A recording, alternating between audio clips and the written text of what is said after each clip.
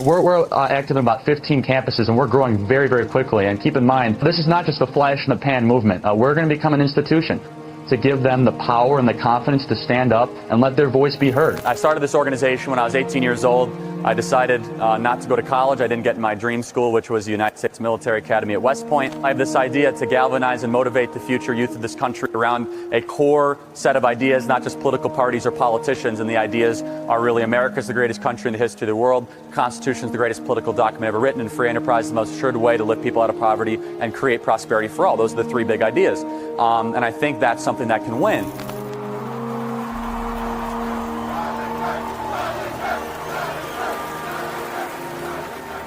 We as Christians are called to go into the public arena to correct error with truth. So I go to college campuses and there's a lot of error. We're all sinners. We are all live in error.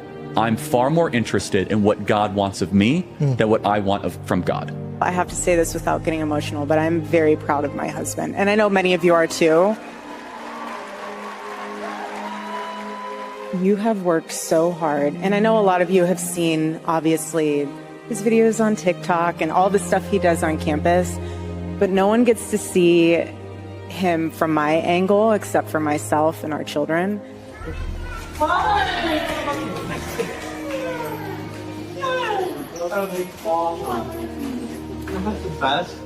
And the sacrifices that he made this year, he's amazing. I'm very blessed. And I would not have been able to do any of it without Erica. And that's the real truth. I'll tell you what. You are here as a grassroots response to the top-down revolution happening in this country. I want our Turning Point USA students to receive a round of applause. These are the freedom fighters of America. The media said that Turning Point could never run a ground game. They weren't experienced. They didn't know Charlie, right? This is the greatest generational realignment since Woodstock. This generation is the most conservative generation that we have seen in well over 50 years, and the numbers show it. What young people especially are screaming at is they say, give me a structure that I can live my life by.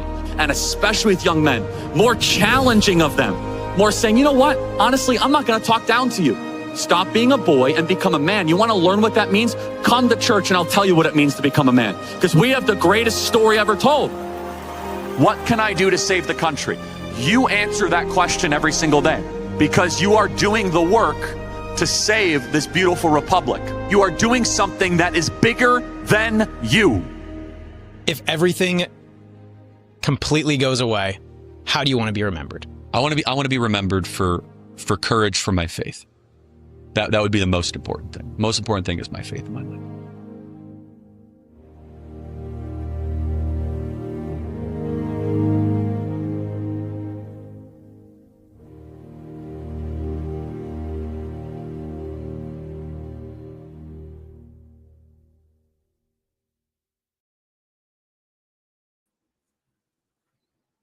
It's been a terrible, tragic, awful week, ladies and gentlemen. This is the Dragon's Den podcast. You're watching episode number 62. This is going to be a bit of a different podcast tonight. We're obviously flipping the script, as it were, so to speak. We're going to be talking news and politics first and foremost, because obviously it is the biggest story potentially in the world right now, especially in the United States. A nation is mourning right now. And I'm not going to lie to you, on Wednesday, I was pissed off. I'm still pissed off. I'm angry. I'm hurt. I'm heartbroken. And it's indescribable, the graphic nature of things that have gone on this week that the world has had to see via social media and all sorts of different avenues. And we're going to discuss this very tough topic, but we are going to, toward the end of the show, after we're done with the serious stuff, we are going to discuss some more lighter things like we normally would here on the channel. We're going to talk movies, we're going to talk pro wrestling, and we're going to talk some sports. But that's going to be after we tackle the politics side of this and obviously the tragic stuff that happened. Before we get too started, I'd like to introduce everybody. We got Sir Spoopington the third, Brandon up in the middle. We got Matthew up on the top right. We got Aaron, the faceless dragon, there on the bottom left, and of course Miranda Nicole on the bottom right. And my name is Eric Hopkins, aka Joe. Welcome to the show. But before I go too far into anything here, I think it is also very important to state up front that I apologize if I say anything that's going to be offensive to anybody, because I'm going to do my best to be composed at to most respects here, but there are certain things we're going to talk about. I very well may fly off the handle. I've been pissed off on this show many times before, and there's been times I've said and done things maybe I'm not proud of.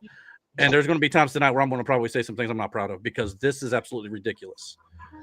And before we get into all of it, though, I want to address something that one of our loyal listeners, Mike, our good friend, sent to me in an email, and he wanted me to read this, and I think it is very fitting for this week and in the weeks to come. So I want to read that to you right now. He sent this to me, and he says, with all that has gone on these last few days, I feel we need to also remember that September is Suicide Awareness Month. Besides it being my birthday month, the fact that September is this as well makes it even more special to me. As I have shared with you here on the show privately, and I am now sharing here, I have been battling depression for several years. I have also been in therapy, as well as in several outpatient and partial hospitalization groups for suicidal ideation. I'm still having days where I feel hopeless and lost.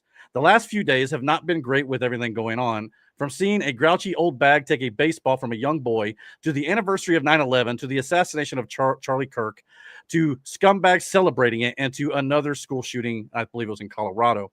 This world can make it hard for one to live in it, so who's also having struggles already.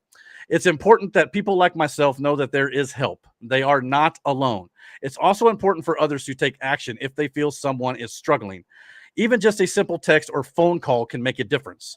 To anyone watching the show and are struggling, I encourage you to call 988 and seek the help that you need.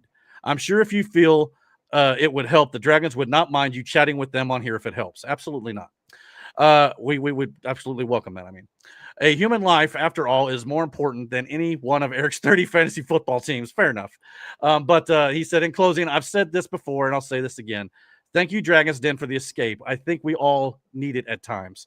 It has helped me more than I can say. Again, to all of you out there struggling, you are loved, you are needed, and you are never alone. And I fully support that. I fully understand where he's coming from, and I think it is important for everyone to know that. So I wanted to put this up there. If you were having trouble with this whole situation, or just anything in your life, please contact someone, contact a friend, family member if you can do so, or contact one of these numbers that you see currently on your screen. So yes, with that being said, I guess we'll move into this and just kind of move this along here. Unfortunately, it's some sad stuff that we're going to be talking about here, but yeah. Charlie Kirk obviously was assassinated this week. The Christian conservative activist and founder of youth outreach organization Turning Point USA, he was literally only 31 years old, with so much more to give to his family and to our country, no doubt. His wife and two young children, less than 5 years old each, were reportedly all in attendance when this tragedy occurred. And I don't know how true this is, so take it with a grain of salt. But I know that his wife has been posting like some countdown videos to potentially an announcement they were going to make on 9/16, September 16th, next week. A lot of people were saying there's probably a clothing line that they were going to unveil, or maybe she was going to unveil. But there were also heavy rumors out there that potentially they were going to announce that she was pregnant. If she is, I will weep if that's true, because that is the most tragic, sad thing I think I could contemplate in this situation. I there are no words, to be quite honest. And yeah, we're going to get all into it. Not only that, Charlie Kirk's parents are also still alive, since Charlie is so very, very young. So now they're having to bury their young child. And this is it's inexplicable to contemplate what this family is going through, as well as many throughout the nation who knew and loved Charlie for his activism and things that he did for this nation, as well as just being a good Christian man full of faith. He's what I kind of like to call America's pastor in a way, because he was also a preacher in a lot of ways. So yeah, I mean, and the fact that these beautiful people now have to live without their father or their husband forever, it is beyond words, to say the least. He was shot from 200 yards away by a 22-year-old college student, leading some to speculate that this could potentially be a professional hit job. But many reports also suggest that after a few hours of training, a 12-year-old could have potentially made the shot with the appropriate rifle. So yeah, and at this point, guys, you can jump in if you have anything to say going forward here. So yeah, the suspect has now, after a 33-hour manhunt, this demonic shooter was turned in by his father. The shooter reportedly messaged a family friend and either confessed or implied that he had committed the assassination, leading someone to contact the authorities that led them to this kid, Tyler Robinson, a student at the Utah Valley University, the college that Charlie was speaking at the time. And he was identified as the shooter via video surveillance verification, as well as forensic data retrieved from the weapon. So here's his mugshot that they took, I guess, today, as he was turned in last night, late in the evening. Now, his father, a former police officer, held him in custody himself before officials arrived to take him into custody.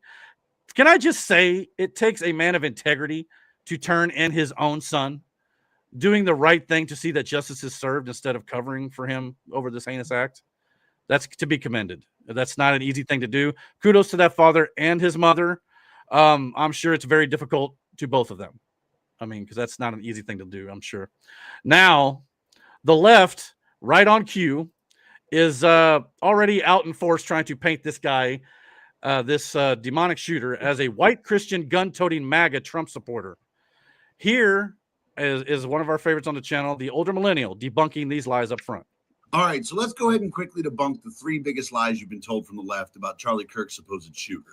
All right, so obviously the first lie you're being told is that he was a Trump supporter and he wore Trump gear. This is Photoshop. This is the original image. They zoomed in and put a Trump shirt on him. That's not what he was wearing. So claim number one, debunked.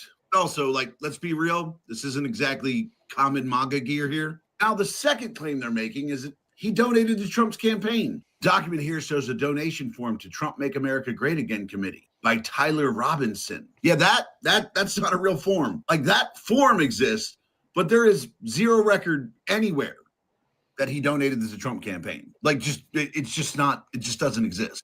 That's claim number two, debunked. And the last claim is that he wore a Trump costume, so he must be a Trump supporter. And so his costume is riding Trump, but do you know what his brother's costume was? He was a Trump hunter. His brother was riding Trump, and he, with his AR-15, was hunting him. Yeah, that's some real Trump supporter shit right there. Guys, look, I know it's difficult to keep up with the actual facts when the left won't stop spreading their lies, but I'm going to do everything I can to debunk as many of these stupid fucking theories as I can. All right. So, yeah, I mean, again, it's just right on cue. This seems to be the left's MO. I mean, let's be quite honest here. So, yeah. Before we move on too far here, I'm just going to say welcome back to Slara the Assassin. God bless the Kirk family. I guess Friday nights are a little better for you. This is definitely not the way we wanted to go back to Friday nights, but we're good to have you back again, Slara as well, no doubt about it. So this has also led many to speculate, now that we know the shooter's identity, that he may have actually debated Charlie Kirk a month or so ago, but I can't quite tell if this is the same person. He looks very close to this guy who debated Charlie Kirk at one of the campus debates that Charlie tends to do with his prove me wrong stuff. Very, very close. I'm not going to say this is the actual same guy because I can't quite tell. Do you guys have any thoughts? Do you think this is potentially? It does look like him. I mean, it's very, very close. If not, that's way different than the other guy I talked about earlier today.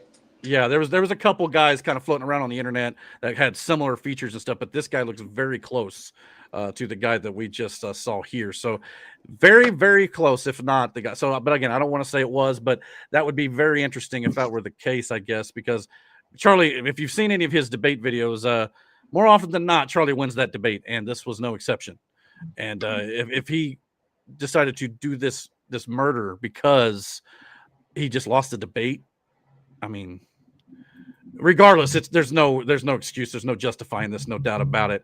Now, state and federal officials today released more details on the shooter and the weapon used, but I want to just say a huge shout out to Steven Crowder over there at Louder with Crowder podcast and stuff over there on Rumble, who received an internal memo from an ATF agent who was afraid that this information would be buried by the media and officials. The suspect used a Mauser Model 98 bolt-action 30-06 rifle with a scope that was found wrapped in a towel in a section of woods by the university. The rifle had the bullet casing from the round that shot Charlie still inside, that had transgender and anti-fascist ideology engraved on the side, including 3 other rounds on the rifle. The ATF agent was worried that the markings on the bullet casing was not going to come to light because of it being anti-fascist and or transgender, pro on there. But and the ATF agent appears to be right, at least initially, as CNN reported the markings on the casings for the bullets were, quote, they had cultural phrases on them. Huh. And while technically that is not a lie, it left far too many details out. And of course, CNN's going to claim, well, we didn't know all the details at the time. Well, then maybe you shouldn't just run with this to start with. Maybe you should wait for those details to come out altogether, correct? But instead, they wanted to say it was cultural phrases. And again, not a lie, but yeah. But we got confirmation. This may be kind of hard to read on screen, but I'm going to read this off to you. We got confirmation from the Utah state and federal officials this morning on the bullet casings found on the rifle. On one bullet, it said, "Hey, fascist, catch." This phrase is a direct insult and provocation, aligning with anti-fascist rhetoric.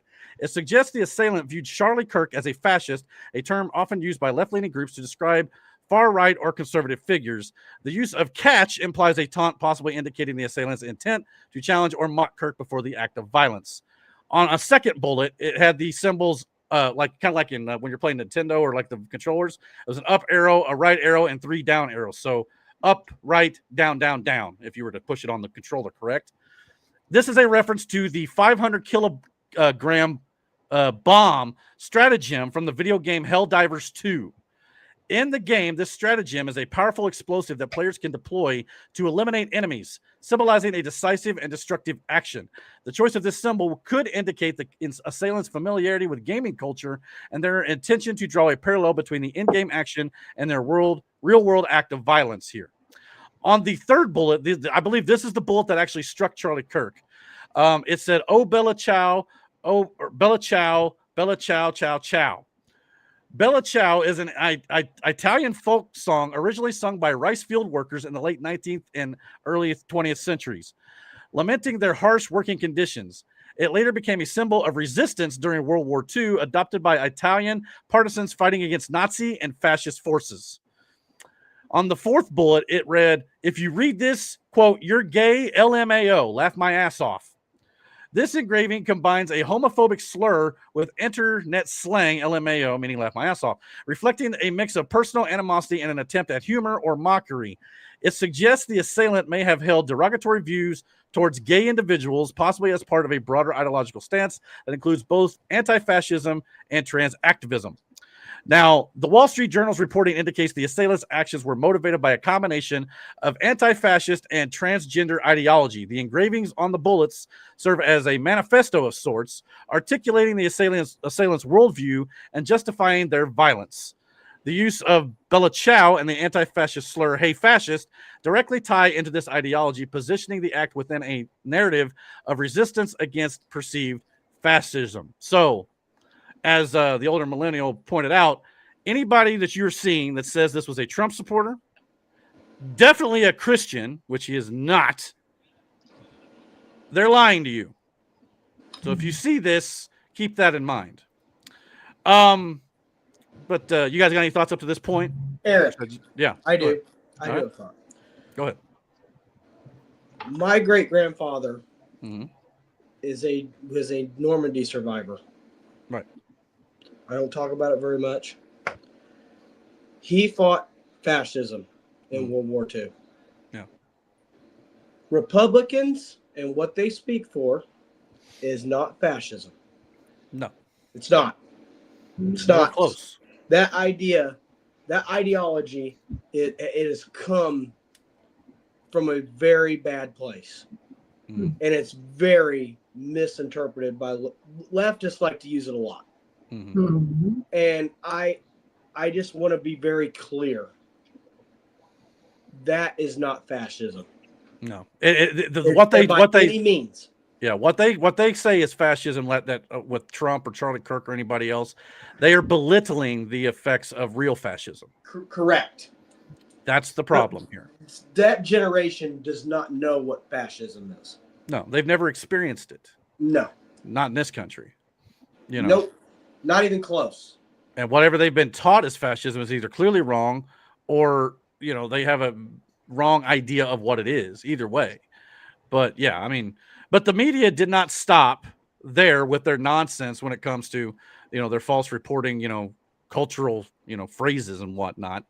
In which a shooting like. Okay. So one MSNBC commentator, Matthew Dowd, who has since been fired, by the way, suggested the shooter. This was literally within an hour after the shooting took place. We didn't even know if Charlie Kirk was passed or not yet. He suggested the shooter could have been a supporter of Charlie Kirk or Trump who accidentally hit Charlie Kirk while firing a gun in celebration at the event. In which a shooting like this happens.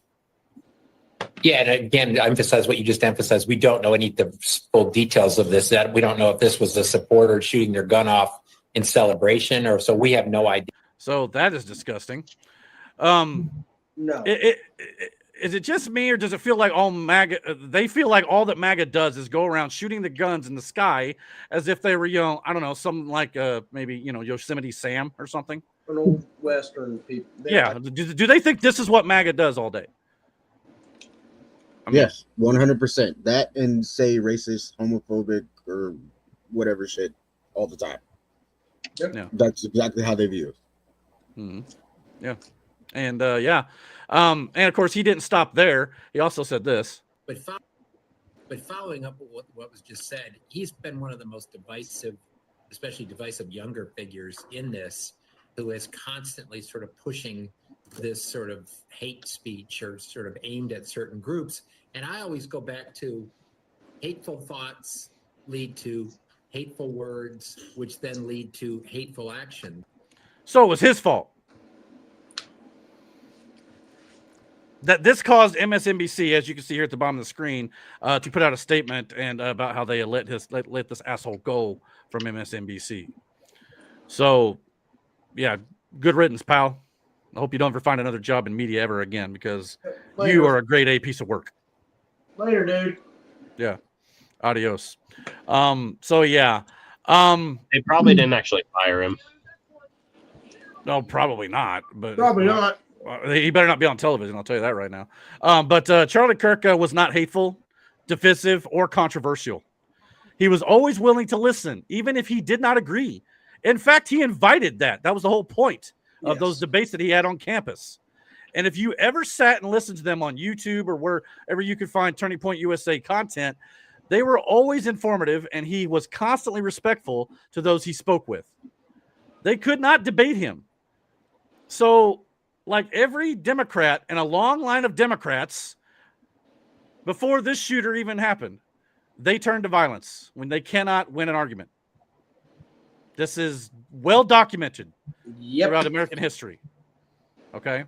And all I've had to do is listen to for days now about how the rhetoric on both sides needs to stop. Bullshit.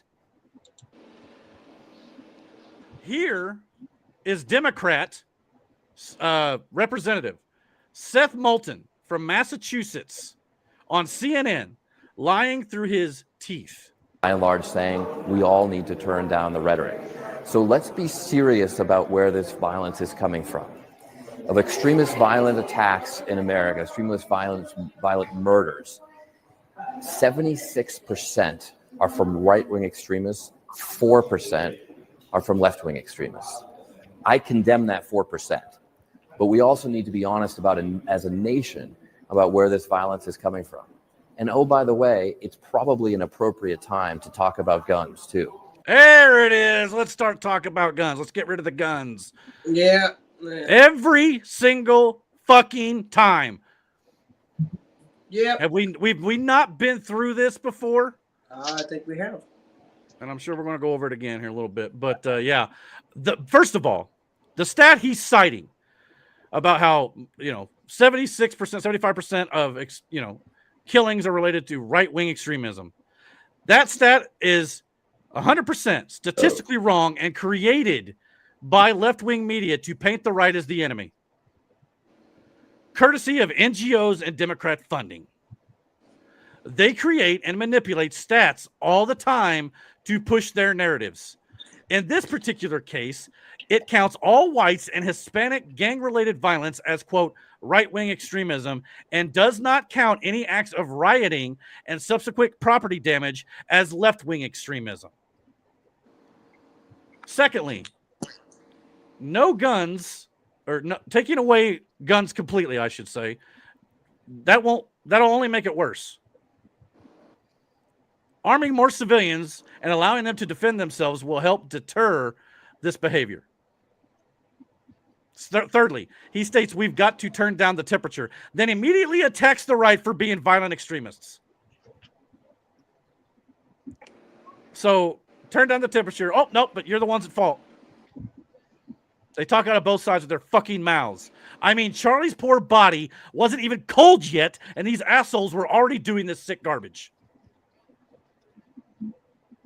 Any thoughts on this so far?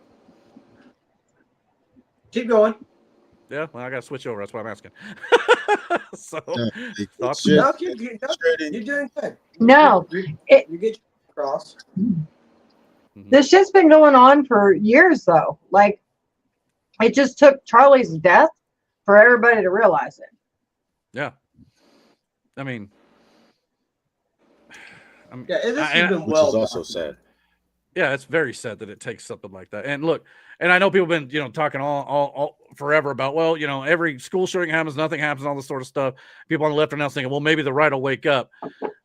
Again, we've been awake. The right has been advocating forever about stronger security in schools. Adding more regulations to guns and stuff like that, and taking away guns is only going to cause an actual dictatorship to possibly take over, or B, could cause foreign invasion. Those are deterrents. Having gun, and first of all, you're not going to ever take them all away. It's not going to happen. With Like we these talked school about- shootings, it's the trans. You know, you got to look at the medications they're on, the therapy sessions they're getting. With this dude, he's already shown his trans support. You got the BX, the article that with the 764 gang that hang out in the online chat rooms and stuff. You could clearly see that dude had a computer. Hopefully the FBI is going through it, because somebody is responsible for making these kids do what they're doing. I'll tell you who's responsible. TikTok, the media, Democrat politicians. They push this bullshit enough. These people soak it up with a sponge. Yeah. And I'm about to show you some examples of the lies that they've told that's led to this. So. I get the lies, but they're also indoctrinating, like universities, things like that. Yeah, that's where it's coming from. Not elementary, high school. Yeah. Elementary is where it starts. Yeah. Why do you think You've Trump wants got to 5-year-olds thinking they're transgender? Yeah. You've got That's why kids Trump thinking they have to use a litter box in this state, in this county. Yeah. So when Mike asks the question, where do I think it started years ago, and nobody batted an eye. They just thought, oh, these kids are weird. No, they're not weird. They're being indoctrinated and fucking poisoned with pharmaceuticals. Yeah. The Department of Education is something that Trump's trying to do away with. That's why, because it's federally ran And these people who these years have pushed this nonsense on our youth. And this is the result of years, like what 3 or 4 decades now of that indoctrination and of that, ideology being allowed to persist. That's why Trump's doing it. Everybody's like, oh, he's trying to get rid of it, educate. If they were actually promoting good education, it'd be one thing, but they're not. Well, then you got to think about the celebrities that all have trans children and push it from you on that, like from their perspective. It's just, they're all, it's one big club. And if you're not in it, you're going to be paying them lots and lots of money to stay alive in it. Yeah. It's sad. It is. Mike said in the chat. Mike said in the chat, by the way, FYI, Eric, my little Facebook social experiment failed as in a way. Only you commented, I guess we can't have civil debates when challenged to. Appreciate your comment. Yeah, that's the thing. I wasn't surprised by that. Mike, I would have responded, but I was at work all day. Yeah, and I don't know if I'd have been able to debate much because I was busy at work too. But at the same time, I'm not surprised nobody, like I told you in our private chat, you put out a post, basically asking people to have a conversation about this. No one's going to touch it with a 30-foot pole. I mean, especially something like this. I'm willing to discuss. That's why we do this. We do this show. I'm willing to have civil discourse and civilly discuss things. Unfortunately, people believe we can't do that anymore. Hence this shooter. Yeah, and when that starts happening, then what? So yeah, Mike said, by the way, no worries, Miranda, when it comes to not being on there. But yeah, I mean, unfortunately, that is just going to be the way it is, I think. But I also had to hear this week, how about the violence on both sides? Bullshit.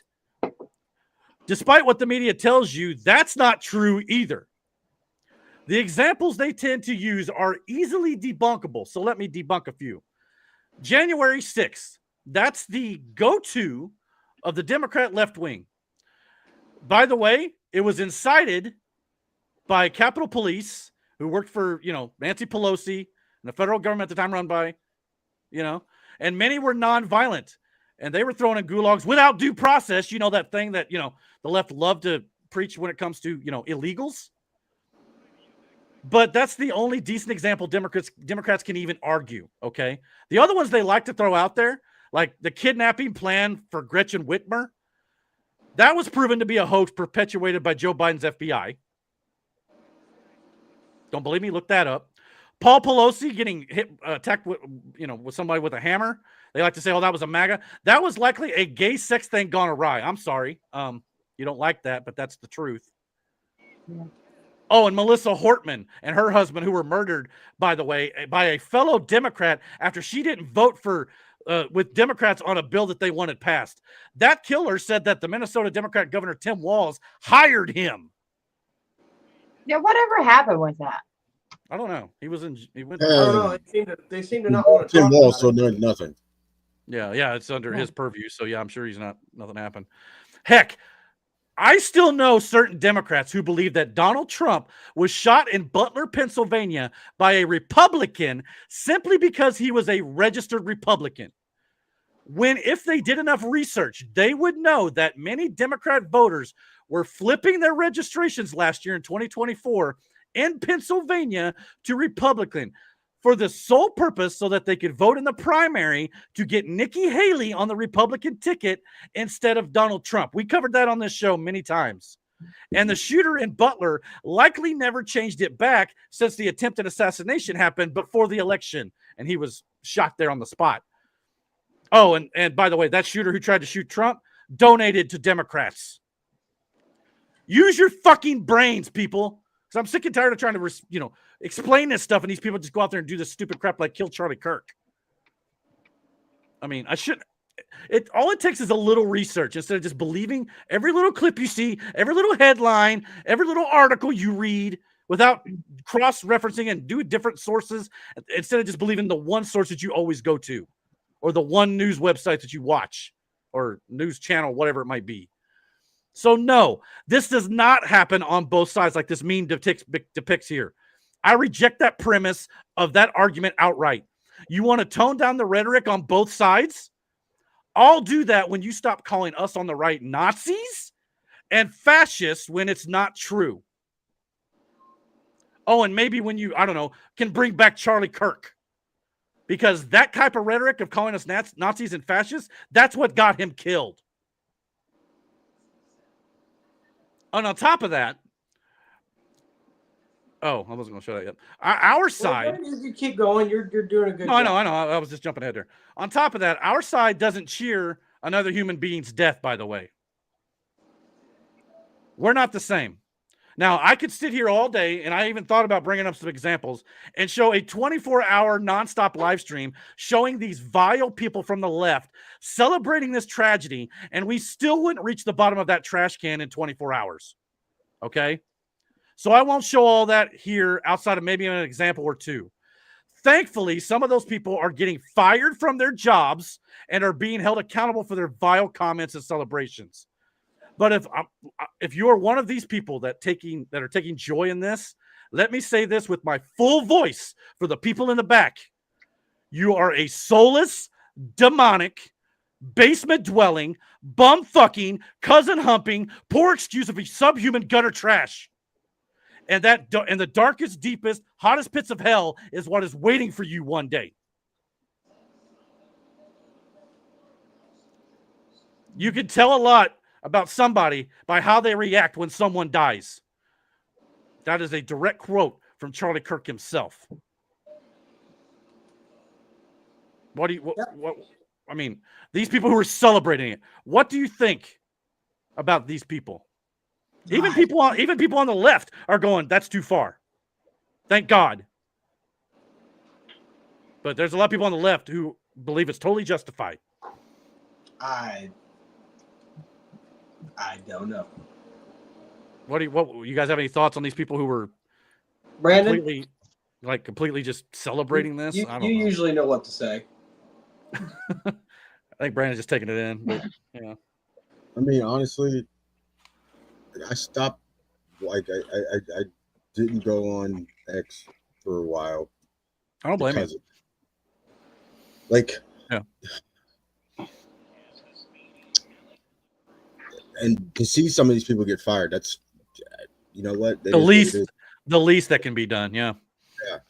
But I will say it was a surprising amount of young Democrats who were saying that, you shouldn't be celebrating this, but to watch their fans and all these other people that, followed them now turn on them. So now they get to see what it's actually like. And now they have the understanding of, well, maybe I'm on the wrong fucking side.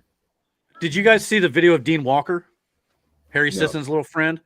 No. He apparently was in tears over the news of Charlie Kirk dying. He got comments and death threats from the left, his own side, saying he was a turncoat because he wasn't happy about the Charlie Kirk dying.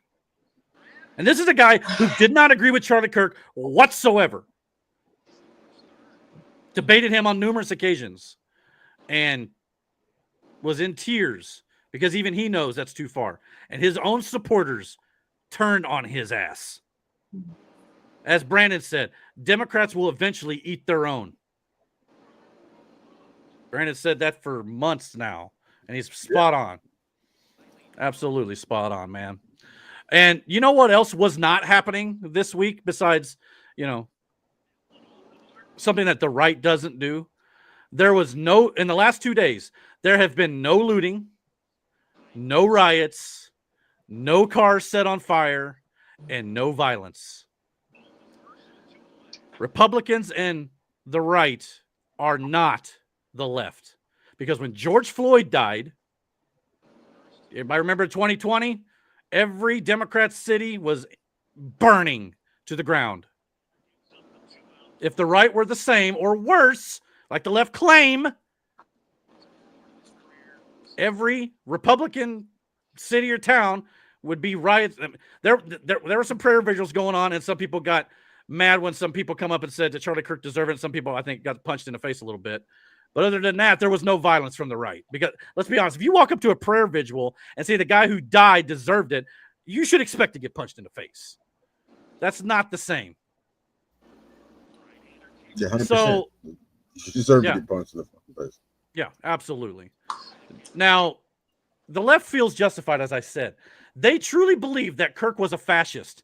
They take every quote of his out of context and justify their actions against them because of their lack of understanding of what he said. Same happens with Donald Trump all the time. But because Charlie Kirk said, quote, gun deaths are unfortunately acceptable in order to keep the privilege of the Second Amendment to protect our other God-given rights, they think it's now funny that Charlie Kirk died from a gunshot wound because he said that. Yet they misconstrued what he meant and don't understand the dangers of giving up our guns altogether.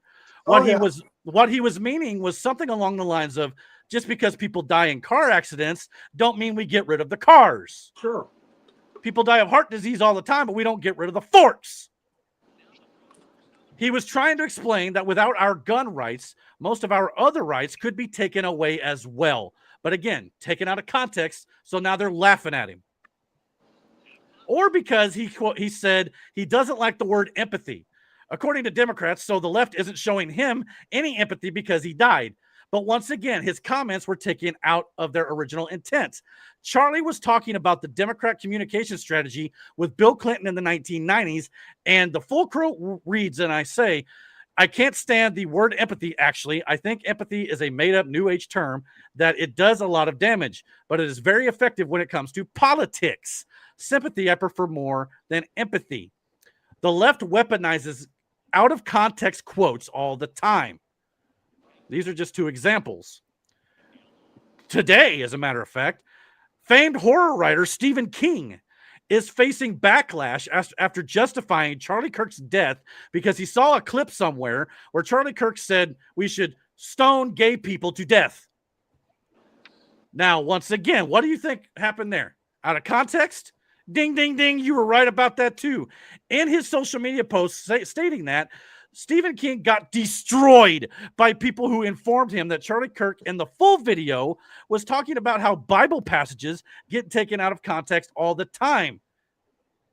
Much like Charlie Kirk was taken out of context.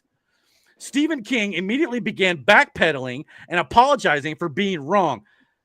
I hope he gets canceled completely. The left loves to cancel people. Why don't we go ahead and cancel Stephen King while we're at it? Has he done anything relevant in recent memory at all to anybody else? So, yeah. But in an effort to appear bipartisan and compassionate, Barack Obama and a few others here sent out their condolences, and in their condolences, they condemned political violence. Barack Obama, Kamala Harris. Let me be clear. Political violence has no place in America. I condemn this act. And then, of course, you know, the former president, Joe Biden. There is no place in our country for this kind of violence. It must end now. Again, they were trying to appear bipartisan here. Spare me. They peddled the fascist lies over and over and over and over again. Our previous president posted about how Donald Trump and MAGA extremists are a, quote, threat, even giving that, you know, fascist-like speech in front of those, you know, the red backdrop with the Marines in the back, talking about how MAGA Republicans are a danger to our democracy. The hypocrisy here is completely outstanding. Any thoughts on them trying to act like they actually care? But it's like the same copy and paste shit that they all said. It's not genuine. This isn't from a place of real empathy or anything like that. It's just he said it, so I said it, then she said it. You know what I'm saying? Like there's no, it's not a real emotion. This is just copy paste. I'm gonna say this shit, get everybody behind me. Like, oh yeah, you're still a good. No bullshit. You're not. So no, it doesn't mean anything. It's the exact same thing. A husband beats his wife but brings her flowers every day, saying he won't do it again. Yeah. Well, it's the exact same thing that they accuse the right of saying every time there's a mass shooting in a school. It's they claim it's empty words. The only difference is we've actually proposed and advocated for actual common sense changes. Yeah. To the left, common sense changes in gun control is taking away the guns completely. They say it's about, oh, we got to have stronger background checks and shit like that. We have strong background checks now. The criminal's going to get the fucking gun no matter what. Yes. You can 3D print a fucking gun now. They've done missed the boat on taking the guns away. Yeah, They it's need never to going just to get happen. over it. Figure out something else at this point. You can't retrieve every gun across the nation. Otherwise, you're going to get shot. That, like I said earlier, they're a deterrence against foreign invasion because no one's going to want to invade a country with the world's largest militia hiding behind the freaking grass. Nope. I mean, it also protects against a dictatorial fascist regime that the left is all upset about. If Trump were a fascist dictator, the American people could take him out easy. Like Biden said, oh, well, you need like an F-22. Go ask Vietnam how that went. I was just about to say that. No, you need an airplane, remember? Yeah. It worked well for the Americans in the Vietnamese War, didn't it? Or Vietnam War. Who won that fight? You know what I'm saying? I mean, their arguments have no weight. The right does, and that's why the left is now getting violent, as always happens, like I said. Or we also got Harry Sisson, who I mentioned earlier, saying that Charlie Kirk is a sick, racist piece of trash. And then when anyone accused Charlie of being racist during his events, Charlie Kirk would actually ask them to name one racist thing he's ever said. And guess what? None of them could think of one thing that Charlie ever said that was racist. Yep. The same thing when they accused him of being a fascist. Charlie said, name one thing I've said that's fascist. None of them could say a damn thing because there's nothing. They have no example. That statement makes me mad because you don't know what fascism is. No. They don't know. They don't know what much. They don't know what much anything is anymore. No. Their life is so damn easy. They have to look for things to be wrong. The dog that they had in the fight is no longer here. Mm-hmm. Yeah. They get paid to make these dumbass arguments. You realize that, right? This is their job. This is what they do. Harry Sisson. Yeah. Like, this is what he gets paid to do. He has no idea what any of this is for sure, but it doesn't matter because that's not what he's getting paid for. Yeah. And that rhetoric right there by Harry Sisson. Just put the Klan hood on already, Charlie. What do you think that's going to lead to? I know. Exactly what we saw. In graphic, gory detail. Every last drop of blood was on camera. I can't think of anything since JFK that was that gruesome. I don't remember seeing video of MLK. I don't know. But JFK was the closest thing. I mean, and we're going to get into another instance later. I, this week, have had to watch now 2 innocent people bleed out from the neck and die gory deaths this week. And on full display for the world to see. That changes a man. You think I'm pissed off? You damn right I am. This is how people get radicalized. And this is why I'm going to continue on this channel to continue Charlie Kirk's work as best I can. Will I be as effective as him? Hell the fuck no. But somebody's, you can't kill all of us. Yeah. And I promise you this. You come at me in my place, I've got an AR-15 and a handgun waiting for you. I don't advocate for violence, but I damn sure will defend myself. So it just makes me sad that we're at this point in our country where we can't harmlessly even even debate. We can harmlessly debate. Charlie, a lot of what Charlie did, it seemed like he did it to spread a message, but he did it in a free, innocent way. Mm-hmm. That's what makes me mad. Yeah, Charlie. That's what makes me mad. Good at what he did. So not to change the subject at all, but I don't know if they're still going to have it or not. But I did request tickets for the Turning Point. That's going to be at IU. Interesting. You said, now obviously, Kirk is obviously, but I did see something right before we went on air though that apparently Fox News, I think it was Fox News, was reporting that Erica Kirk, his wife, fully intends to keep Turning Point USA a working organization. So I think that is very great, very good news to hear because the way this shooter and the left wins is because whether you agree with Charlie Kirk or not, he was one of the most influential voices on the MAGA movement or the right-wing conservative movement, however you want to look at it. And him going, and to be quite honest, many people thought he could have run for president one day. So the left, technically what happened here They preemptively took out one of our top leading presidential candidates of the future. His organization continuing to run will be an outstanding thing for the conservative movement moving forward. I pray that Erica can do that in honor of her late husband. Well, obviously she's going to have to go through a horrible period, but yeah. I saw some like wishful thinking that maybe Barron Trump is going to get involved. How so? Do you know? Like, elaborate at all? Well, either working for Turning Point, and maybe he'll start going. Well, it is a youth movement. Colleges. That could be somewhere a good place for him to start. I'm not going to lie to you.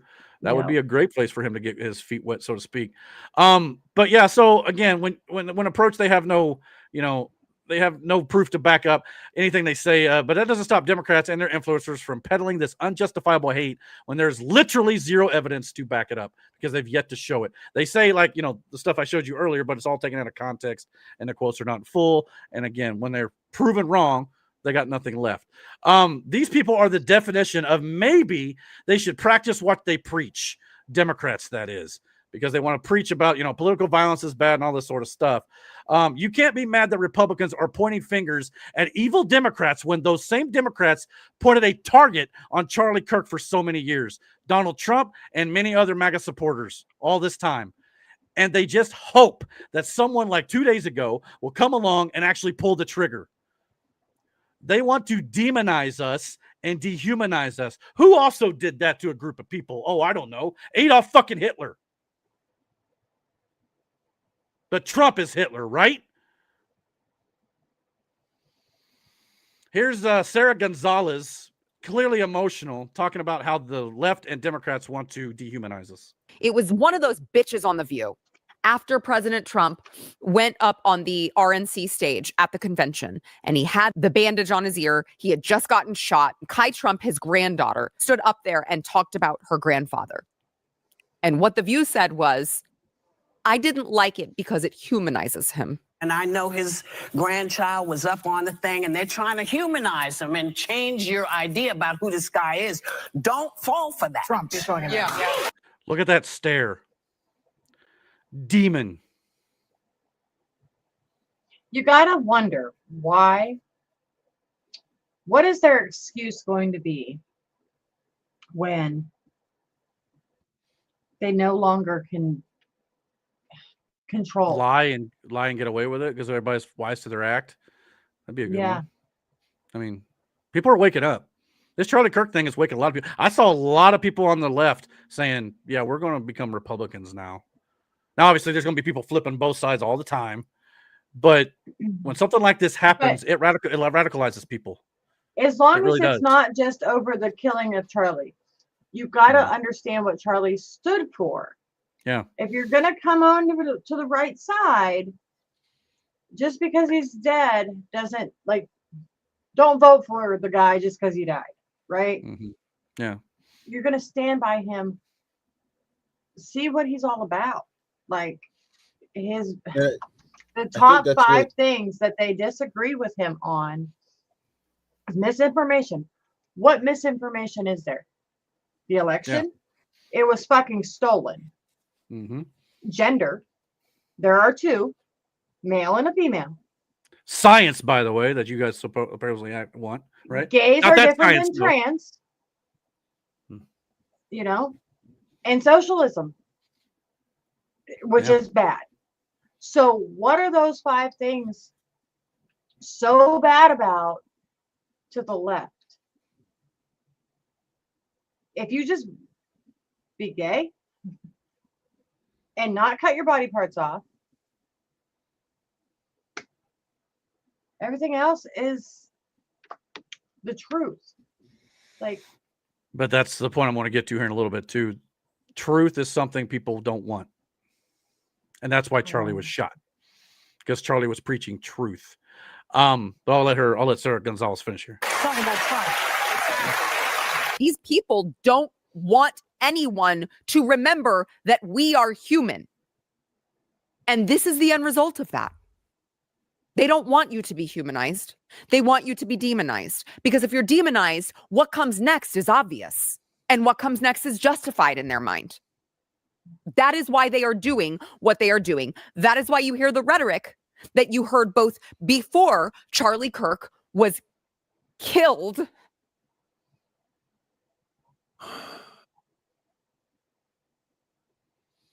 Did he deserve to die because he had a different opinion? Do those children deserve to grow up without a father because he had a different opinion? His beautiful wife has to navigate this alone because he had a different opinion? Is that what the left is reduced to? I hope Van Jones sees this picture of Charlie. I hope his words haunt him forever. We'll get into what Van Jones said in here in just a little bit when we talk about the other tragic incident. But yeah, people forget that Donald Trump, Charlie Kirk, they're human, but they try to dehumanize us, like they said, or like she said. That way, the next logical step is to take them out because they're not real humans, right? The ones who are not real humans are the ones doing this, guys. I know they're going to say, well, you should dehumanize them too either. The proof is in the pudding here. Okay? When they try to dehumanize us, it's based on lies completely. You could research and find out. I've shown you a lot of them here tonight. But when we talk about how the left is doing this to people like Charlie Kirk, to Donald Trump, and then the end result is what happens to Charlie Kirk, we're not speaking lies about that. So lower the temperature? Nah. I don't know what we do. We're going to discuss that here in a minute. But before then, here's Clay Travis responding to Barack Obama's, we shouldn't have political violence tweet I showed you earlier. I am tired of hearing people say, like Barack Obama did, like Hillary Clinton did, oh, we condemn this violence. Guess what? You can't call the president of the United States for 10 years Adolf Hitler. And you can't say that he's a fascist dictator. And you can't say that anyone who voted for Trump or advocated for him, like you, me, Riley, and Charlie Kirk, are Nazis. And then when someone tries to kill us, you can't suddenly say, oh, we condemn this violence. You caused it. Look at me right now. You caused this. When you tell people that someone is Hitler, you are telling crazy people, go kill them. And I am sick of pretending that that is anything other than what they're doing. That guy in West Palm Beach, what did he say? He was killing Trump because he believed Trump was Hitler. This is what they do, all right? This left-wing violence, it's out of control. And Charlie Kirk bore the brunt of that left-wing violence. And guess what? But for the twist of his head at the last minute, Donald Trump's head would have been blown off on live television. And that is intentional. They are lighting fires and then claiming, oh, what do you know? There's a fire there. They're doing it on purpose. MSNBC, Sean, you watch this. They were live on the air saying, one of their guys said, they put out a PR statement. He said, well, Charlie Kirk was riddled basically with hate. And when you put hate out into the world, this kind of thing happens. Which we showed earlier. Tough break. You get shot and killed even though you're completely innocent and all you're doing is making arguments for the betterment of the country. Tough break for your young daughter. Tough break for your son, for your lovely wife that will never get the opportunity to see you grow old with them. I am so angry. And I understand everybody out there says, well, we have to tamp down the anger. I'm not willing to do that right now because I get angrier the more I think about this, Sean. They put the wheels of motion for this in order. Yeah, I 100% agree with him. You know how on 9/11, 2001, we were all Americans? So now we're all Charlie Kirks, but the problem is the terrorists live in our country and want us dead. Yeah. And it's the other They're side. here. People like Ilhan Omar. Did you hear that bitch's fucking comments? I don't have it. But yeah, they were as evil as you can come when it comes to the Charlie Kirk thing. And I could go down the list from Elizabeth Warren to Gavin fucking Newsom. All of them. Well, it's the right's rhetoric. You need to blame the president for his rhetoric. Donald Trump ain't saying this shit. Donald Trump's calling out the left for the evil that they are, which I am showing you now. This is not a Donald Trump thing. This is not a smear the left. This is exposing the left for the evil that it is. No, this is not a Donald Trump thing. And the left, they preach and preach. Which, well, before we go on to there, talking about, how, they're, politicians, will kind of stoke the fires and hoping for the next one. Do you realize that all the people who were celebrating Charlie Kirk's death this week, a lot of them were posting, go get Donald Trump next. Go get Matt Walsh next. Elon Musk. JD Vance, Elon Musk. They were literally just a few calling for months the next one. Just a few months ago, they were burning Teslas and calling for Elon's death. Do you believe them now? Like, and all it takes is one successful one, like this guy 2 days ago, and it's going to spur more on because they think they can do it. And I get free speech, okay? But at what point in real life does it become a threat to you? I mean, it's especially if somebody is celebrating this death. Well, to me, it's not so much of like the common everyday person says something stupid, like those TikTokers or whatever that are putting this stuff out there, which a lot of them are getting exposed. Hopefully they'll be tracked down by federal authorities and things like that as well. To me, it's more concerning when the media does it, because the media will sit there, lie to your fucking face, and then just get away with it. Yeah, but you don't know at this point how much that person in public has been brainwashed by the media and or whoever else. Like, again, free speech is free speech, but if you're celebrating the death of somebody who did absolutely nothing wrong in his whole entire life, probably, like, I mean, yeah. Well, that was the thing I kept thinking too. Look, and I know Charlie Kirk has admitted how he had his addictions and things and stuff. A lot of us have our vices. But from all accounts, if you follow Charlie Kirk for any given amount of time, and I followed him for a long time, that man had a beautiful wife, got married before he had kids, goes to church, from all accounts does things the right way, the way that we all strive to do. And he got murdered for it. I mean, can someone make that make sense to me? That's what I don't understand. I don't comprehend that. It's like you can, for doing nothing but what the American way. Yeah, the American dream. Charlie Kirk was living it. Yeah, and trying to help others to achieve that as well. But they're doing that. In doing that, I mean, how is that? This is not an okay thing. It's not okay. No, to say the least. But yeah, the left preach about how the right is so evil, and they are the party of love and tolerance, and then they refuse to even hold a prayer on the House floor after this tragedy, literally screaming no at the mere thought of it. Here's Lauren. It's kind of hard to hear, maybe, but Lauren Boebert of Colorado asked for a prayer for Charlie Kirk's family before we even knew he died, and they were cheering or they were yelling no at her. What purpose did the gentlelady from Colorado rise?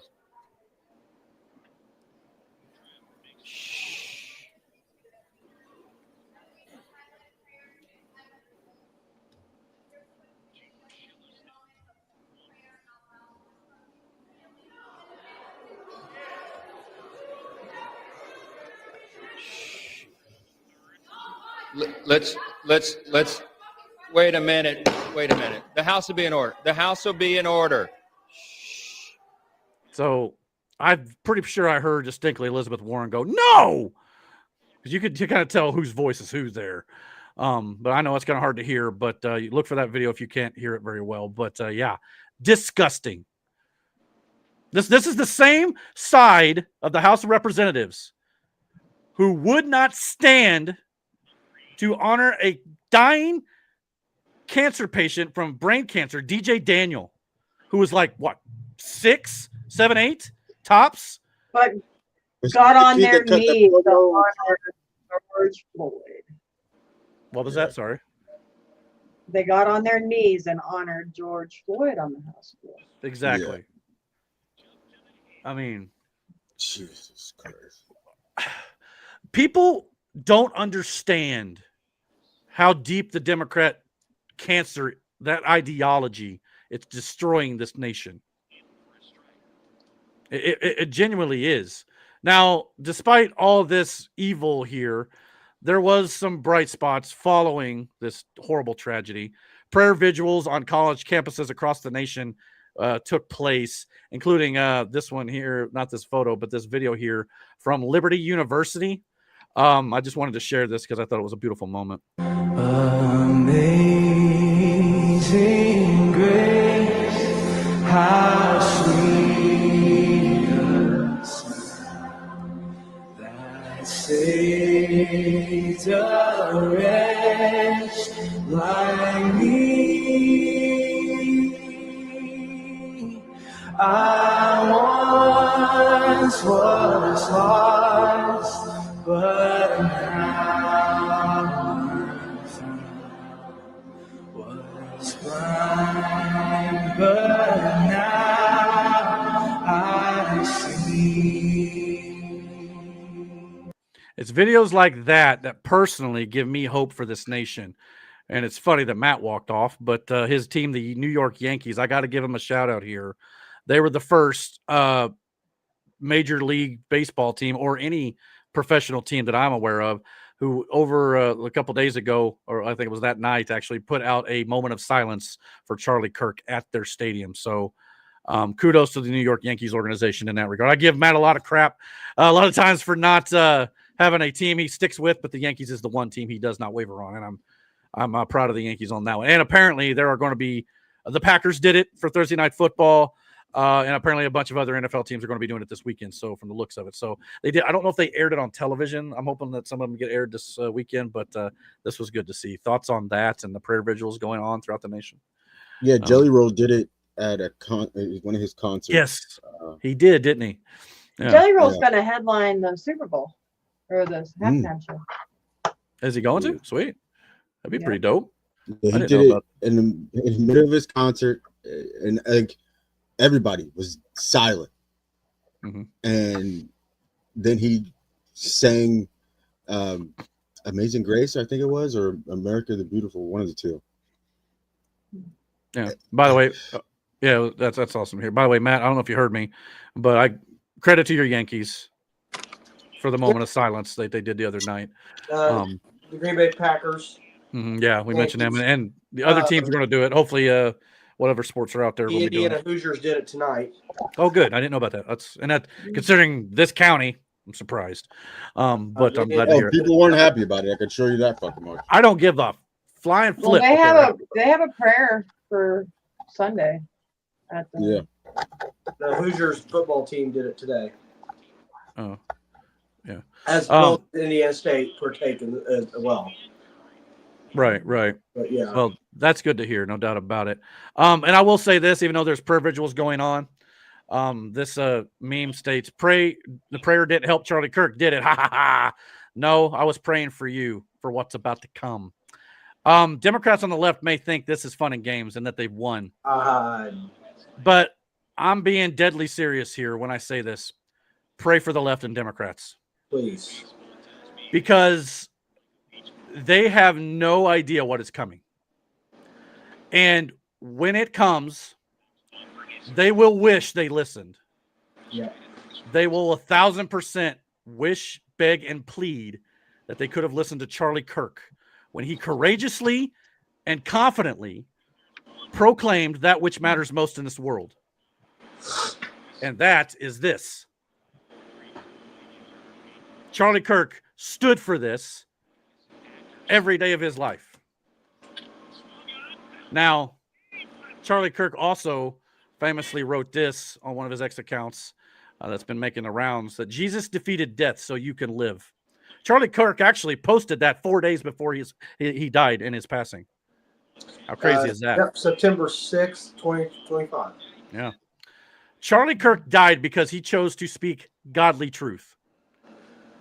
Jesus said in Matthew 24, verses 9 through 14, and I'm quoting from the New Living Translation, "Then you will be arrested, prosecuted, and killed. You will be hated all over the world because you are my followers. And many will turn away from me and betray and hate each other. And many false prophets will appear and will deceive many people. Yep. Sin will be rampant everywhere, and the love of many will grow cold. But the one who endures to the end will be saved. And the good news about the kingdom will be preached throughout the whole world so that all nations will hear it, and then the end will come."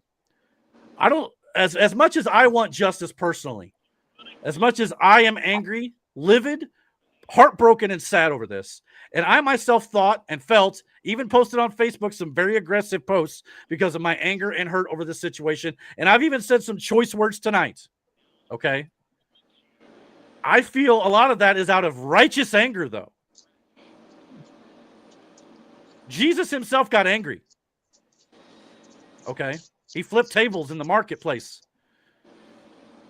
That's not sinful to be angry over a righteous cause. And I apologize for my language. I'm trying to be better about it. I really am. However, I keep drawing back to verse 10 here where Jesus said, "And many will turn away from me and betray and hate each other." Not only that, the part where it said that many false prophets will appear and deceive many people. Sounds like CNN and MSNBC, doesn't it? Yeah. You'll be arrested and persecuted and killed. Charlie Kirk was just killed. Jesus is right on the money here when he said this back in Matthew. But the part where he said, "Many will turn away from me and betray and hate each other." We cannot become like the left and Democrats. Violence cannot be the answer. And Charlie Kirk would not want it that way. I fully believe that in my heart of hearts. We are in a spiritual war in America right now. Let me see if I can make this a little bit bigger here. Sorry, real quick. It's vital. All right. So yes, Charlie Kirk is no different, in my opinion, than those who lost their lives on the battlefield. He literally died fighting for truth on the battlefield of ideas. And make no mistake, Charlie Kirk won. I have zero doubt he is now in heaven with his Savior and his Creator. Because the Bible says, absent from the body, you are present with the Lord. Here on earth, though, Kirk is now a martyr for his faith and his country. And thousands more, thousands of young conservatives who heard his message will spread it farther than he ever could have. Or as Obi-Wan Kenobi once put it, "Strike me down and I shall become more powerful than you could possibly imagine." Yeah.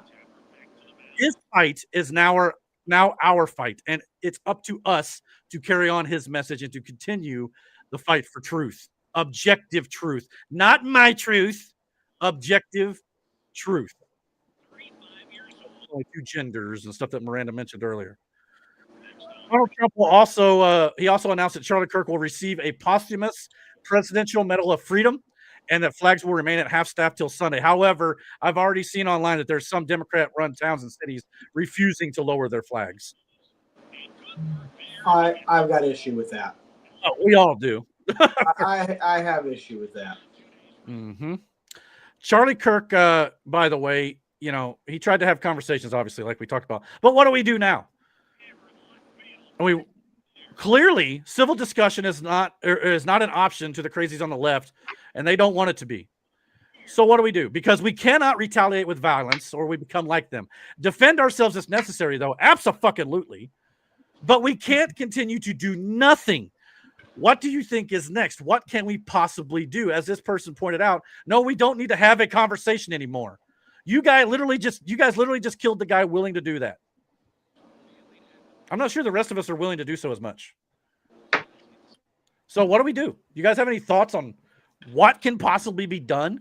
I know this is kind of a hard thing on the spot. I got a couple small ideas that might help, but not enough to kind of fix it. I mean, I don't know if there is any fixing this, to be quite honest. No. This leads nowhere good. But to answer your question, where do we go from here? What do we do next? We've been doing this fight for so long now at this point. Yeah. I don't know, man. I don't have an answer. We're numb to it.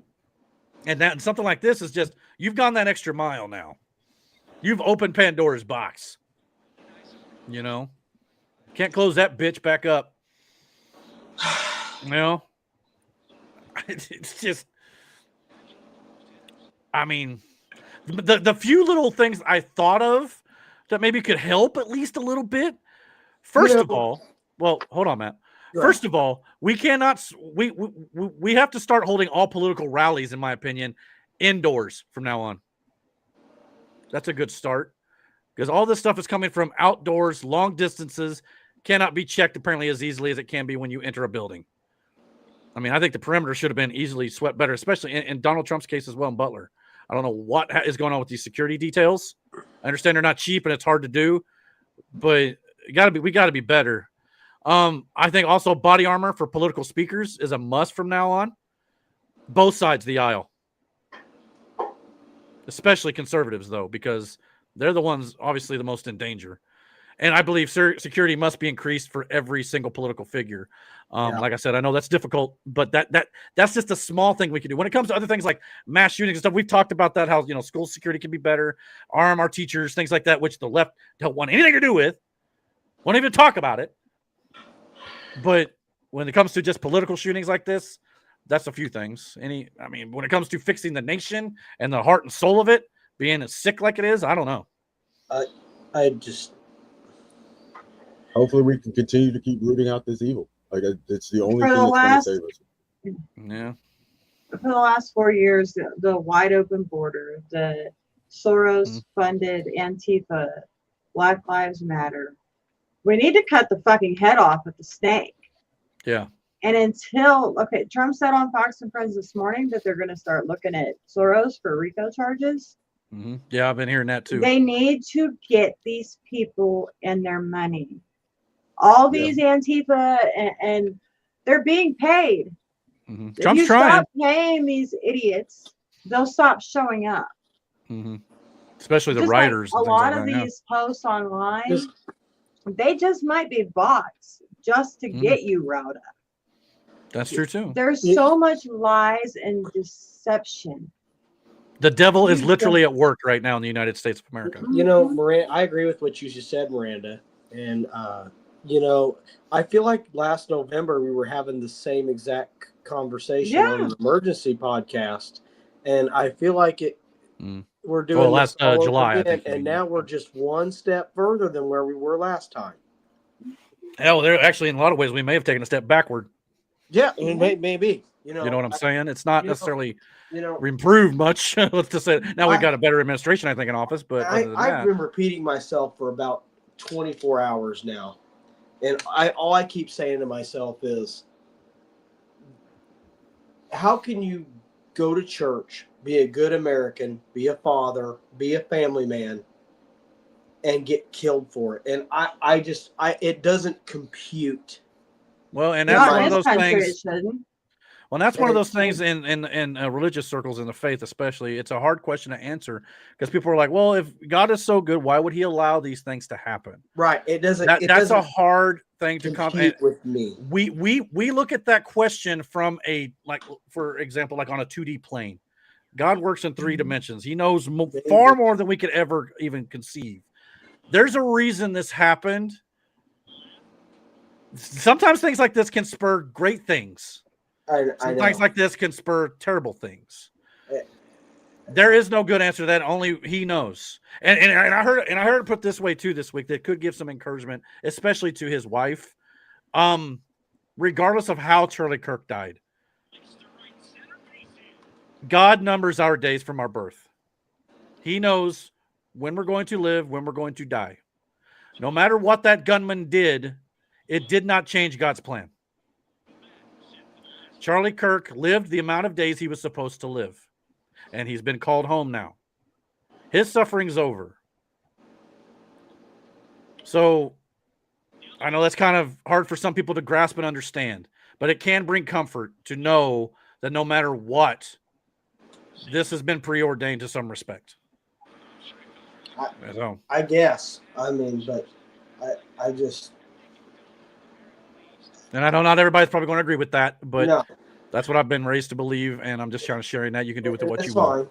But yes, and I think it's a good moment to couple chats here. Slaughter the Assassin said, John 15:13 says, "Greater love hath no man than this, that a man laid down his life for his friends." And that's exactly what Charlie Kirk did. Yes. And I believe he will be rewarded for that. And verse 12 says, "This is my commandment, that ye love one another as I have loved you." We're trying, but it also, and Jesus did say, "Pray for your enemies," things like that. Yeah.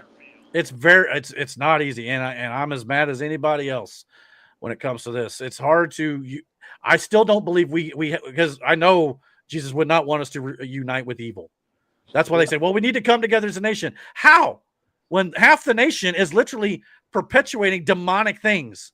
There is no coming together with that. Period. I mean, that's why I don't know what we do. I really don't. And that's a question this country has to face, especially conservatives right now. Yeah. I mean, it's legit. It's not going to be an easy answer. But we just cannot resort to violence. Justice? Yes. Violence? No. Yeah. Justice, I agree with that. So I don't know how, and I don't know what we're going to do. But it's time for good to fight back against evil, and good will win in the end. By the way, you have to have faith and keep that. This is why I'm a God believing Christian. Okay, because of all this crap that's gone on this week, it has sucked. I have to believe that when everything is said and done, we're all dead and gone, and that there has to be righteous judgment on the other side. These people cannot get away with this, because if they do, there is no rhyme or reason to this world. We might as well just go out and do whatever the frick we want to do. So I have to believe at the end of the day, justice will be served. If not here, in the afterlife. I have to believe it. So, and I know I'm kind of preachy a little bit right now, but I think it fits with what we're talking about. No, I think it's very appropriate. So, who knows? Maybe it helps somebody watching. Yeah, go ahead. I've said this to you 100 times before. We've had a conversation about religion, and you know my standpoint, you know my feelings, but it's along the same way. Like, I have to believe that there's something better on the other side, that there is repercussions for shit like this on the other side, because if not, then what the fuck am I doing? Mm-hmm. What are any of us here for?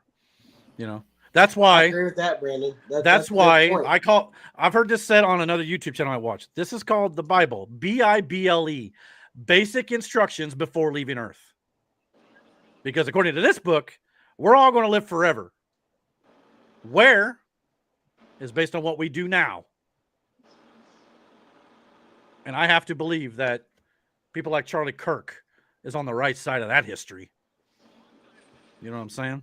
Sure. So they tried killing us in our churches. They keep continuing to try to kill us in our churches. And they tried to kill our president twice. And make no mistake, the horrible graphic images we saw with Charlie Kirk this week is what they wanted you to see with Donald Trump when he got shot. Make no mistake about that. That's why CNN was there. Did you know, by the way, I know those of us here on the channel know, that CNN only aired one Donald Trump rally in all of 2024, and it was the Butler, Pennsylvania rally. Trump held 96 rallies in 2024, and CNN aired one in full. Now, sure, they have aired bits of rallies before, sure, but they always cut away from it once Trump started speaking truth that CNN didn't want you to see or hear. Ask yourself why. I'm going to ask you a question. Mm-hmm. Who runs the media? Yeah. Soros, the left, Democrat NGOs, things like, yeah. So how did CNN know to be at that rally? Mm-hmm. Yeah. I'm just sounds suspicious. That's where I'm at. You know, you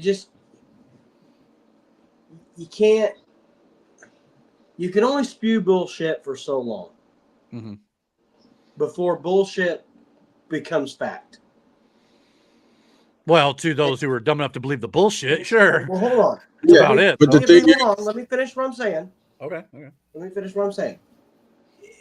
The people out there are only going to see that bullshit for so long until they realize, maybe this is bullshit that I'm reading into. maybe I should try something else. Maybe I should look in a different way. Maybe I should try my faith out. And that's what all that Charlie Kirk ever did was sit there and debate youth Americans based on what he believed in. And based on, he didn't portray his beliefs on other people. No, if they disagreed with him, he tried to understand them. My favorite part of his America tour, comeback tour, is it even says it on his fucking tent. Prove me wrong.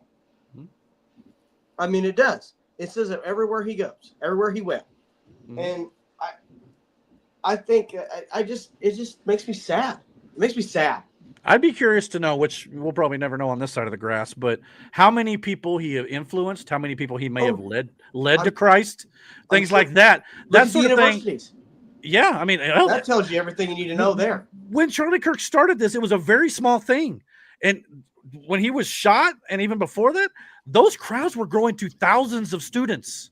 Every campus he went to. And not every one of them was combative. A lot of them came to actually listen to him talk. Actually, there was one that I seen not too long ago. He was at some prestigious college. I can't fucking remember where, but there was this girl who was sitting up on the stage in a chair, and he was debating someone else, and she chimed in, and the way he masterfully explained to her how she was wrong, but then took rapid fire questions at the same time, pointing out how that was wrong, this is wrong, this is wrong, and then get riled up and then explain to them why it was wrong. But then you could see in the crowd so many people, even those same people who were throwing out shit to try to stump him, I guess, actually thought about what they said and then listened to what he said. So he was doing a lot of things. Just listen to it. To benefit these people. So yeah, more and more people started to turn out because he was changing their fucking minds on a lot of shit that they were being fed in these colleges. But he was that one person who was like, hey, why don't you think about it this way? And then challenge that professor who told you that shit. Hell, even professors come up and debated him a lot of times, and that's what makes this hurt so damn bad. He's irreplaceable, man. There's no other person who does that like he did. There's a lot of people who've tried the prove me wrong thing. Steven Crowder's done some. I think Officer Brandon Tatum is another guy on YouTube I like. He's done it some. I mean, people, like Ben Shapiro has done some of that stuff when it comes to his speeches and stuff at campuses and stuff. There's people on the conservative side who do that, but not like Charlie, man. Charlie was one of a kind. He had the heart of the youth that he was talking to. Whether they agreed with him or not, they were, and not only that, the left likes to preach, well, we need to preserve our democracy, save our democracy. What Charlie Kirk did on those campuses was the definition of democracy, and they shot him dead for it. I mean, I can't. And by the way, when it comes to shootings and stuff, when it comes to Donald Trump shooting and CNN covered, ask yourself again why they hide what he actually says from you. And why was the Butler shooting rally the only one they didn't cut away from on CNN? Why? Because they wanted you to see what happened to Charlie with Trump. I mean, and speaking of Trump, and now they're celebrating Charlie Kirk's death, and you can greatly tell it's affected Donald Trump. I mean, this is a man who was a friend, a close confidant when it comes to his administration. Here's Donald Trump at the 9/11 memorial yesterday, clearly heartbroken. Granted, this is only a day after. Everybody's still reeling from this, even 2 days after. And I'm sure Donald Trump is probably having a bit of survivor's guilt as well. Trump knows full well that could have easily been him. Easily. It was supposed to be, according to them. Yeah. I mean, and that's what terrifies me moving forward with Trump. Yeah, it could still be him, and it's a terrifying possibility. Yeah, and so here is a video of Melania and Donald Trump at the 9/11 memorial. I think it's apropos considering I'm sure they're both thinking of Charlie Kirk as well.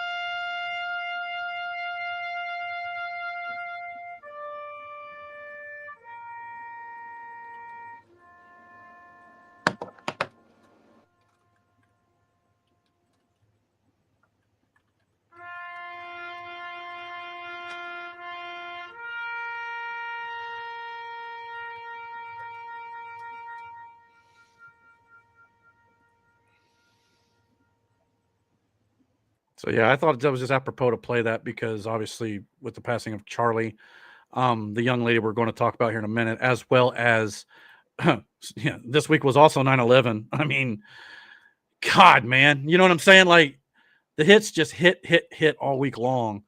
And again, this is 9/11's a day that where we should all stand united against evil. We as a nation on this day could not be further apart after the Charlie Kirk assassination. It's also ironic that this podcast began airing on September 12th. We've forgotten what it was like on September 12th, 2001. I think Miranda alluded to it earlier. Those of you who were alive for September 11th, 2020 or 2001, this country was united in a way I wish everyone could experience. And that is the way we should be every day. But unfortunately, we've forgotten 9/11. They say we should never do that. This country as a whole has. And I mean, a lot of people still remember, don't get me wrong. But a lot of people haven't remembered, you know? So yeah, and it's stuff like this that happened to Charlie Kirk. And they wonder why Trump has renamed the Department of Defense to the Department of War. Now granted, this took place before all this stuff that happened this week. But the Department of War, by the way, is the original name of the Department of Defense, by the way. Many people don't know that, but that was the original name of the DoD. Of course, all of this happened before, like I said, but this name change does not mean that Trump is going to go to war against Americans by sending in the National Guard to neighborhoods and cities throughout the country. It signifies that we are indeed at war, but not a war in the normal sense of the term, but in the sense that we are going to war with not only political violence now, but also the criminals, drug cartels, etc. It is, on the whole, domestic terrorism that we experienced with Charlie Kirk 2 days ago. And if you think it's anything else, you're deluding yourself. But the media insists on trying to frame it like Donald Trump is going to go to war against American citizens. Here's Trump clarifying that, if I can get the video to work. Here's Trump clarifying that with a reporter who asked him, are you going to go after citizens or you go to war against Americans? Well, maybe. Live television, ladies and gentlemen. See if I can get that to work again. There we go. That's fake news. I don't go to war. Listen, be quiet. Listen. You don't listen. You never listen. That's why you're second rate. We're not going to war. We're going to clean up our cities. We're going to clean them up so they don't kill 5 people every weekend. That's not war. That's common sense. So yeah, he's not going to war against American citizens. He's going to clean up our cities. He's been saying that forever. And the left want to say, oh, he's a dictator. He's trying to do this and that to take over this country and run his, authoritarian. Stop with that bullshit, man. Constantly. So there he is, just kind of explaining that it's common sense to clean up crime-ridden cities. However, I don't think the name change for the DoD to the Department of War was just cosmetic. Donald Trump is sending a message. We are going to war, possibly on many fronts. First and foremost, not with a foreign enemy, but with a domestic one. Trump is at war with the enemy from within, a war on crime and lawlessness, and apparently now that also includes those who wish to do violent acts like the one we saw in Utah. The Dems, they intentionally left the border open so they could import tens of millions of voters to cheat in elections. Trump is going into sanctuary cities to deport these illegals and shut down their election fraud schemes. This is also why the Democrats don't want the National Guard and ICE in their cities and why Democrats are raising such a fuss right now. They know Trump is about to use the Department of War to cut off their life source, election fraud via the illegal vote, mail-in ballot harvesting, George Soros funded stuff, as Miranda alluded to and stuff earlier. That's what Donald Trump is going to do. And I have to have faith he's going to at least do his best to get that done. I think Trump is sending us all a message that he is going to go on offense against the deep state. That is what the Department of War name change means. That change may be more on the nose than we think, though, because I believe Trump is also preparing us just in case we have to go to actual war for real against a foreign adversary. In this case, Vladimir Putin of Russia, Xi Jinping of China, and Kim Jong-un of North Korea. These 3 dictators are drawing far closer to one another in recent weeks and months. Remember, They all have similar goals of reestablishing old territories they once owned in the world. Russia wants Ukraine back, China wants Thailand back, and North Korea wants South Korea. So they all have similar interests. I also believe that is why Donald Trump is also fast-tracking his plan for the Golden Dome over America. Trump knows this possibility is very real, and he's taking the necessary steps to ensure America is ready for the worst. It's not because he's trying to institute an authoritarian regime. Simple as that. I pray that don't happen, this part of it, but you got to give the man credit. He knows where this could lead on both sides, domestic and foreign. Thoughts on that? The chaos is probably going to get worse. Mm-hmm. Well, and that's kind of where I've been thinking this week too, especially with the whole Charlie Kirk, and we're going to talk about Iryna Zarutska here in a minute. I think that's how you say her name. At some point, that guy and I know was arrested 14 times, by the way. Yeah, we're going to get to it. But I've been thinking, at what point does the peaceful way may end up being, and I don't know how this could even be possible, but a national divorce. We've talked about this. Because otherwise this could turn into because Eric, they can't run themselves. They cannot Why do I survive care? on their own. Well, I understand that. Yeah. But we'd have states that turned Yeah, into complete shitholes. So what's Well, going that- to have to happen is they're going to have to clean it up. Look Yeah. up El Salvador. Research what he did. There They did. hasn't been a murder in El Salvador in like 1,000 days. Hold on, Matt. We are going to come to a point where, when I just said the chaos is going to get worse, the summer of love is probably going to look like child's play if these people have their way. Mm-hmm. They're going to give it one last hurrah because that's all they've got left. That's when they're all going to get arrested, deported. Remember, it's illegal to burn a flag now. At least when you're So- committing acts of violence along with it, yes. Yes. Yeah.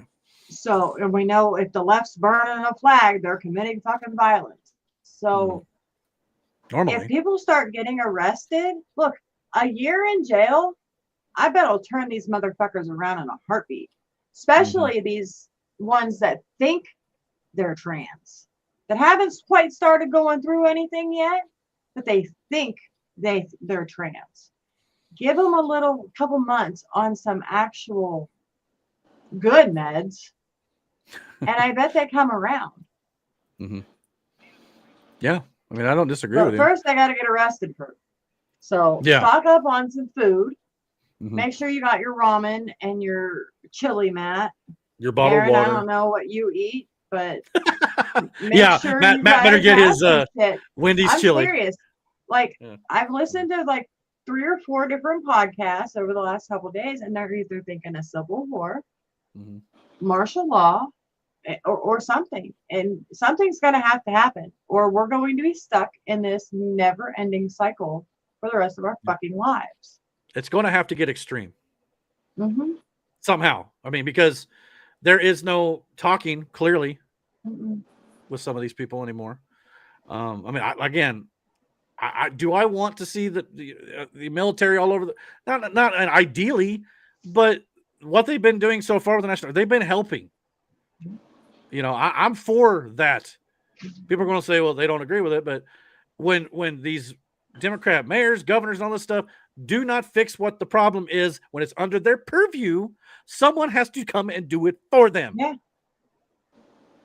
Otherwise, it's just going to be Gotham City. Yeah. It's like being a You know? parent. When you got a kid that don't listen, you can only tell them so many times for you got to come in and smack them on the ass. And I'm not saying beat your children, but I'm saying beat your children. Yeah. And Aaron, I don't know, Aaron, just so you know, I can't put any of those comments up on the screen, but I can Yep. read a few, I guess. He's putting stuff in a private chat. He said, if we retaliate, it will cause a civil war. You're right.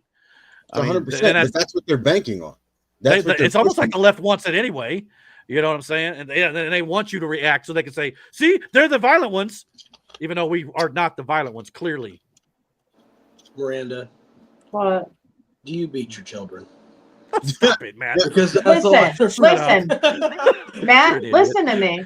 I have beat Don't my poke it. children enough to they know they fuck up, they're probably gonna get beat, so they don't fuck up no more. For anybody listening, she means spanking. Okay, let's not get Let's get crazy this out here. the way. Let's not get people involved. Children. You know what I'm saying? Our children have never caught beatings. Fucking- They've been disciplined for sure, but they've never caught like beatings. I caught beatings. I caught ass whoopings. Like it's vastly different. Our kids know also though, but at the same time, if you teach a kid, what is it? Spare the rod, spoil the child. Spoil Is the that child, saying? exactly. Mm-hmm. In this aspect, you guys know my children. You've been in my house. You've seen how my children interact, but you've also seen my children outside of my house. Mm-hmm. They don't act like they do when they're here at home. That shit doesn't leave this house. No. Most of the time. No, Unless I they're mean, with me and they fighting in the middle. Play McDonald's, which is wild, but no. I never know what I'm gonna get with my children because right. I mean, let's face it, we're their parents. But Anaya has absolutely no filter. But that's what I'm saying in this aspect. This now is a nation of children who don't have that, who didn't have that whole. They got spared the rod. Yeah. So that's why they're so easily influenced. That's why they fall in for this bullshit. Is because they've never had an opposing force to them.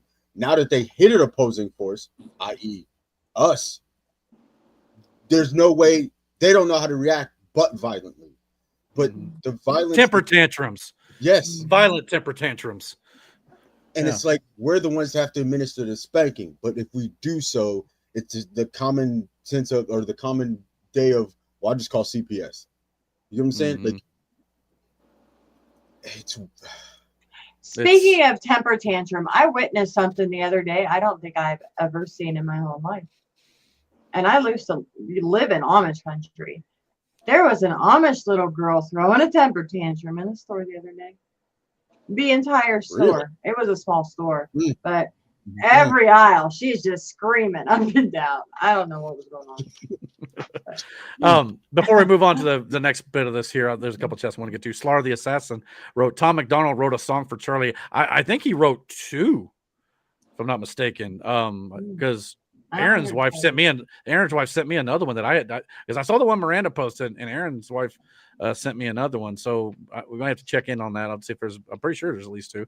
But anyway, yeah, the one song I did hear that Miranda posted was absolutely great. It'll make you cry for sure. And Mike, I know he said this one a while back. He said, Eric, you remember our ex-coworker that was so angry even years later over Bob Knight's firing from IU? He celebrated anytime someone even slightly involved in it died. Yeah, I fully remember. When anybody involved in that fire. Like, I don't get the thing with celebrating anybody's death. Weird to fuck. That's weird to me.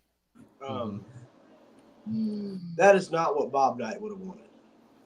I mean, the only one I could even contemplate celebrating would be literally Adolf Hitler. I mean, yeah, but even then, even then, I don't like the fact of anybody, because I know with his eternal fate, and trust me, he is at the center of all things that is hot and smoky, if you know what I'm saying. Yeah. You know what I mean? Yeah. So I don't wish that on anybody. No. Ever. But yeah. And yeah, Slara said, he that spareth the rod hateth his son, but he that loveth him chastiseth him big time. Yeah, that's Proverbs. That's right out of the Bible that Brandon was talking about. So yeah, again, I know we're getting kind of religious, but again, this all fits into this conversation. So I appreciate all the research and stuff going on here. Aaron said that his wife says the one that she sent me was a country singer called Diesel. Yeah. Okay. I thought that was Tom McDonald, by the way. My bad. Okay, so Tom McDonald had one then, but either way, it was still upset. Tell your wife, Aaron, that I got to listen to that song still. I had a chance to do it because of the podcast, but I'll listen to it when we get off here for sure. I've heard it's a tearjerker. But speaking of tearjerkers, the last thing in the world of politics, and then we'll maybe move on to some lighter stuff here to end the show. The media and Democrats say what Trump is doing with the National Guard troops in these cities is unnecessary. That's what they want you to believe. No. We haven't forgotten about this poor soul either. Whose senseless murder has sadly been overshadowed by Charlie Kirk's assassination this week. This actually happened weeks ago, but the video footage from this train in Charlotte, North Carolina has finally released this last week. And if you haven't heard about it, I wouldn't be surprised. Actually, Aaron, our faceless dragon, had no clue about this. But the reason why he had no clue is because the media outside of Fox refused to report on it. Everybody earlier this week didn't talk about it. But this 23-year-old Ukrainian refugee here in the black shirt and black hat, who was getting on a train to go home from her pizzeria job, her name was Iryna Zarutska. She was stabbed in the neck mercilessly, I should say, and she was murdered in cold blood by a schizophrenic black man named DeCarlos Brown Jr. here in the red hoodie. And if you've seen the video of this, it was absolutely disgustingly brutal. Charlie Kirk topped it, but it wasn't. Either one was horrific to see. And like I said, I watched both in full. Partially because once you scroll the social media, you can't avoid such things sometimes. And for nearly 2 minutes, she bled out without any help from anybody on the train around her. Especially these you see sitting off to the dude in the gray here actually just gets up and leaves. And actually there were multiple people sitting around her who pulled out their phones to record. After 2 minutes, a man tried to help after it appeared he got on the train at the next stop, but it was too late at that point. She bled out all over the floor as this man walked around with a knife before he got off at one of the stops as well.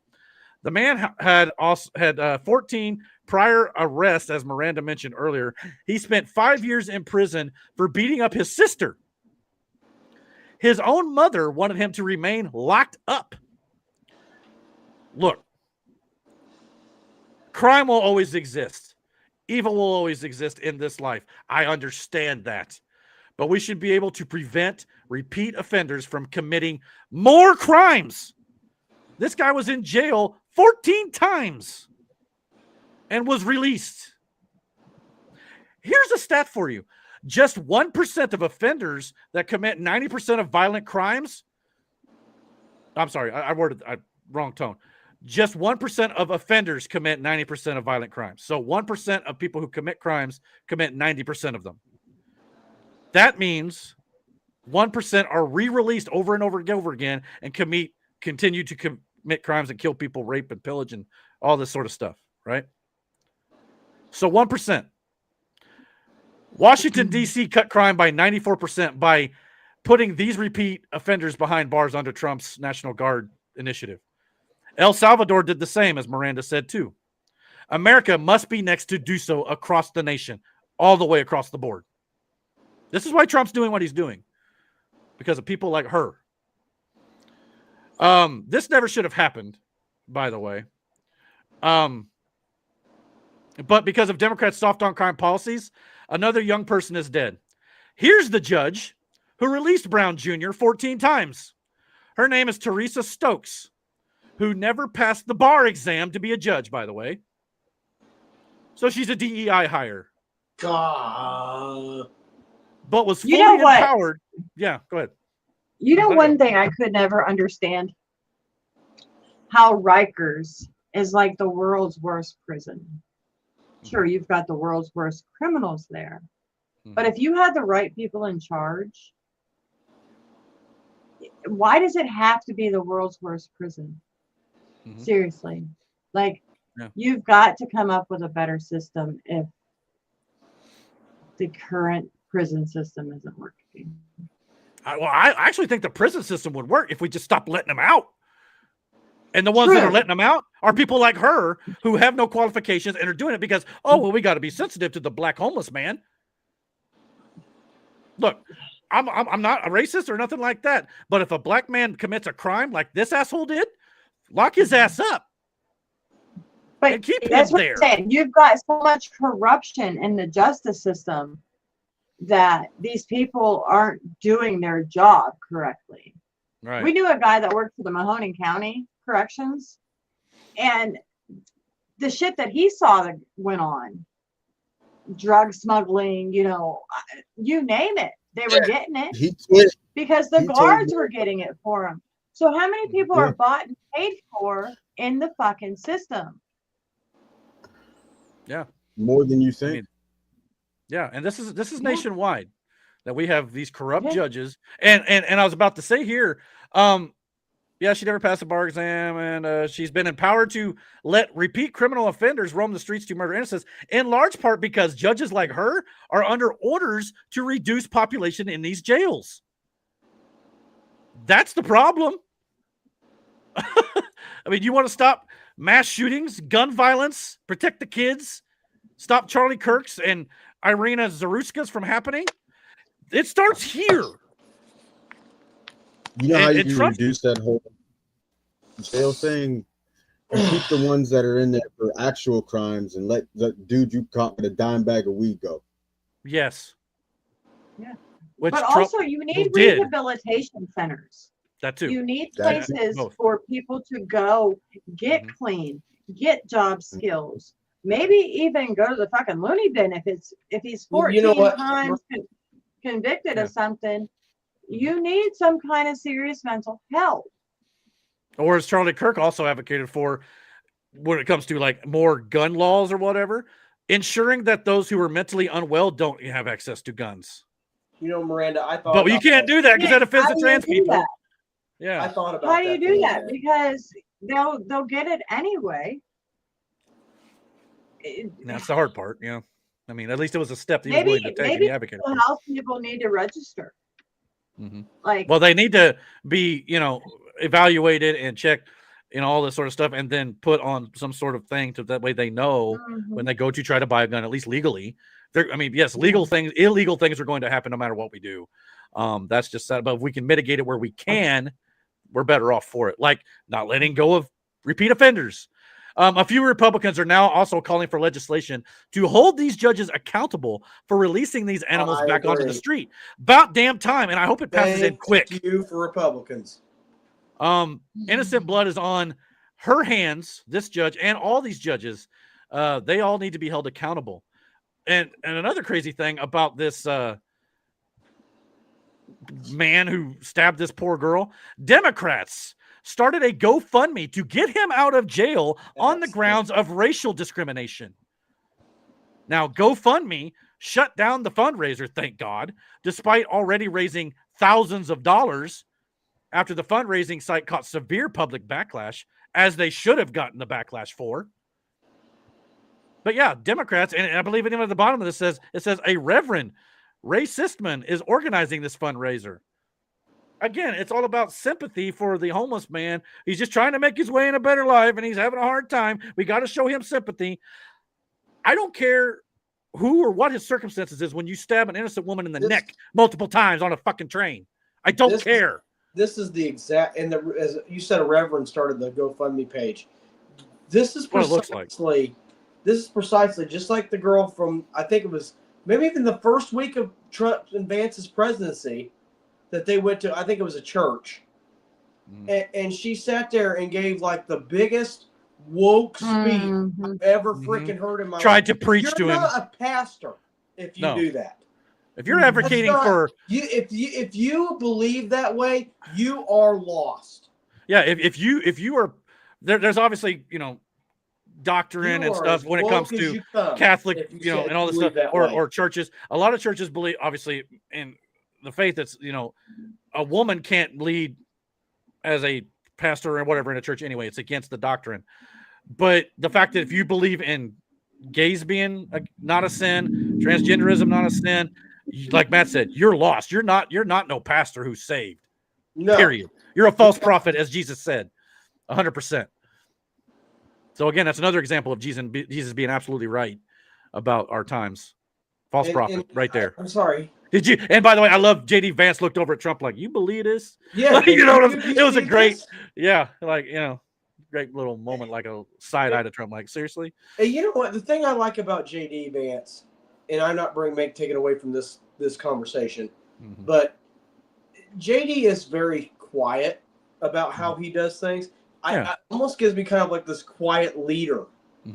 I think he's our next president. I really hope he is. And I really do. I wish him the best. And I hope it's not because of something happens to Trump. I hope it's just because he for takes this- over in the next term. This poor innocent Ukrainian girl. I don't know her name, Iryna Zarutska. but it's very sad that we live in a country also that you can't even deliver pizza. No. You can't do your No. job. You can't Put it this show after your this face. week. After this week, I'm carrying everywhere I go. I don't blame you. Did you Fortunately, I live in a concealed carry state. But yeah, go ahead. Did you guys see the guy that decapitated his boss? No. I think it was a hotel worker. The washing machine wasn't working right or some shit. I didn't speak English very well. So the boss told him to either watch a video to translate how to fix it or how to work it or something. Pissed him off, and he chopped his head off. Kicked it down the driveway, and yeah. This is kind of hard to see, but yeah, as Matt was and you were both are alluding to here, our cities are out of control. And again, consider this: 24 out of the 25 most crime-ridden cities are Democrat-led. Sensing a pattern here? Anybody? Am I the only one? Am I nuts? I think you're insane, but that's okay. I mean, I am a little nutty sometimes, let's be honest. But you know what? Yeah, no. But yeah, I mean, your crazy matches are crazy. There you go. Yeah, I found my peoples. It's all good. One thing real quick about Tom McDonald's song, Charlie. Every penny he makes from it will go to the family. Thank God. And Tom McDonald, he doesn't look it because of all of his tattoos sometimes, but he's a good man, I can tell. He's a good Christian man. So definitely support Tom McDonald if you've not checked into his work, no doubt about it. He had a very rough upbringing and exactly, went through his house with addiction and everything else. You know what I mean? Like, and he turned his life around, made music his salvation, and now look at it. I want him and Jelly Roll to do a song. That'd be cool. I'd actually probably check that out. But I mean, yeah, I need to look into Jelly Roll a little bit more, see what he's all about, you know, personally and all this sort of stuff. From what I understand, I know you guys have kind of talked like you like him a little bit. I know he's on WWE a little bit, things like that. He came from a dark place too, and got to where he is now. Like Jelly Roll has, like, I mean, a great person all around. Especially, like I said, coming where he came from, the places he's been and the things he's done. He has Highland cows now. Yeah, he got and donkeys. Miranda follows his wife on TikTok. I'm jealous of her.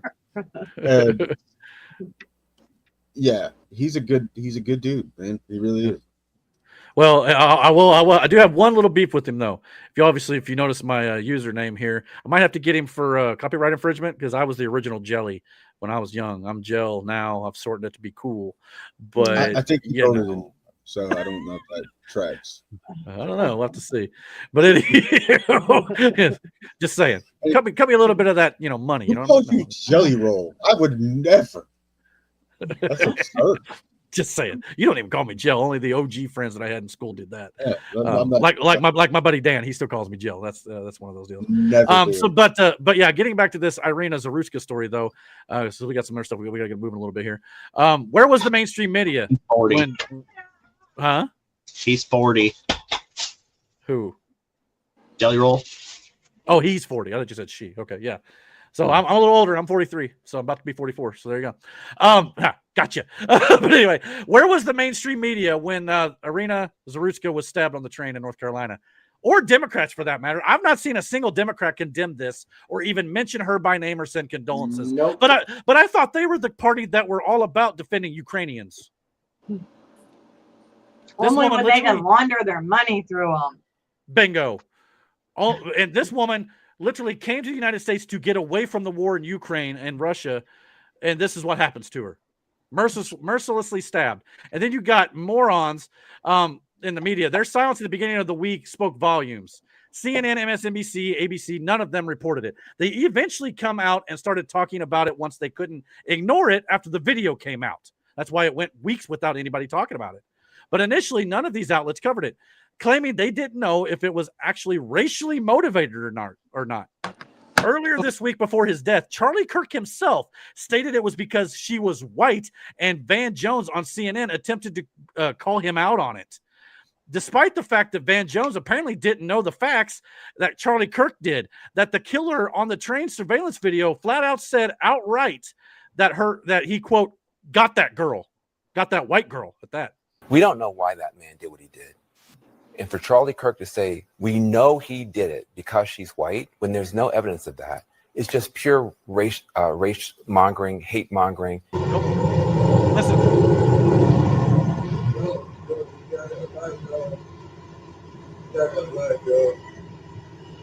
Got that white girl. Got that white girl. He said it twice. That's what Charlie Kirk was referencing. And Van Jones either didn't know or is just lying out of his ass to smear Charlie Kirk and conservatives who brought this up. I mean, again, of those media outlets who did finally discuss it, all they did was express sympathy for the suspect, not the victim. And then proceeded to harshly criticize right-wing social media pundits who were simply noticing and calling out their silence on the issue. That's all Charlie Kirk did. And Van Jones, criticized him. As Sarah Gonzalez said earlier, I hope that Van Jones sees and hears what Charlie Kirk said in his sleep and it haunts him forever. I mean, seriously, for crying out loud. In fact, Axios just stated their anger on the issue here. Let's see if I can pull this up a little bit bigger here so you can read it. Axios reported they just talked about their anger at MAGA Republicans for reporting on it. Not because she got stabbed. Blaming the numerous surveillance cameras in America now that happen to catch these incidents only because that means that MAGA Republicans can then turn it into an issue. They didn't care that this woman got stabbed.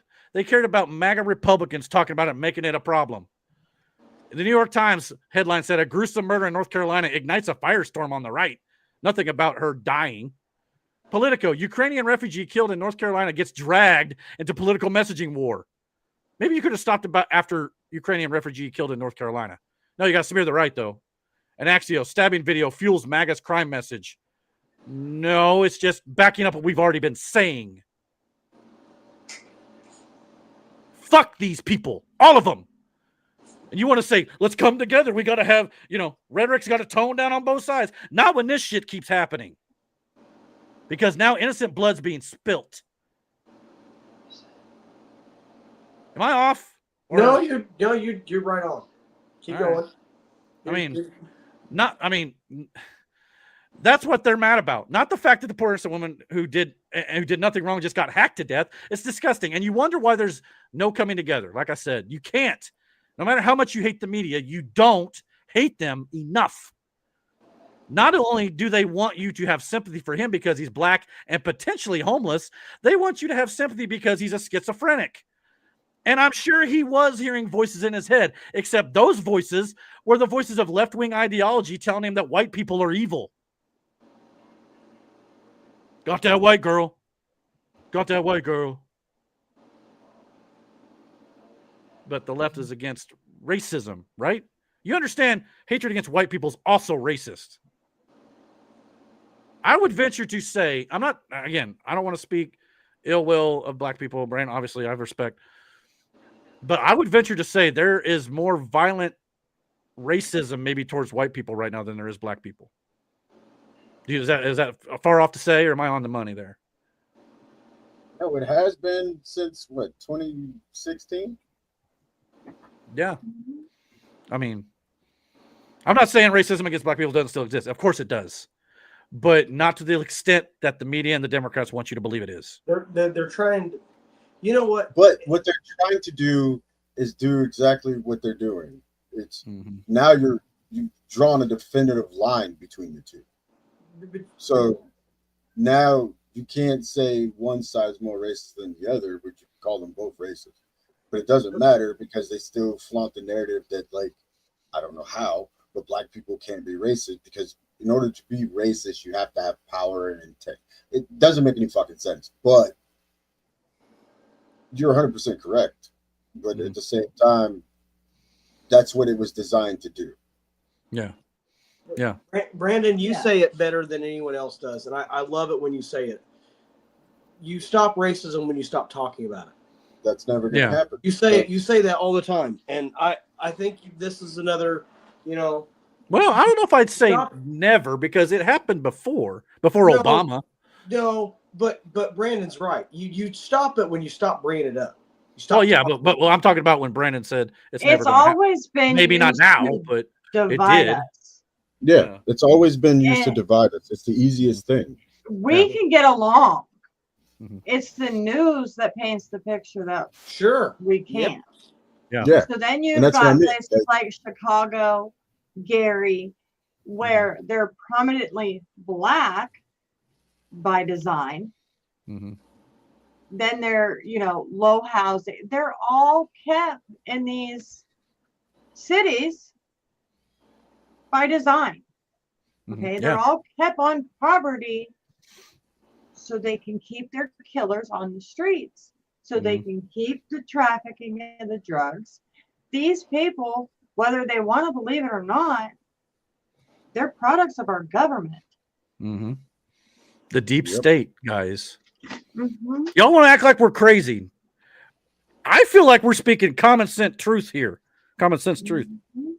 And I'm hoping we're opening some eyes. I don't know how many viewers we got. It's sometimes hard to tell with our software. We'll see more later. But I'm hoping there's some people who maybe who are watching more than this week because of the events. I think it's all And bots hopefully- on X. Sometimes maybe. I don't know. We do pretty decent numbers on Rumble, though. I'll tell you. I'm glad we're on there now. No doubt about it. But something else that Charlie Kirk also pointed out this week that got Van Jones all hot and upset. He said if the roles were reversed and the killer was white and the victim was black, it would have been 24/7 nonstop coverage, and we all know it.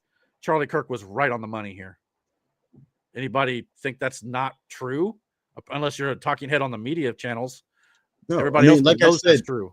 It's easy to say because they were white, they were black, or they were black, they were white. You know what I'm saying? That's an easy. It shouldn't be about that, but yeah. Yeah, because you're not in this instance, you're not humanizing either one of them. You're just giving them a color and saying this was done to this person simply because of this, and this, right? Mm-hmm.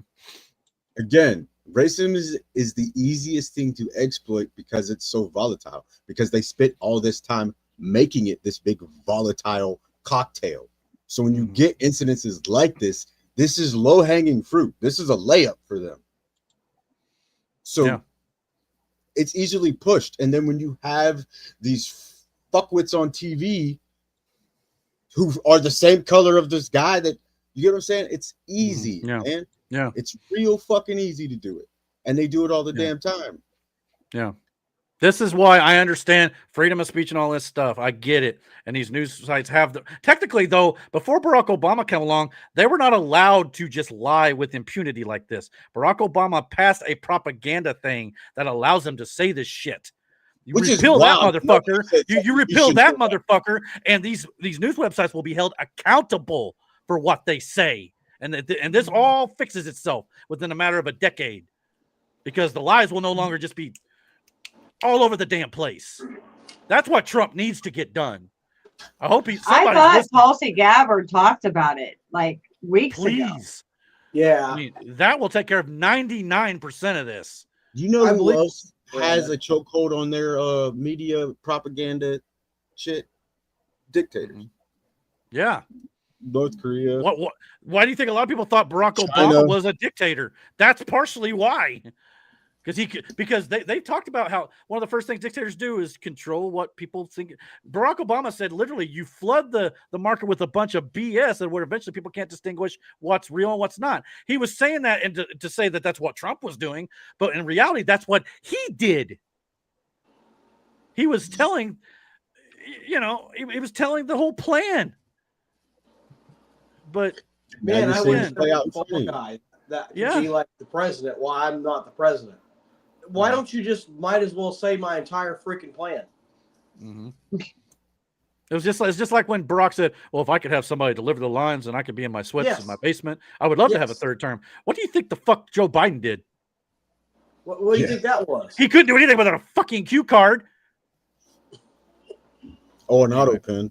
Or an auto pen.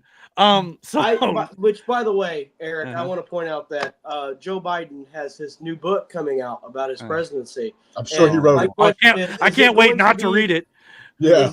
Is it going to be like a picture book where they have like little? It'll be blank pages. I was about to say it'll be one of those pop-up books. It might be 6 pages long. Oh, look, a pedo. Oh, anyway.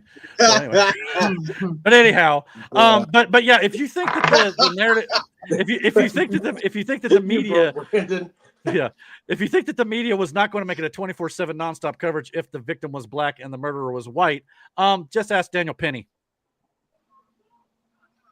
For those of you who don't remember Daniel Penny, this is the former Marine who actually saved lives on you guessed it, a train, a New York City subway, and the media painted him out to be a violent murderer because he restrained a black man who was acting erratic and threatening people, and he sadly passed after he put him in a restraining chokehold.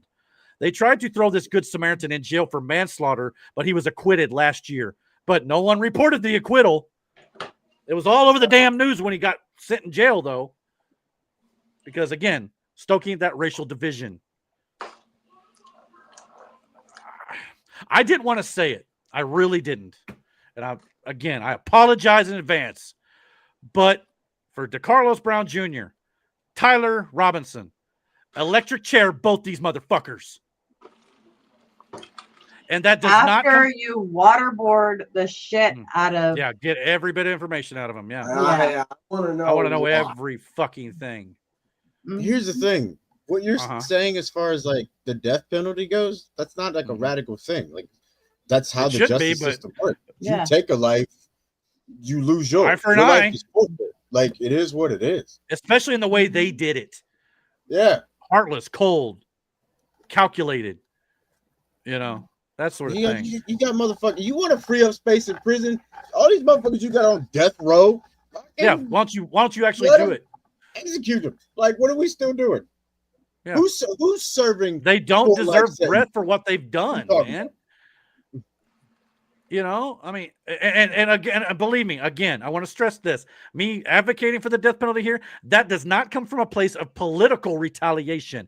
It comes from a place of seeing justice served. Yes. Make an example out of these two, and hopefully that'll deter others from doing it.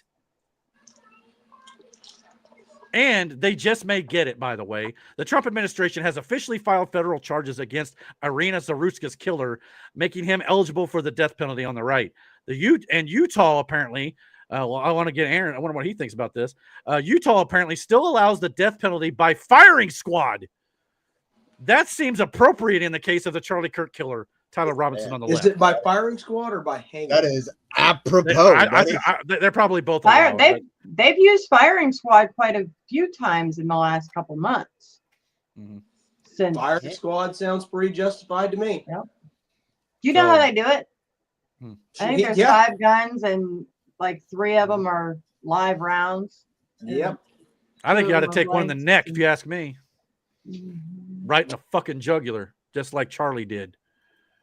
I pray that Charlie didn't suffer and he was gone before he even felt it, basically. You know what I mean? That's what I pray. And based on the video, it looked like it. I'm not going to lie. So, thoughts more on the death penalty part of this? No. The way I look at it is no more cash bail, no more activist judges cutting them loose. That's what I voted for, accountability and justice. Yeah. We should be able to trust that our judges are going to keep murderers and criminals off the streets. And if they can't, they don't deserve to be on the fucking bench. Yeah.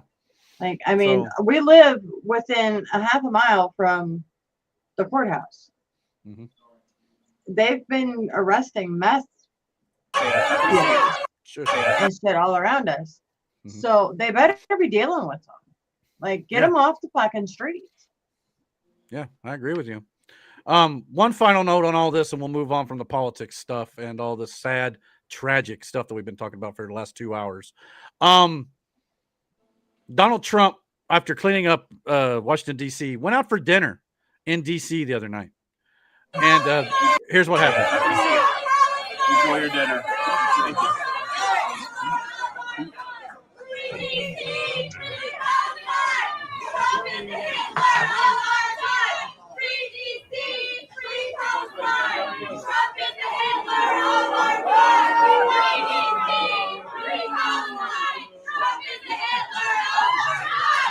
All right, I want to show another angle of this before we talk about it here. Here's the other side of it, if I can get to pull up here. CDC,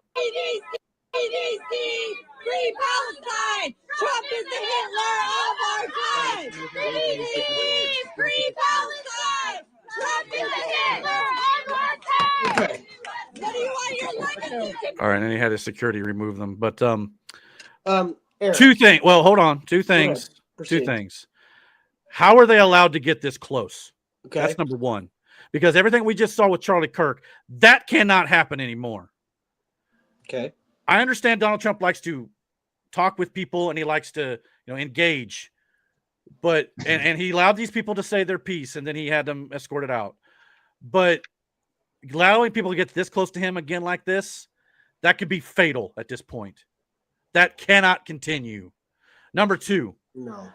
if Donald Trump were actually Hitler, like the left and these people were screaming, he's the Hitler of our time, these girls would have not been allowed to even say that. And at this point, they would have never been seen or heard from again.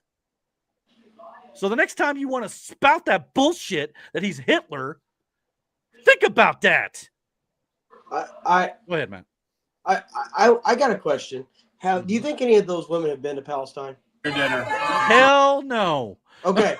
Okay. Now, second of all, do you know what Palestinians do to Americans? Yeah.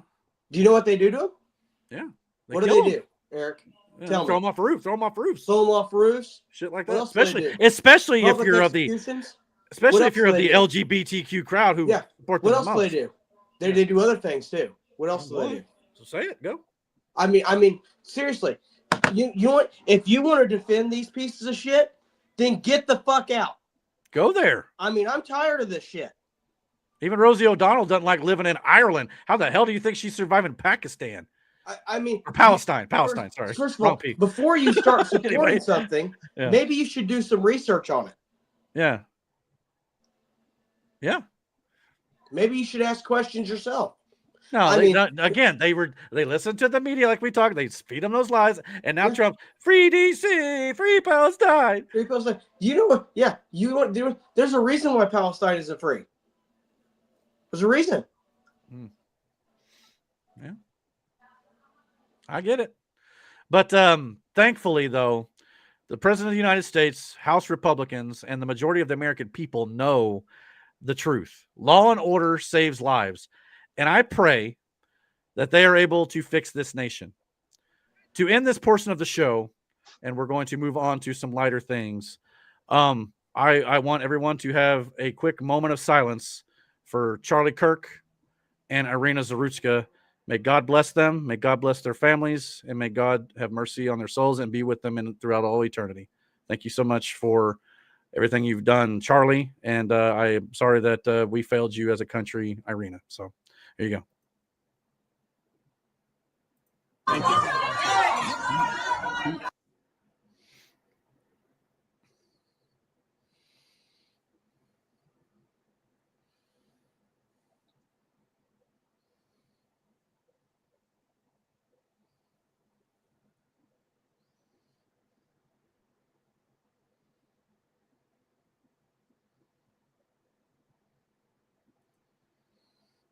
I accidentally hit an audio there. That didn't come through, did it? I hope not. A little bit, but It did. All right. Well, I hit pause. Like that one. But anyway, so yeah, we're going to attempt to move forward from all this tragic stuff. And again, as Mike put it in his email earlier tonight, when we started the show, talking about how the Dragon's Den podcast helps him to kind of escape the real world, hard reality of life and have a little fun. And the stuff we talk about here on this channel normally is that pro wrestling, movies, sports, things like that. We also always talk this news and politics too, but it's usually not this heavy. But we wanted to not be disrespectful to the memory of these two victims and everything that's going on in the world. But we do feel like it is important to kind of escape a little bit and try to have a little fun. I know it's kind of late. We're not going to be on here probably more than maybe another. I'm going to try to make it another hour here if we can move through this. But we're going to have ready to have a little more lighthearted fun, as it were, and try to talk about some normal things. Think we can all pull together, maybe pull that off. I know it's kind of a rough week, but what do you think? Yeah. Otherwise, we can always end the show. But I do have a few things if you want to go through that real quick. Want to do it? Okay. All right, let's do it. Here we go. Let's start off with the world of professional wrestling. Here we go.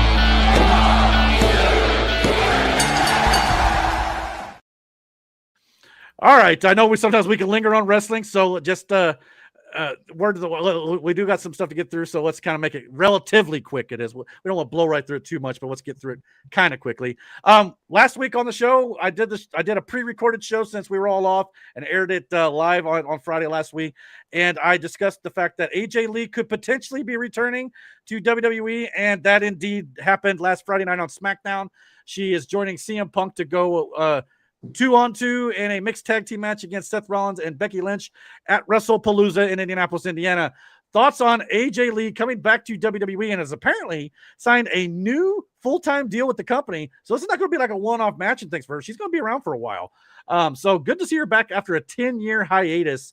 And apparently she's still in absolute great shape. She's still got the abs and she's still got the crazy. So what are your thoughts on her coming back to be with her husband in WWE, and are you looking forward to seeing her back in the ring? Well, it made Becky Lynch happy. That's true. Absolutely. I'm sure she was a big fan of that. No, absolutely not. But yeah, I think it works in the storyline, though. Thoughts, Brandon? Yeah. I so me and Butter was talking about this the other day before she. Man, you about to maybe spit my drink out. And good. We was talking about it, and so one of the things that we talked about was like maybe they drag it out a little longer. Maybe he brings out somebody else, and then AJ. But I said it would make more sense for it to be AJ, the husband and wife thing. It's kind of hard it's kind of hard to pass that opportunity up. Oh yeah. So when she came out, I wasn't surprised, but I was surprised in the fact that like she still looks like she did back. Yeah, she does not age. Like looks like exactly the 10 the years. I don't know. Miranda was like, I don't know if she's ever seen AJ Lee. I have. She's fun. I like her. Yeah. It was funny because I was like, that's his wife. You know how she feels about CM Punk. Oh yeah. And so it was like, that's true. Yeah, you're right. I get it. Yeah. It went from that to oh damn. Yeah, exactly. Yeah. And I'm going to say this though. Yeah, go ahead. I was just gonna say, find yourself somebody who looks at you like CM Punk looks at AJ Lee, and vice versa. Let's be honest here. As Punk always said back in the day, I love crazy chicks, and that's fucking crazy. Sure. She's nutso in character. Well, to CM Punk's defense, that's probably about the only person he can trust in that whole freaking company. Especially back then. If I was him, I don't blame him. Yeah, I get it. So yeah, I think this is going to be great to watch on pay-per-view next Saturday night. So we'll probably next week on the podcast be doing our predictions for WrestlePalooza. We'll do that live then. But yeah, this is going to be fun. A new face for some of the women's division as well on the SmackDown brand. No, wait, I'm sorry. They're both on Raw. So this whole storyline is going to be going on Raw for the most part. So yeah, so it'll be fun to watch on Monday nights on Netflix. No doubt about that. This week also thought real quick. Oh, Miranda hates the fact now that Seth Rollins and Becky Lynch dressed the way they dressed. She didn't like the way Seth was dressing previously, but now it's even more over the top, and his wife now joins him in it over the top. Yeah, I've noticed that. He had Jordan 1s that were cowboy fucking boots on the other night, and I almost threw up. Okay, I just wanted to throw that blasphemy. Okay? You know what I mean? Like maybe complete. Mad. Like genuinely made me mad. Looked out about like, just because you have money don't mean you should spend it on stupid shit. On stupid crap, yeah. Can you imagine what their closets look like? I mean, let's be honest. Oh no. Oh my. No. I just want those big inflatable like Mario boot shoes you used to have. Those were hilarious. Did you see like the rose colored, like it was like black with roses on it, right? And he had these big ass parachute pants on. I was like, what the fuck are we doing? That can't be comfortable, let alone not hot. You know what I'm saying? Yeah. Like, I get I don't understand Seth's wardrobe choices. Like, I don't get it. I don't get You're it right. either. He wore the big moon boots and the fucking fishnet cutoff shirt. It's fucking weird. You know what I'm saying? It is weird. It is weird. Getting to a couple chats here I did miss. Mike, I know sidetrack here. He did mention about the only other time he remembers we and him actually both did have a drink to celebrate the death of bin Laden back in the day. That's another one that was kind of like, okay, I get that one. But the night stuff too. FYI, that was before he gave up drinking for good. No doubt about it. He also said, "Can you believe Bob Knight firing was from IU happened 25 years ago this month? That's insane." Way long time ago. And he said, if there is not some sort of comedy mixed up identity skit with AJ Lee and AJ Styles, I'll be disappointed. That could be money. Oh my God. I'm not going to deny that one bit for sure. And we're talking about AJ in a second, but yeah, I'd be fine with that. No doubt. Kind of like R-Truth mixing them up a little bit. That'd be fun. Yeah, we'll see how that goes. Also this, over the last few weeks, actually, we've had Roman Reigns kind of talking with Jey Uso a bit, and even Jey Uso kind of acting a little bit differently here. Roman Reigns at one point said that once he wins the world title, he would start to understand more about where Roman Reigns is coming from. So I thought I'd get Brandon's thoughts. And even on Raw this week, Roman Reigns, even I believe I missed part of it. I believe that LA Knight might have even helped him out, and Jey Uso speared him kind of out of nowhere, just kind of for getting involved in their business. So against Braun Breaker and Bronson Reed and that sort of stuff. So are we slowly seeing the transformation here of them setting up Jey Uso to be the next tribal chief, as he recently got himself a blue Ulafala at, I believe, a fan event over the last weekend or so, and he was kind of showing it off. Could this be the direction Roman's grooming him to be the next tribal chief? But Roman already said that. Roman said that shit years ago when he told, before Jay turned on him. He did. He said, you were supposed to be next in line. Everything I was doing was to put you in this position. Right. All Roman said to him, which is honestly the truth, he goes, it's not about making friends with the boys in the back. That's not what this is about. It's about making sure your family is set up straight. The only people he cares about is him, his family. That's it. That's what Roman was saying to Jay. Right. And the sooner Jay realizes that, the sooner he can take that next step or whatever. That's what he's getting at, Jay. But again, and I say this shit, and I'll continue to say it, Roman is still the bad guy here. Fair enough. I got you. Yeah. Like he's never changed. I need to keep watching it in that mindset. Sometimes I'll watch it and be like, well, man, he's over, man. He's babyface. But more you talk about he's over. But he was over point, already to begin with, even when he was doing all this heel shit. Yeah. He's never changed. Yeah. And now fans love him for it. So what we're seeing with Jay, Jay's not going, he's not, the Yeet Man. He's slowly turning into, or back into, like, main event Jey Uso, which was the heel run that he had when he was with the Bloodline originally. But I don't think it's like a heel run in essence, what you think, like he's just going to be a bad guy, which they could. I would love to see the Usos go back to the Uso Penitentiary. Like, that was my favorite gimmick. Well, we're clearly getting them tagging up against Bronson and Braun Breaker at WrestlePalooza. That's happening, I think. Did you I hear don't the know if they officially announced it yet, on Bronson Reed and Braun Breaker? To be honest, I'm a little bit behind on WWE outside of some of the stuff we're talking about here. But yeah, I mean, it was fucking hilarious when they got to the Paul Heyman part. It was I almost pissed myself. I was cracking up. Jimmy and Jay are magical on the microphone. Period. Especially together. Yeah. So, like,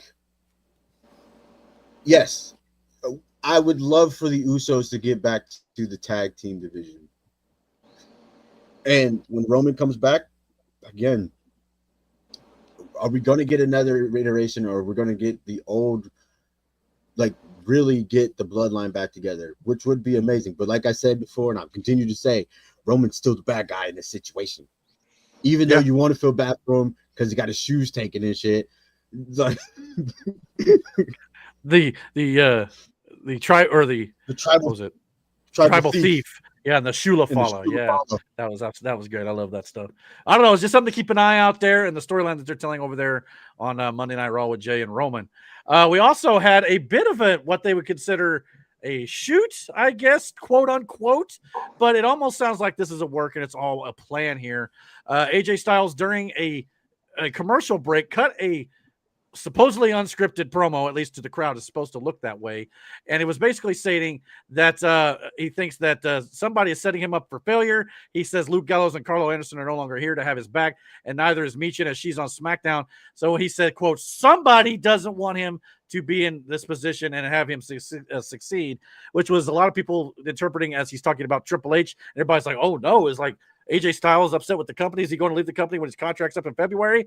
It sounds like this is a work and a planned storyline that they're going to expand upon. But if they'd have done it on live television, it wouldn't have come off as unscripted in a shoot. We're doing it in the commercial break, and it was seen on Netflix and things like that for the world to see still. It comes off as more real. Do you believe that's the case too, or what do you think? Yeah. Yeah, because AJ said it stated this shit himself. He wants to finish his career in WWE. Once he's done, he's hanging up his boots. He wants to go home. He wants to retire. Yeah, I agree with that. I'm not going to lie though. If he were to leave and go to AEW, he could have some great matches with some of the talent over there, and I would love to see it. But I want him to do what's best for him and his career and his family and all that sort of stuff. So I totally understand it. He doesn't necessarily need to do that. He doesn't. But if he chose to, I'd be fine with it. Love to see a match with him and Okada and Kenny Omega or whatever. Yeah. But as far as this goes, I still think that the story with what's his name? Carrion isn't what you think it is either. You don't think he's gone for good, or he's just kind of making it look as such? And that's very well possible. Yeah, I mean, that would be an interesting little twist. Kind of like, I mean, R-Truth was gone for good. They brought him back, but that was due to the backlash they got. And by the way, I don't know whatever happened to Ron Killings. That kind of went under the wayside a little bit. But Mike said, oh, yeah, with the Cena thing. Yeah, that's true.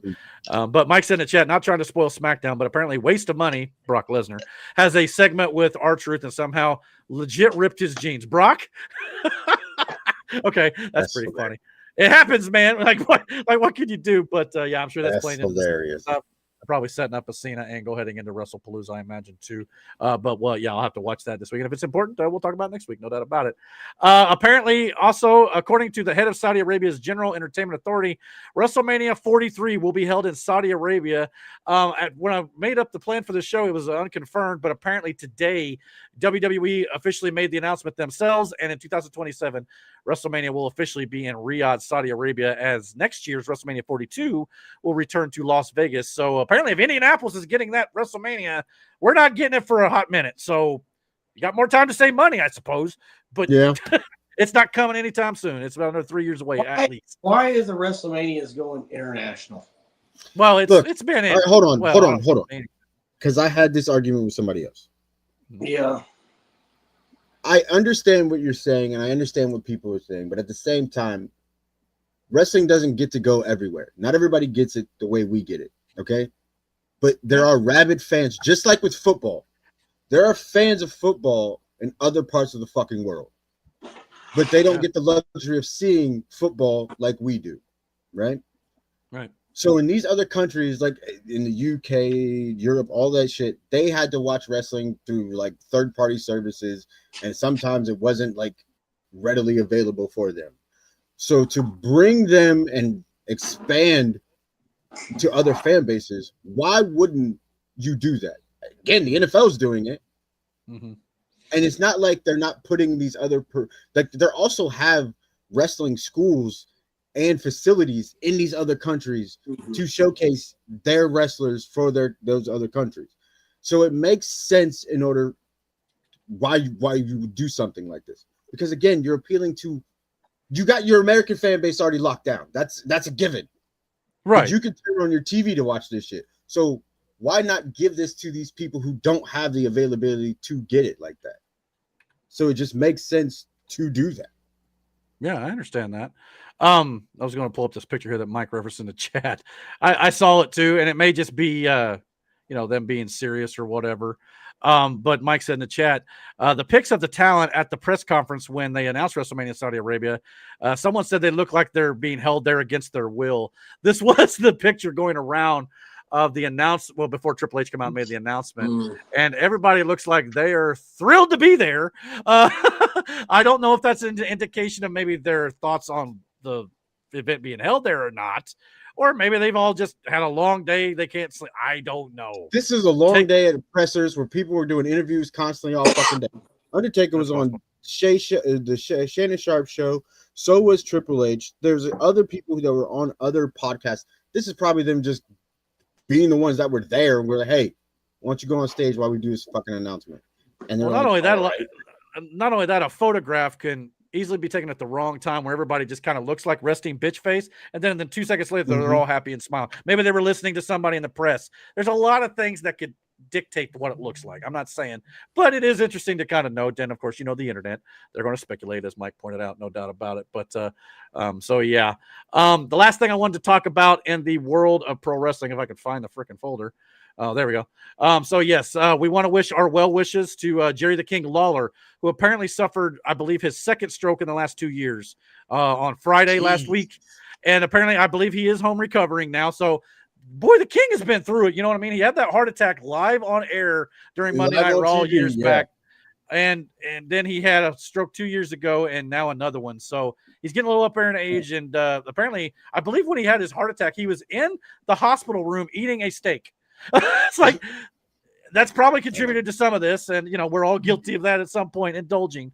But at his age, he's probably not going to change his stripes now. But we hope that Jerry the King Lawler is well and everything recovers all right there, no doubt about it. I think he was maybe going through a little bit of rehabilitation for some speech and stuff. Obviously, strokes can screw you up. I don't pray that on anybody ever, but yeah, I know Digger put that in the chat too. And on top of a week that's already sucked, one of the all-time greats in professional wrestling was having that issue as well. So that was definitely upsetting to see, no doubt. But yeah. All right. So we did have a couple things in AEW I wanted to talk about, then we'll move on from pro wrestling. Again, if I can find the right thing. All right, here we go. Number one in AEW this week, it was announced by Tony Khan late last week that starting on Dynamite 2 nights ago, Bryan Danielson will be officially full-time on the AEW Dynamite commentary team. So for a guy in his career who's now in basically retirement due to his neck issues and things like that, I think he'll serve himself pretty well on the commentary team. What do you think about Danielson kind of lending his knowledge of the game, so to speak, to the commentary table? I always like when wrestlers get that opportunity. Yeah.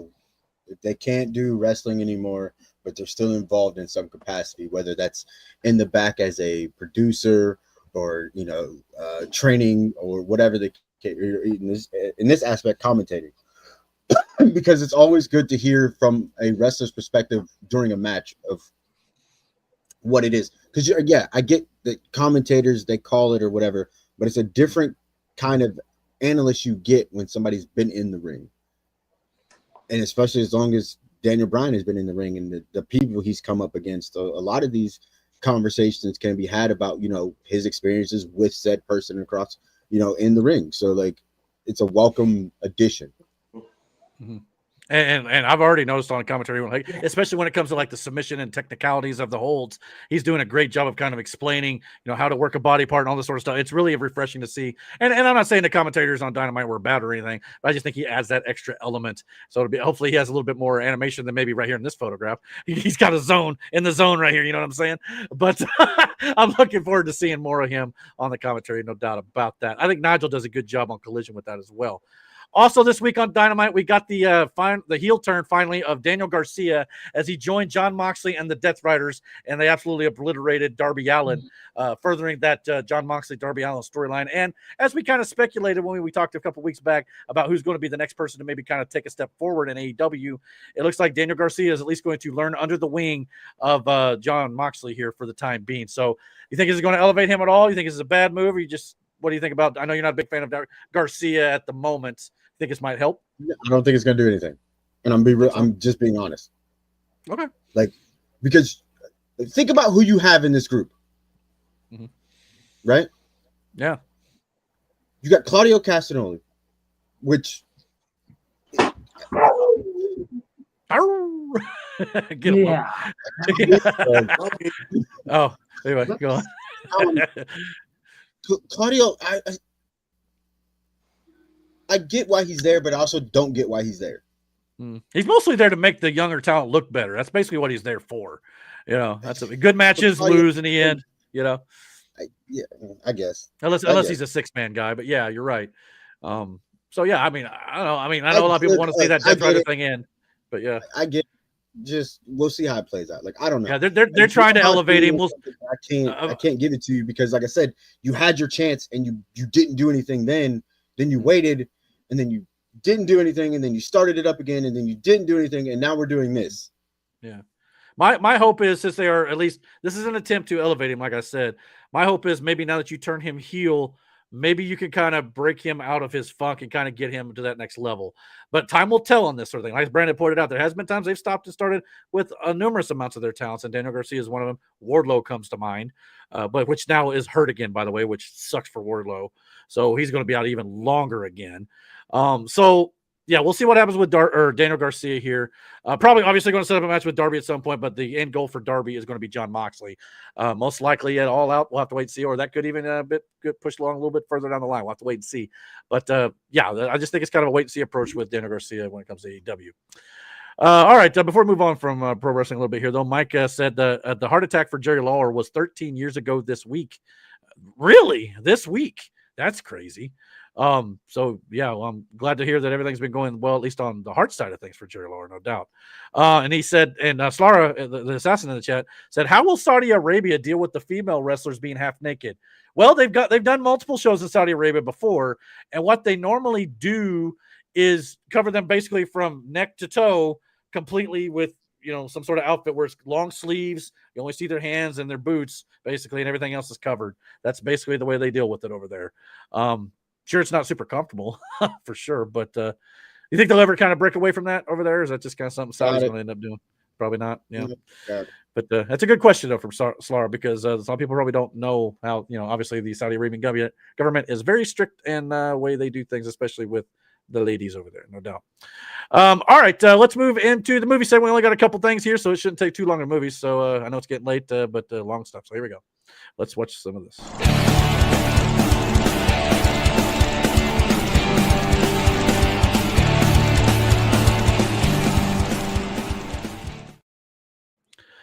All right, today, as a matter of fact, we got a new movie trailer for a movie coming out next year and a title change for this film.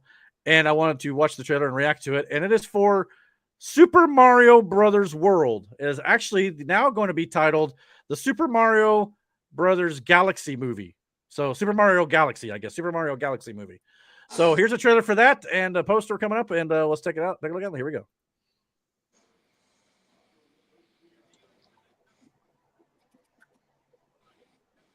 What are you shaking your head for, man?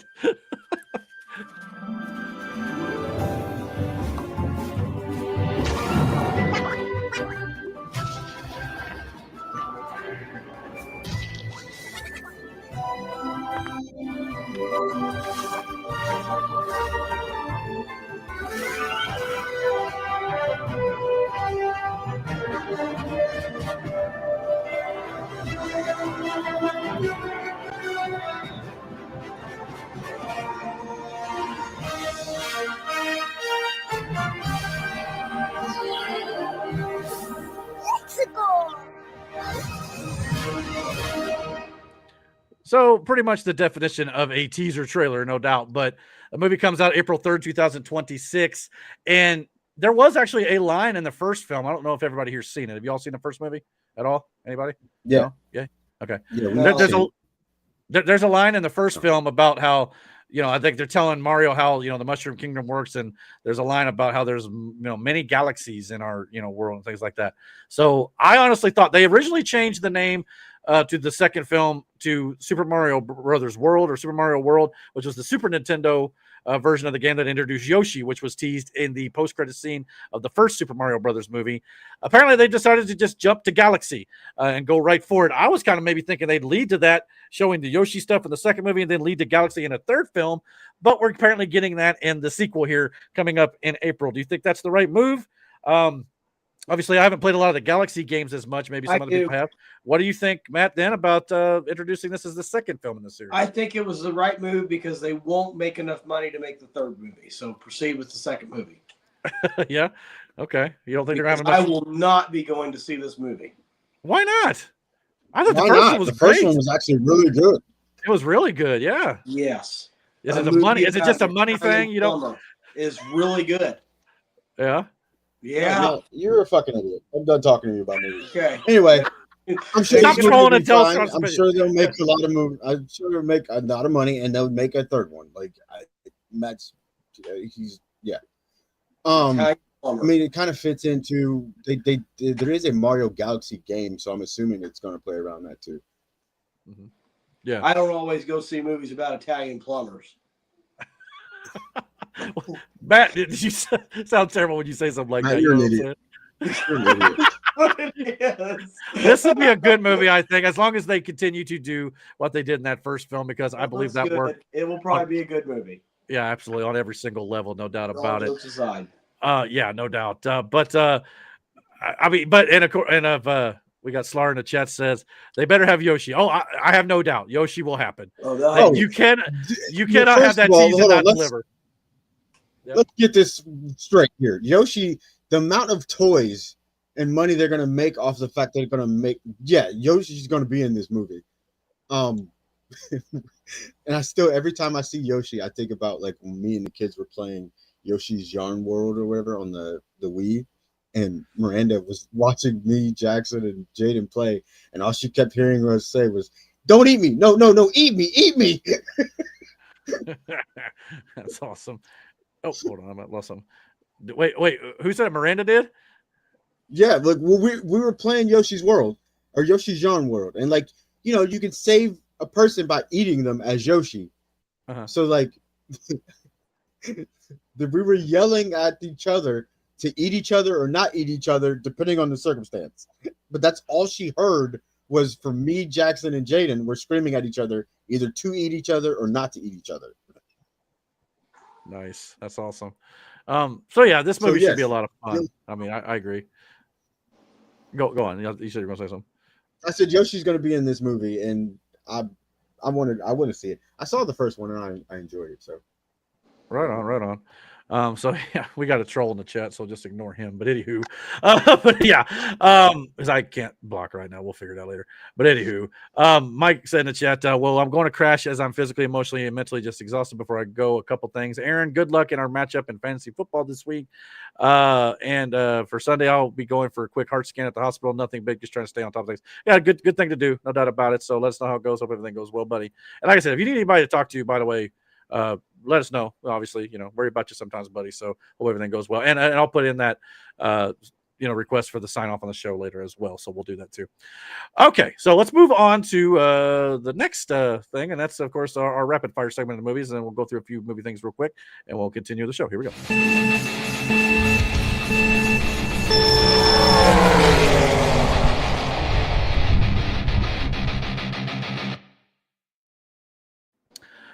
All right, in the world of movies, when it comes to rapid fire, let's talk about a couple little things here that popped up.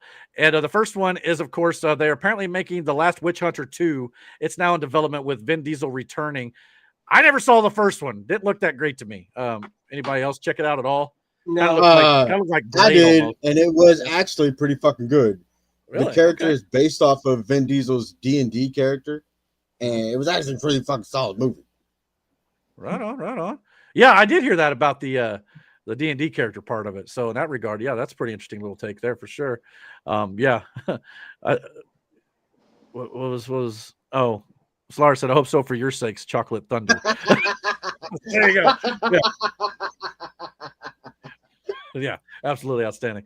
But anyway, we also got apparently Michael Caine is going to be returning for The Last Witch Hunter 2 as well. The legendary actor previously announced his retirement in 2023. He'll be coming back to act in this film at the age of 92 years old, I believe is how old he is now. So yeah, he's coming back for this with Vin Diesel. Apparently they're close friends. So that's really cool to see too. I guess I'll have to check out the first one before this next one come out. I still want to see Vin Diesel go back to doing another Riddick movie too. They teased that years ago. Seems like Vin Diesel movies, for whatever reason, has long gaps in between sequels. I don't know why that is. Riddick, Fast and Furious is now, and now we got The Last Witch Hunter. Hold on a second. What? There is not a long gap between Fast and Furious. In fact, there is way too many Fast and Furious movies. You probably think there's not enough gap, but I'm sure Brett is like, yeah, he ain't about that. I get it. That's why they're called guilty pleasures, okay? I'm just saying. But anyway, I kind of like fucking guilty. Fair enough, no doubt. We also got confirmation from Dwayne Johnson, The Rock himself. He says that Jumanji 3 will begin filming in November for a I believe it's a December 2026 release date. So about a year from now, Yes, Jumanji 3 or Jumanji 4, in my opinion. I still count that Robin This- Williams one as a part of the This franchise. is So. another of these situations where you could just stop making these fucking movies. All right. Well, they did Like, end on kind of a cliffhanger tease for another one. So I want one more and then I'm done. yeah, but you I'm didn't sure have this- to do that at all. You didn't have to. You're right. Absolutely. So yeah, I mean, I'll be curious to see what they do now. It looked like maybe the Jumanji game was going to come fully into the real world, which is kind of something they did a little bit in the Robert Williams original. So I can maybe see him playing on that a little more, and that's something they've not done yet. So we'll have to wait and see how that goes for sure. Paramount is apparently preparing to make a bid to buy Warner Brothers. So Warner Brothers is kind of, looking for buyers a little bit. So very soon we could potentially see like all the Warner Brothers, franchise, IPs like Lord of the Rings, DC, potentially under the Paramount umbrella. If that's the case, HBO Max and even like AEW would fall into this category. So we'll have to wait and see how all this shakes out. If it does, we'll report on it. But apparently that's something that may be coming down the line here. More consolidation in companies. Last week on the podcast, the pre-recorded show I did, I talked about how James Gunn, the head over there at DC Studios, announced that the Superman sequel has officially got a release date and a title of July 9, 2027, and the movie will be called Man of Tomorrow. And in that movie, obviously, due to the concept art that he released that goes along with it, we will be seeing Lex Luthor and Superman go toes to toe. For the first time, we'll be seeing Lex Luthor in the mech armored suit on the big screen. We've never seen that in the movie screen before, as well as it'll be the first time, according to Gunn, that we see Lex Luthor and Superman team up to face what he calls a, quote, much bigger threat. So the thing that we talked about a few weeks ago that got leaked was that Brainiac potentially will become the villain of the sequel, and it appears that very well may be the case. I can see this being one of those things where Lex Luthor's like, all right, I couldn't get the job done in the first film. We got to go, I got to face Superman in a suit of my own, so they'll fight, and probably that by the end, a bigger threat comes along, and Superman needs the brain power of Lex Luthor to kind of fight this villain at the very end. So that sounds like it's going to be the premise. Thoughts on that as a DC fan? I know you've probably not seen the first film yet, but that's kind of an overarching kind of maybe where this is going. Yeah. I mean, Brainiac would be dope to see on big screen. And yes, you're right. Lex, never seen Lex in his suit, so that should be pretty dope too.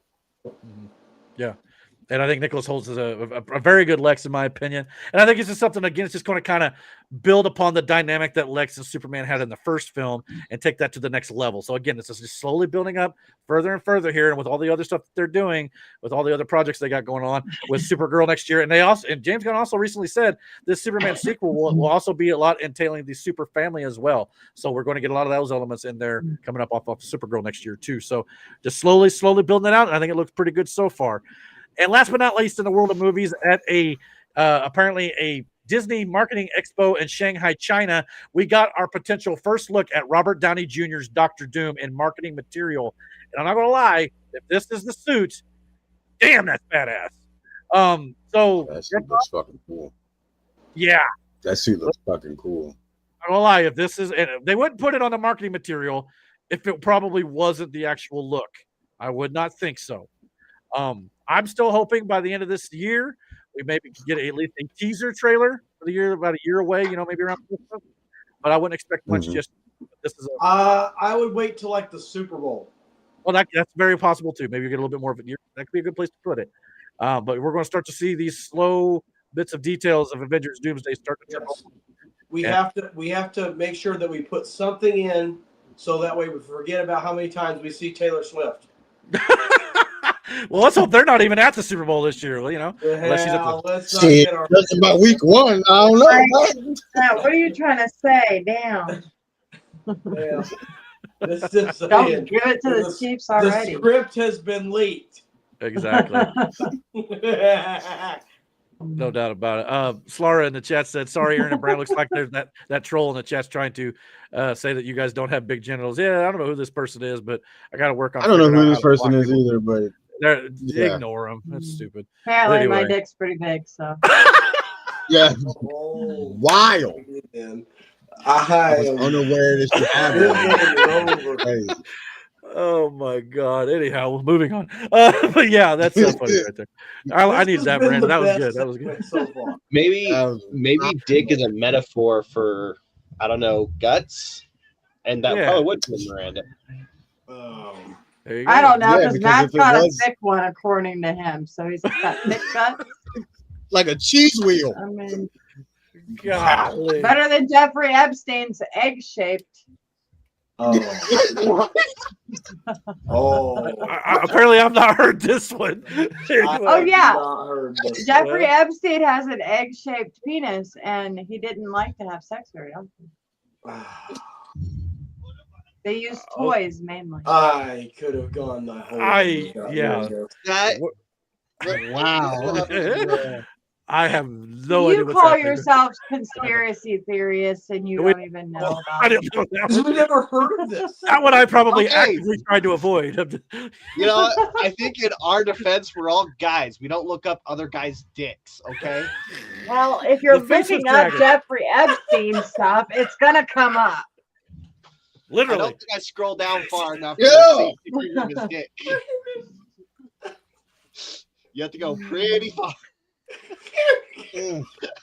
Well, you know what they say. Sometimes to make an omelet, you got to break some eggs, right? All right, let's. No, I'm not doing this. Not doing this. No? Why not? Not doing this. Why? I'm trying to move on. I'm trying. I'm trying to maintain. Yeah, how you gonna say I'm trying to move on, but then you made the fucking joke? Yeah. I was supposed to stop at Taylor Swift, and you guys just kept going. Yeah. So Matt, you admit it's your fault. Yeah. Matt's fault. I agree with Slaughter. We're terrible.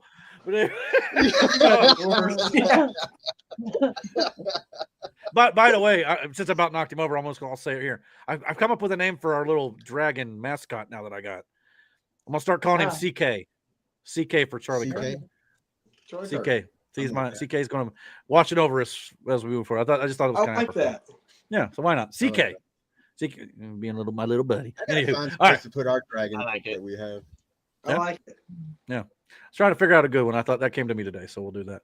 All right, let's move into the world of sports. Hopefully get out of this little weirdness that we fell into here. And let's talk about some more weirdness because there's some stuff in sports about like that too. So here we go. That is the wrong intro. Let's try the real one. Here's the sports.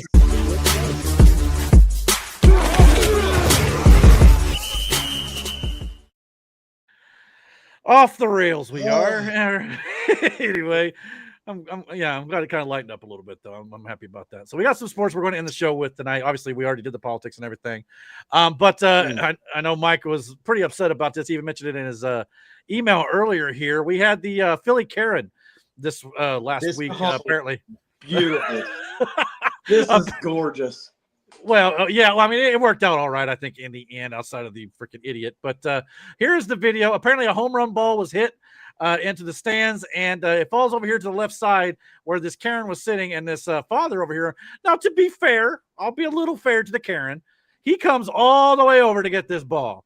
But usually it's kind of fair game wherever the ball goes, right? If you get to it, it's yours. You know what I mean? Exactly. So here, right. Not only that, he gives it to his son here, apparently, from the looks of things, and she just had to take it another level. So here you go.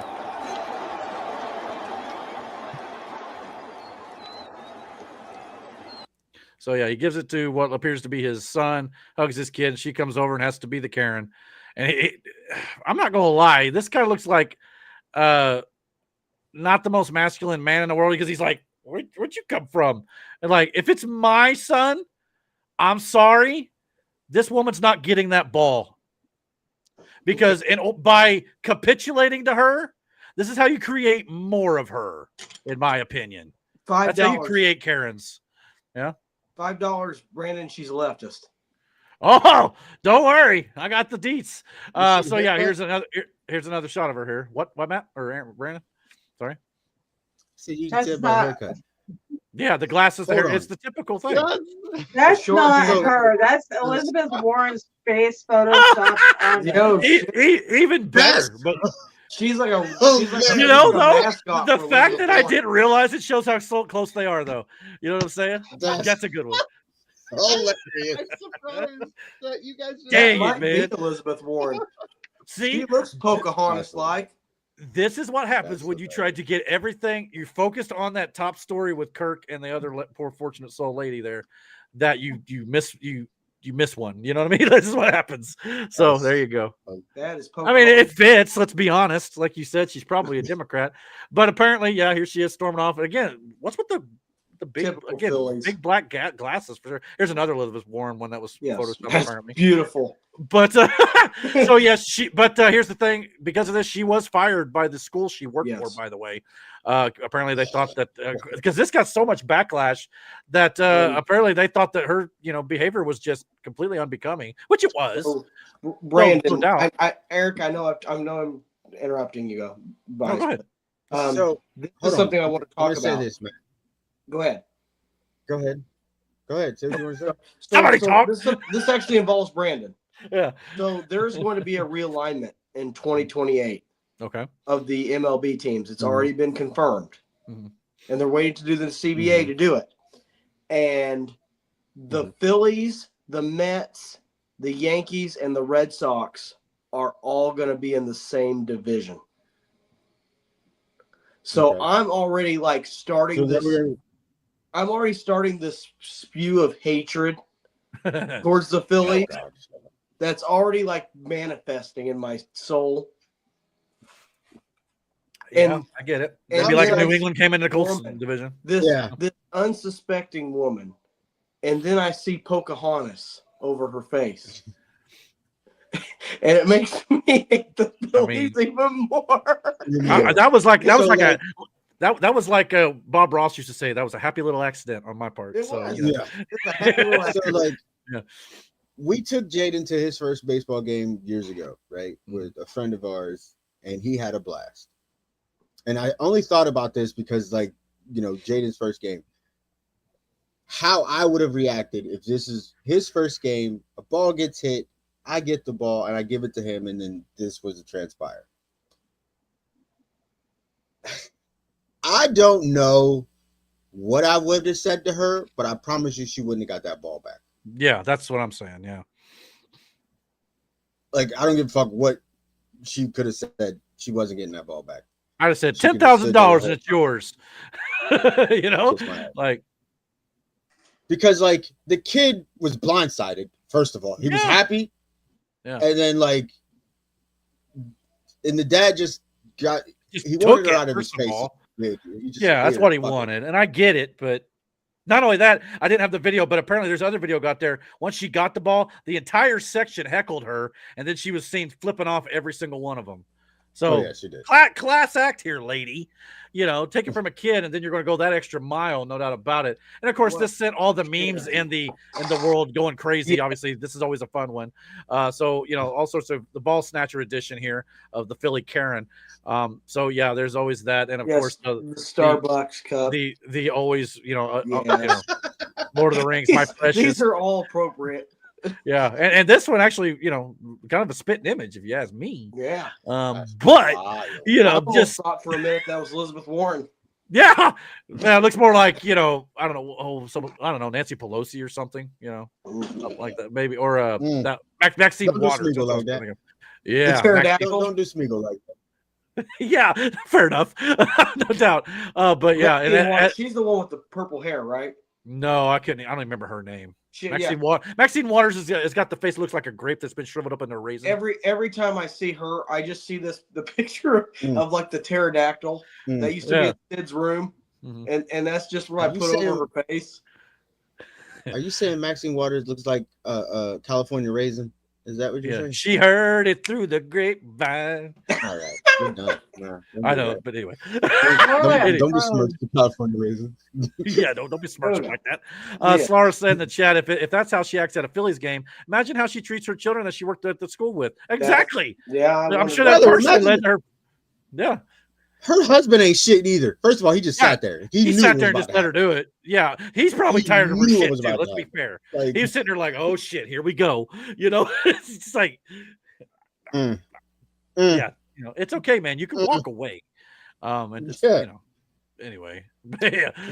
So yeah, but it ended up. Oh, by the way, talk about being a Democrat. Yeah, this is one of her posts on her Facebook page. By the way. Yeah, that's why I knew. Nailed it. Sure. Absolutely nailed it. So there you go. That's insane. Complete Democrat. Brandon, you owe me $5. Not only that, I couldn't find the picture of it here, but I did see on Facebook at least. I usually use X for our tabs and stuff here, but on Facebook, her account also had her with like New England Patriot logo, so she's also a Patriot fan. Oh my that God. also tracks. So take it for what you will. You know what I'm saying? So Man, I tell you what, there's I'm one playing for fight. all you This Patriot bitch fans. bat, this bitch bat over 3. This is a strikeout. Hold Get that on a ball back. second. I don't think she might be the first Phillies Patriots fan I've ever seen. Yeah. I'm just saying. But yeah, but it all ended up well for this kid, which apparently, according to the video we're about to watch, they Cool. said it was Harrison Bader. which is the guy who hit the home run. Apparently, after the game was over, the Phillies brought him back into the locker room area and they gave him a signed autographed baseball bat. Plus, they also gave I believe this happened at the Mariners Stadium, if I'm not mistaken. Or I'm sorry, Florida Marlins, right? Is that Florida Marlins, Matt? Florida. Yes, baseball guy. But apparently the staff there saw this on video, found out it was the kid's birthday, and they gave him a merchandise bag.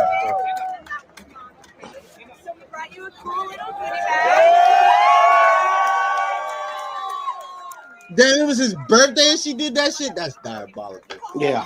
I mean, that almost looked like some sort of Switch stuff in there. I mean, that might have been not a he got shit, he made out like a fat rat. She can keep the ball. Right. Yeah. What you gonna say, Miranda? That is justice right there. Cowboys set up. They knew each other. She was bitch just to get all that. Free Yeah. Grandma's going to help me out. Watch this. Shit. If that's the case, that's one hell of a ruse, man. That was a better con than Seth Rollins, with his broken leg. Yeah. Kayfabe. Kayfabe that. Stop that, Seth. Boom. You know what I'm saying? Yeah. Man, that's gold. But yeah, all's well that ends well, I guess. Happy ending for the young little guy there. So happy to see that. And for the Philly Karen, eat my shorts, as Bart Simpson once said, no doubt. Now moving into the world of the NFL, which is what we mostly talk about in the sports section. We follow some big sporting news and stuff. But the NFL Week 1 started last week. We're going to go over some highlights there, and we're going to go over our picks for Week 2, and then we'll get out of here. Week 1 opened up on the kickoff on Thursday Night Football with the Eagles defeating the Cowboys 24-20. That wasn't the story, though. That was a lot of people kind of expecting that score may take place with the defending Super Bowl champions defending their title there against the Eagles, or against the Cowboys, I should say. But the real story happened about 3 plays into the game. Spitgate took place, and we got a little heated this week at work. Me and my buddy Nate talking about this just a little. We worked it out. Everything's all good now, but. He saw it differently than I did. And to be fair, and I know Slar is a Cowboy fan in the chat as well. Obviously, Nate believes that Dak is a stand-up guy. And from all accounts that I know of, he's a very classy individual from what I can tell. However, I saw this when the game started. They showed this spit from Jalen Carter onto Dak Prescott, and it went off his jersey, and they ejected Jalen Carter from the game. And I thought, okay, that's weird. But they didn't show the other half. Well, hold on, I'm getting there. So they ejected him for the rest of the game, and Jalen Carter after the game said it was a mistake that happened on my side. Just won't happen again. I feel bad for just my teammates and the fans out there. Luckily, it didn't cost them the victory. They ended up winning the game anyway. However, a lot of people around the league and fans of the Cowboys especially were hoping potentially that he would get a longer suspension. However, this week the NFL decided they will not be suspending Jalen Carter for any further games for spitting on Dak Prescott, and he served his 1-game basically suspension with that game for the most part, but no more games are there. And that made some Cowboys fans a little upset, and I understand. But then later in the game, which I actually didn't see live because I kind of fell asleep toward the end, but apparently later on, video actually came out, and even they did during the broadcast too, of what actually happened here. And I'm going to show a little bit of this. I can't show much because I don't want to get copyright struck from the NFL, but I'll probably kind of jump forward here. But Jalen Carter, let me point out first of all, Jalen Carter should not be standing right there. He should be back in his huddle. For whatever reason, he's close to the Cowboys huddle and he's jaw jacking. Okay. So Jalen Carter's already in the wrong. Okay. Now, whatever's being said here drew the attention of Dak Prescott, because Dak Prescott does walk. What's going on? Prescott. He does walk toward his lineman here. Okay. And he sticks his head between the 2 linemen and he proceeds to spit on the ground in the direction of Jalen Carter. Okay. Now, Dak Prescott, we'll get into what he said after the game. He claims he wasn't doing that intentionally toward Jalen Carter. He was spitting on the ground. He didn't want to spit on his offensive lineman. To me, as an outsider here, if that, and to be honest, football players spit a lot. They work up, hydration. They get rid of it all the time on the field. But you had to know if you're Dak Prescott, if you're walking toward Jalen Carter like that by the lineman, knowing you're spitting toward Jalen Carter's direction, you had to know what you were doing here. If you just had to spit, you could have backed up and spit away from from Carter. I was say, he walked across, like he could have turned around and spit in between the other two or whatever. He walked forward. And then what you don't see too is the smirk he has on his face after he does it. That's what I'm about to show you, because it wasn't just the spit, which again, if you walk towards your lineman, okay, maybe a spit came up. First of all, you could swallow that sucker. Number one. Number two, you can then, you can spit on the ground, but you don't have to do it in this direction. You know what I mean? Like, you have to know this when you did it. And then, as Brandon pointed out, it's what got me was Dak spits. Afterwards, he backs up, gives the nod to Jalen Carter right there, and then proceeds to smile and laugh his ass off. He knows, in my opinion, what he was doing. Now, and maybe you had to spit, I get it, but it just doesn't track with that video, in my opinion. Now, Dak said after the game, I probably spit 1,000 times throughout the game, and that wasn't aiming for Jalen Carter. The video showed that, according to him. I don't know about that, Dak. And then Carter then said, after the spit, are you trying to spit on me? Which then brought Dak Prescott across from the huddle in Jalen Carter's face, and that's when Carter retaliated in his mind to spit on Dak Prescott. So, yeah, in my opinion, it wasn't a good look for Dak Prescott. And now, granted, to be fair, Dak Prescott for either one of them. No, it really wasn't. For either one. And That's Dak, probably why he only got suspended for that one game, though. exactly. That's what I was telling Nate at work, that that's probably why it was not longer, because the NFL saw this and go, okay, who egged on what here? And then that devolved, and they were both guilty to some respects, I think. Here, just to be transparent, here's what Dak had to say after the game when he was asked about it. I probably spit 1,000 times throughout the game. I mean, especially game day, maybe even in general. It's something I guess I'm not proud of. But in that case, he was trolling, I guess you could say, trying to mess with Tyler Booker. I was just looking at him. I was right here by the two linemen, and guess I needed to spit, and I wasn't going to spit on my lineman, and I just spit ahead. But I'd say he was back there where Jory was in that sense, and he asked, or he goes, "You trying to spit on me?" And at that point, I mean, I felt like he was insulting me. Like I wouldn't spit on somebody. I'm damn sure not trying to spit on you. Like, we're about to play a game. I'm wondering why you're trying to mess with the rookie. So when I stepped through, I actually say the words like, "What the hell would I? Excuse me, but I'm probably even more colorful. What would I need to spit on you for?" And he just spit on me in that moment, and it was more of a surprise than anything. Refs obviously saw it through the flag. I was like, hell yeah, we get 15 yards to start the game off. Didn't realize he was getting ejected.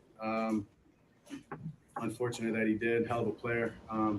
Changed our plan and our blocking scheme. As I told you already before the week, that we're going to. Okay, I think he just goes on a little bit there. But yeah, I don't know. It came off as that this might have been instigated a little bit by Dak. I mean, and all due respect to Nate, he's entitled to his opinion. Me and him get a little heated about it because he saw it one way. I saw it more this way. He saw it as, well, I'm taking Dak at his word. And to be fair, like I said, Dak is a classy player for the most, from what I understand. I've not seen him do anything like this before, too much that I can recall. Classy and underhanded are two different things. They're one and the same. He can still be classy. He can still put it off like, no, I didn't do that on purpose. Like, what are you talking about? But at the same time, you're not being. You don't hear what he hears. You know what I'm saying? You're not. And Jalen may have said something bad that made him do that too. To be totally honest, could have been all Jalen. And like I said, he started off on the wrong side of this field here. So first of all, they're both dead ass wrong. Like, period. Right.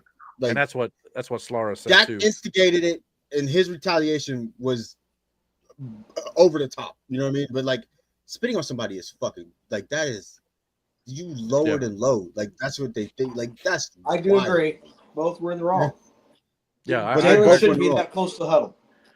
Yeah, and that's what kicked the whole thing off. To be honest, Every like that happens in every fucking game. You'll always see somebody hovering, whether it's around refs. Or around there's the always opposing dog huddle. jacket. Like, let's not pretend like that doesn't happen, because that damn well happens. The spitting thing out of pocket on both ends. Yeah, Dak had plenty of room for him to turn around. Look, he has to walk across. He could have turned around right there, where there's nobody, and spit if he had to. Yeah, that's kind of my And thought avoided on this it. whole situation. He claims he didn't have to spit till he already got over there. Whatever. Bullshit. Now, to be fair, but to Dak too, if you go on and listen to the rest of his post-game press conference there, he also went on to admit that it's a situation we're both not proud of, I'm sure, and I'm not proud of it either. It's a moment that we probably you could like to take back, that sort of thing. So he was classy, and it seemed like he did kind of own up to it as well. So at the end of the day, it's yeah, exactly. At the end of the day, I think it's mostly competitive juices flowing here on both sides. It's opening night. Everybody's, jacked up, excited. They're ready to go. And it's just football, man, to some respects. I don't hold any ill will to the Cowboys, Dak, Jalen Carter, Eagles, none of that above. It's just unfortunate they kind of had to go this way. That's all. So, yeah. I think it put Jalen Carter on the map. Oh, yeah? And the Cowboys still lost, though. So there's that. Yeah, there is that too. So fair. We're going to talk about the Cowboys with their game this week. I think Cowboys are going to win this week. And the Cowboys, the Cowboys blocking scheme, they really need to work on that. Which I'll segue that to your next segment. Well, we're pretty much done with the Cowboys here in a second, but Dak played pretty good. Yeah, he did. I thought the Cowboys actually showed promise outside of their defense. Yes. What are you talking about? Yes. He dropped CeeDee 4 Lamb fucking dropped the passes. ball 4 times. Yes, he did. Yeah, if CD catches at least 1 or 2 of those balls, they win that game too. So, you know what I mean? So I agree. potentially. Mm. Slara also said it as a Cowboys fan herself. She says that we all know Dak can be a hothead sometimes too, and I'm sure my buddy at work probably agree with that too at times. And that's fine. But everybody, obviously, I lost my cool many times over this podcast. I kind of like that. So and that's again, that's that competitive spirit too. So but yeah, no problems between me and Nate. If Nate is watching this right now, I love you, buddy. It got kind of spirited debate. Matt was there; he saw it. We just saw it differently, and we kind of we had to apologize to each other. It got a little heated, but it's all good. It's part of us being fans. And, there good wasn't buddies. anything wrong with that. No, there really was, and neither one of us was really mad at each other or nothing. So. But yeah, it's just kind of a funny situation. See, it's moments like this. I wish I was there because I'd have instigated the shit out of this. No shit, you would have. I mean, well, I wouldn't say Chris Chapman was a little bit, but maybe not. I don't know. He was kind of there, kind of. Chris ain't got no fucking choice because the Saints ain't doing shit. All right, Saints ain't doing a fucking thing. This is the only thing he can hope for. Okay, living vicariously to somebody else right now. That's messed up. Slara also said that CeeDee Lamb needs to pick up the pace and get better gloves with great grip. That might not be a bad idea. Maybe. And a couple of those balls he did have to dive for, but they were catchable. So yeah, I mean, it's just unfortunate it didn't quite go the Cowboys' way. But like I said, offensively, I think they look a lot better this year. I know they got a semblance of a running game, but their defense is going. Pickens helps.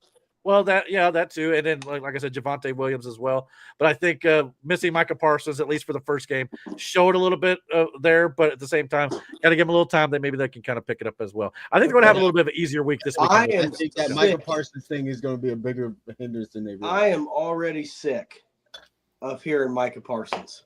Well, Micah he didn't Parsons play as is like the new Patrick Mahomes. He didn't play walks a on role. water.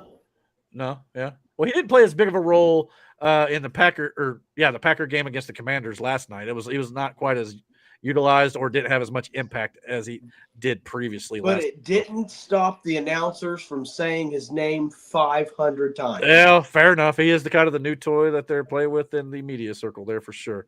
But yeah, better than Taylor Swift. They're going to talk about the fucking man. Like, what do you want from them? Yeah, he is well, not only that, one of the youngest and now most highest paid fucking players in non-quarterbacks in the NFL that Jerry just fucking handed away. So you think they're not supposed to talk about it? Well, not only that, Matt, like Miranda just said, she's not. I bet you he does not finish the season. Well, like Miranda said, though, he's not Taylor Swift. We should at least be happy that the NFL announcers are, I don't know, talking about the NFL football players in the game. So I think we should take it as a win. Agree. You know what I mean? Like, just a little bit. I'm not going to disagree with that. That being said, Slara the Assassin said, do not get me started on Micah. Yeah. I get it as a Cowboys fan. I'll say this to you. You guys got 2 first-round picks out of him, one next year and one the year after. Sure. You got to make those hit. If you do, you'll be all right. But like Nate said at work too, you got to hit on those picks. Otherwise, you gave him away. They'll hit on those picks. Well, they won't do we'll an see. Anthony Richardson. Trust me. I hope not, for their sake. Also in week one, Miranda's Pittsburgh Steelers defeated the New York Jets, and Justin Fields. Aaron Rodgers had himself a day. A little bit more of a tougher game matchup than I thought it was going to be. I thought the Jets may not be that good. Jets might be decent this year, or this could be a case of two quarterbacks trying to stick it to their former Jets are a franchise. sleeper team. But yeah, the Steelers, they pull through. I didn't watch this game. I was at my dad's at the time, so I was only caught some certain games here. How did the offense look with Aaron Rodgers, and what about the defense? Obviously, the defense gave up some points. But yeah, what are your guys' thoughts? You guys probably checked it out more than I did. Everything I saw looked great. I'm just gonna say that. Like, All right, well, I mean, fair enough. the defense, they need some work, but Aaron looked great. Yeah, they'll get it together. Well, and I mean, there's going to be sometimes they play teams that don't have as good of a quarterback as Justin Fields. It looks like he's going to be decently good with the New York Jets. So good on him for resurrecting his career maybe a little bit. We'll see how the rest of the season goes. They've got a matchup against the Bills this week, but Steelers look like I'll have to check in to see who they play in a little bit. I know they look like they respect each other. Yeah, they look like a team. Well, that's good. And to be honest, I didn't think the Aaron Rodgers thing would work out. At least in week one, at least in week one, it sure did. To see when he get these guys the ball and they got the because he spread that motherfucker around. He did do that with New York too. He's good at that. And their reaction to like getting a quarterback who can do that for them, which makes them want to run these routes to get to where they need to be to get that ball, because it was on time. Like he hikes the ball, and you know how Aaron Rodgers plays. He sees the field differently from a lot of other quarterbacks. That's what makes him who he is. That motherfucker, by the time you're in your cut, that ball has already left his fucking hand. It's up to you to catch it at that point. And that's what makes a good quarterback great. Where only his receivers could get that bitch there. He got 4 fucking touchdowns, and he moved that ball efficiently down that fucking field. Yeah. Their defense, again, this was the first week. Jack Sawyer made a play. I know that. And for all that shit they were saying, that TJ Watt pancaked the shit out of Justin Fields. Like I was going to ask about TJ. I hadn't heard much out of him yet, but cracked his shit. And nice. Ramsey is probably one of the best acquisitions they could have gotten. I heard him breaking up some passes. Yeah, brother, he was it Garrett Wilson is his name, the receiver for the receiver for the Jets. Yep, he did score once. His fucking first of all, they was talking shit to each other. He got into a pushing match with 2 of them, which got them 5 yards taken away because it was unnecessary. And he didn't do anything. He just started dancing and shit on the sideline. But he made him pay for that shit through the rest of the game. And that last desperation play that they had, Jalen Ramsey was right fucking there.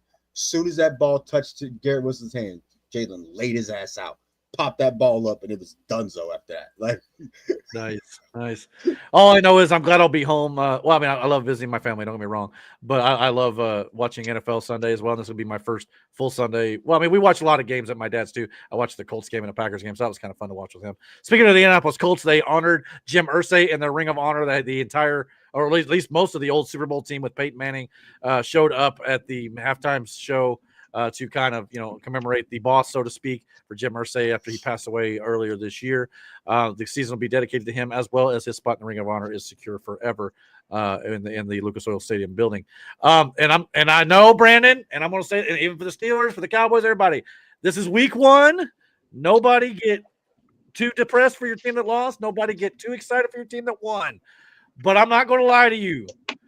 The first half, I looked over at my dad and I said, that is the best Colts game I have seen the Colts put together in easily a decade.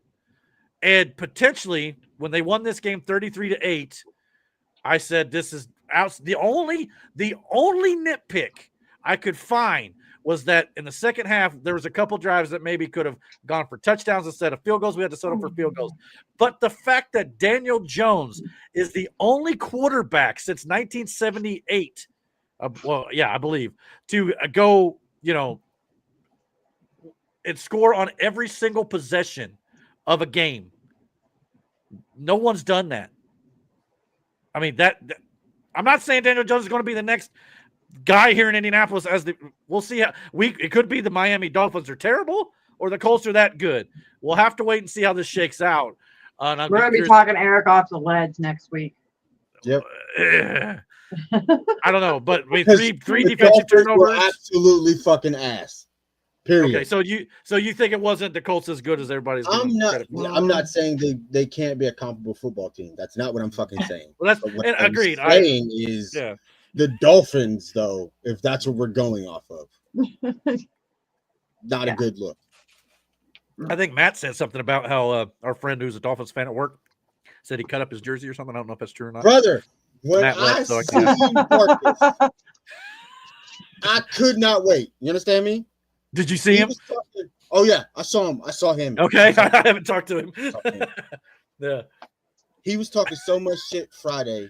Oh, I bet. Look, and he had every right to. We could have lost that game based on past experience, but when I tell you, I have never been happier. And I went to him and I was like, "You see that game?" And he goes, "I stopped watching before halftime." He goes, "I took all my shit." He goes, "I cut up my jersey. I threw it all away." He goes, "I'm not watching no more Dolphins games." He goes, "I'm only watching college football." I mean, that poor guy. He has been through it in Miami. I ain't gonna lie to him. And I mean, it's been rough for a lot of teams, especially ours too. But I'll take it. I mean, look, and I know I'm excited right now, but I understand it's week 1. It could, but I don't want to take credit away from the Colts, though. They did beat an NFL team that usually has a decent offense. But like I said, so that's a coping mechanism. Well, maybe, but at the same time, I'm going to take the wins when I can get them. Now, I will say this. I mean, take the win, but I'm just saying, I am not about to get super excited. Like, no, I'm not. You said ask me after week 3. We'll talk to you in a couple weeks about it. See what you think then. Yep. I will say, though, for week 2 coming up, and we're going to get into our picks in just a minute, if the Colts can at least put up a good fight or even win against the Denver Broncos, who statistically could have the best defense in the league, and they've got a decent offense too, and we've got 2 of our corners who are already not going to be in this game. They're going to be hurt. So if the Colts can win that game, I am not going to lie, I will feel a lot better about where the Colts are looking right now because this is a more competent team. So, Aaron, do you remember the other visit? Last night we were driving on the way to work, and I said that exact same thing. I said, I am not about to sit here and jump on this man's coattails. Not yet. Not fucking doing it. And he asked me, what would it take for me to believe that Daniel Jones could do this? I said, I'll tell you what. Even if he loses, if we lose a game where we're in the game the whole game, but we lose. I accept that. I get it. I can take that. But if we lose because he threw 3-4 interceptions, don't talk to me. Yeah. Yeah. At least for one game, Daniel Jones had the cleanest pocket I've seen in a long time in Indianapolis. The receivers were getting open. The receivers were not dropping balls. The defense was getting pressure. We were getting turnovers, scoring off the turnovers. Again, I have a hard time finding any negative. Maybe the special teams was allowing too much. That's about it. I mean, it was solid football from Indianapolis, and we'll see how it goes. Like I said, I'm trying not to get, like you said, not too overexcited. But for 1 week, holy crap! If they play, if they play like that, they could go to the playoffs. And who knows? We'll see. Well, I'm not going to jump too far ahead, but yeah, don't count them chickens just yet. I'm not. But I'm just saying, I was thrilled with what I saw. Let's see if it continues. And for one week alone, Daniel Jones looked like Peyton Manning a little bit. He was doing a good job of maybe not that far. You're gonna jinx it now, Eric. You need to shut up. All right. I'll bring it down. But anyway, other matchups in week 1, we had the Buffalo Bills on Sunday Night Football come from freaking behind with 4 minutes and 40-some seconds to go to win this game 41-40. The Baltimore Ravens, Aaron, completely screwed the pooch in a way. After Derrick Henry fumbled. I went to Aaron. It's not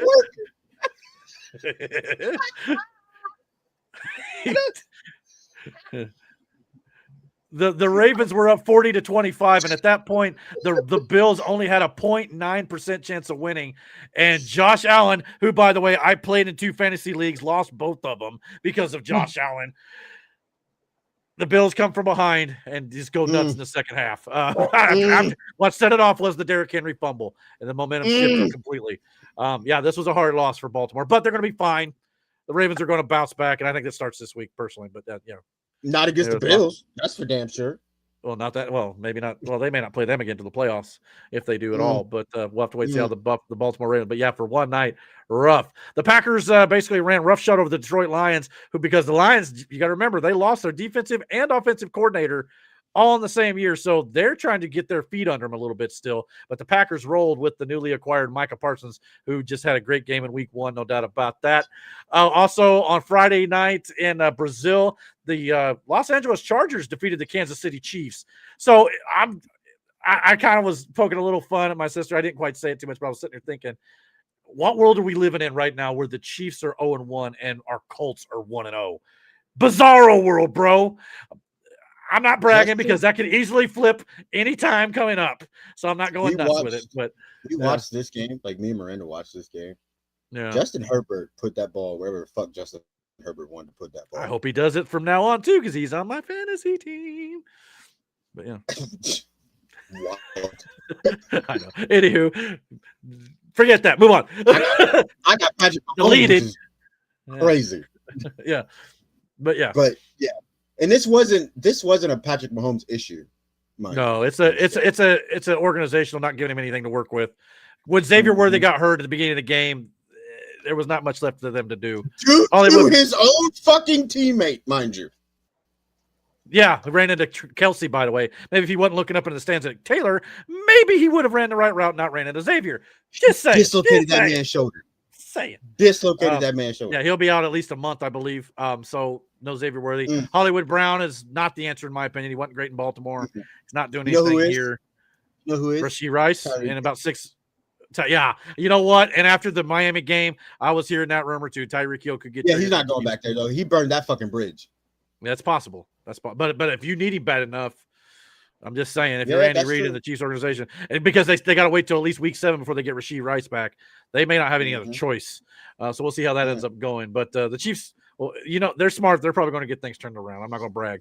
Also on Monday Night Football, we had the Minnesota Vikings defeating the Chicago Bears 27-24 after J.J. McCarthy came around in the second half to, I believe, score 2 or 3 touchdowns. I can't remember, but he looked good in the second half. First half is his first NFL game. He's essentially a rookie still. It's his first game in the NFL, so against the Bears, who now have the Detroit Lions offensive coordinator from last year as their head coach. So the Bears are going to improve as well once they get into that system a bit more too. So we'll see how that ends up going. So that leads us to week 2, and week 2 has already begun as on Thursday Night Football, the Washington Commanders travel to the Green Bay Packers, and the Packers pretty well rolled again here, 27-18. Against a very good and talented Washington Commanders team with Jaden Daniels on the up and coming here with his second year, his sophomore year too. The Packers, as of right now, look pretty legit. I say especially Packers looking real scary right now, big dog. Right now, yeah, they got multiple receivers that they can hit without Jaden Daniels or Jaden Reed, I should say. I think he hurt himself. I think he broke his collarbone, so he'll probably be out for a while. But yeah, you got Romeo Dobbs, you got Matthew Golden, you got Tucker Kraft is just killing it right now. Yeah, and then Jordan Love is spreading the ball. That explains why you're number 1 in the league, fam. I'm just telling you right there. Right now, I don't. What's that? I wish I would have got him. Aaron's got Tucker Kraft right now. I got Kraft, man. My bad. Sorry. I don't even know. He killed it. Yeah. Well, there you go. Well, hey, I'll still give Brandon credit. He's at the number top of the league there, so that's good for him. You know, he is for the guy that Yahoo Sports said is going to go 0-14, kiss my balls, okay? 1-0 right now. And like Chris's A+ team did shit this week or last week. That's the thing. Those stupid auto-generated things don't know what they're talking about. But yeah, I mean, I lost though, so I'm down in the rankings there. I'm like in the bottom 3 with Matt and about to be 2-0. So. Just saying that shit. About to be 2-0. What? I mean, I mean, we'll see how it goes. I think I'm still going to get blown out by Nate, even though he had Jaden Daniels, and Jaden had a bit of an off night. He had 2 touchdowns late though that kind of saved his fantasy day, so it may still work out for him. But as it comes to our week 2 predictions, as I stated last week, we really didn't get to kind of do this segment in full because we were off, and I was just doing a pre-recorded thing. But I went over the week 1 predictions and what we're going to do here every single week. We're in the NFL season. We're going to talk about the predictions and who we're going to take in each and every game. And for those of you wondering, this is how week 1 went. Obviously, Miranda at the top of the leaderboard with only 1 missed prediction last week. If she'd have taken them Colts, man, she'd have been perfecto. But because she did not, she's still 3 games ahead of everybody else right now. So she ain't got to worry too much about it. And here's the way the standings look right now in week 2. Miranda number 1 at 15-1. Mike, our buddy in the chat here, 12-4 at number 2. Me and Brandon tied for 3rd at 11-5. And Aaron, Matt, and Dan down there in the basement because Aaron, Matt, and Dan are taking some oddball selections. My buddy Daniel Horton, who's been on the show in the past. Wild picks. And for those of you wondering, right underneath where it says week 2, where it says 11-5 and that big number, that is the overall record for the podcast. So if you look at each and every individual game, so take the Cowboys and Giants game in particular right here. Since the majority of us took the Cowboys, we're putting it down as the podcast selected the Cowboys for this game. So we're making that overall number on the top left as the overall podcast picks and how we do there. So as a group, we're 11-5. But this week we got Washington and the Green Bay Packers. We all took the Packers, so we were all good there. Surprisingly, nobody took the Commanders. They're very talented. I don't know what happened there. The Giants at the Cowboys. Because they need to change their name back. Oh, well, they played a part in it. Go Redskins. Hail to the Redskins. Hail victory. But anywho, but so this week the Cowboys 5-2. We got Aaron and Dan taking the Giants. Aaron, you want to explain? Look, both of these teams, the Cowboys have a propensity to lose too. We'll see how that goes. No offense, Star and Nate. But the Giants are terrible. So, thoughts, Aaron? Want to defend yourself? No? He believes in Russell Wilson. Yeah. Starts there. Yeah. What game? The Giants and the Cowboys. The Giants and the Cowboys. The second one on the left here. Oh. You took the Giants. Yeah, because they got rid of Micah Parsons. No, the Cowboys, you mean? So the Cowboys got rid of Micah You Parsons. punished them based on that. I figured the Giants were just smiling more in their photographs, which is the running gag. When Aaron, to be fair, I'm not that greatest at D&D. Aaron is new at fantasy football last year, and he picks his players based on who's smiling the most in their photograph. So, wild. Russell Wilson from ear to ear, Yeah, you got that. Maybe that's what I'll do. I'll look up the quarterback and see who's smiling in their picture. Be like, yep, that's the one. That's the winner. Hey, it worked for you in fantasy last year. Just saying. We also picked the Steelers in a sweep over the Seattle Seahawks. So Pittsburgh at home. Thoughts on that one? We got. Yeah, I mean, they're at home. We got Sam. I want Aaron to have another great game. That's all. Yep. After that video I seen of the whole Renegade thing. Wait a minute. Yeah. I mean, what? Another great game? So Aaron Rodgers. Oh, I thought you said me. No.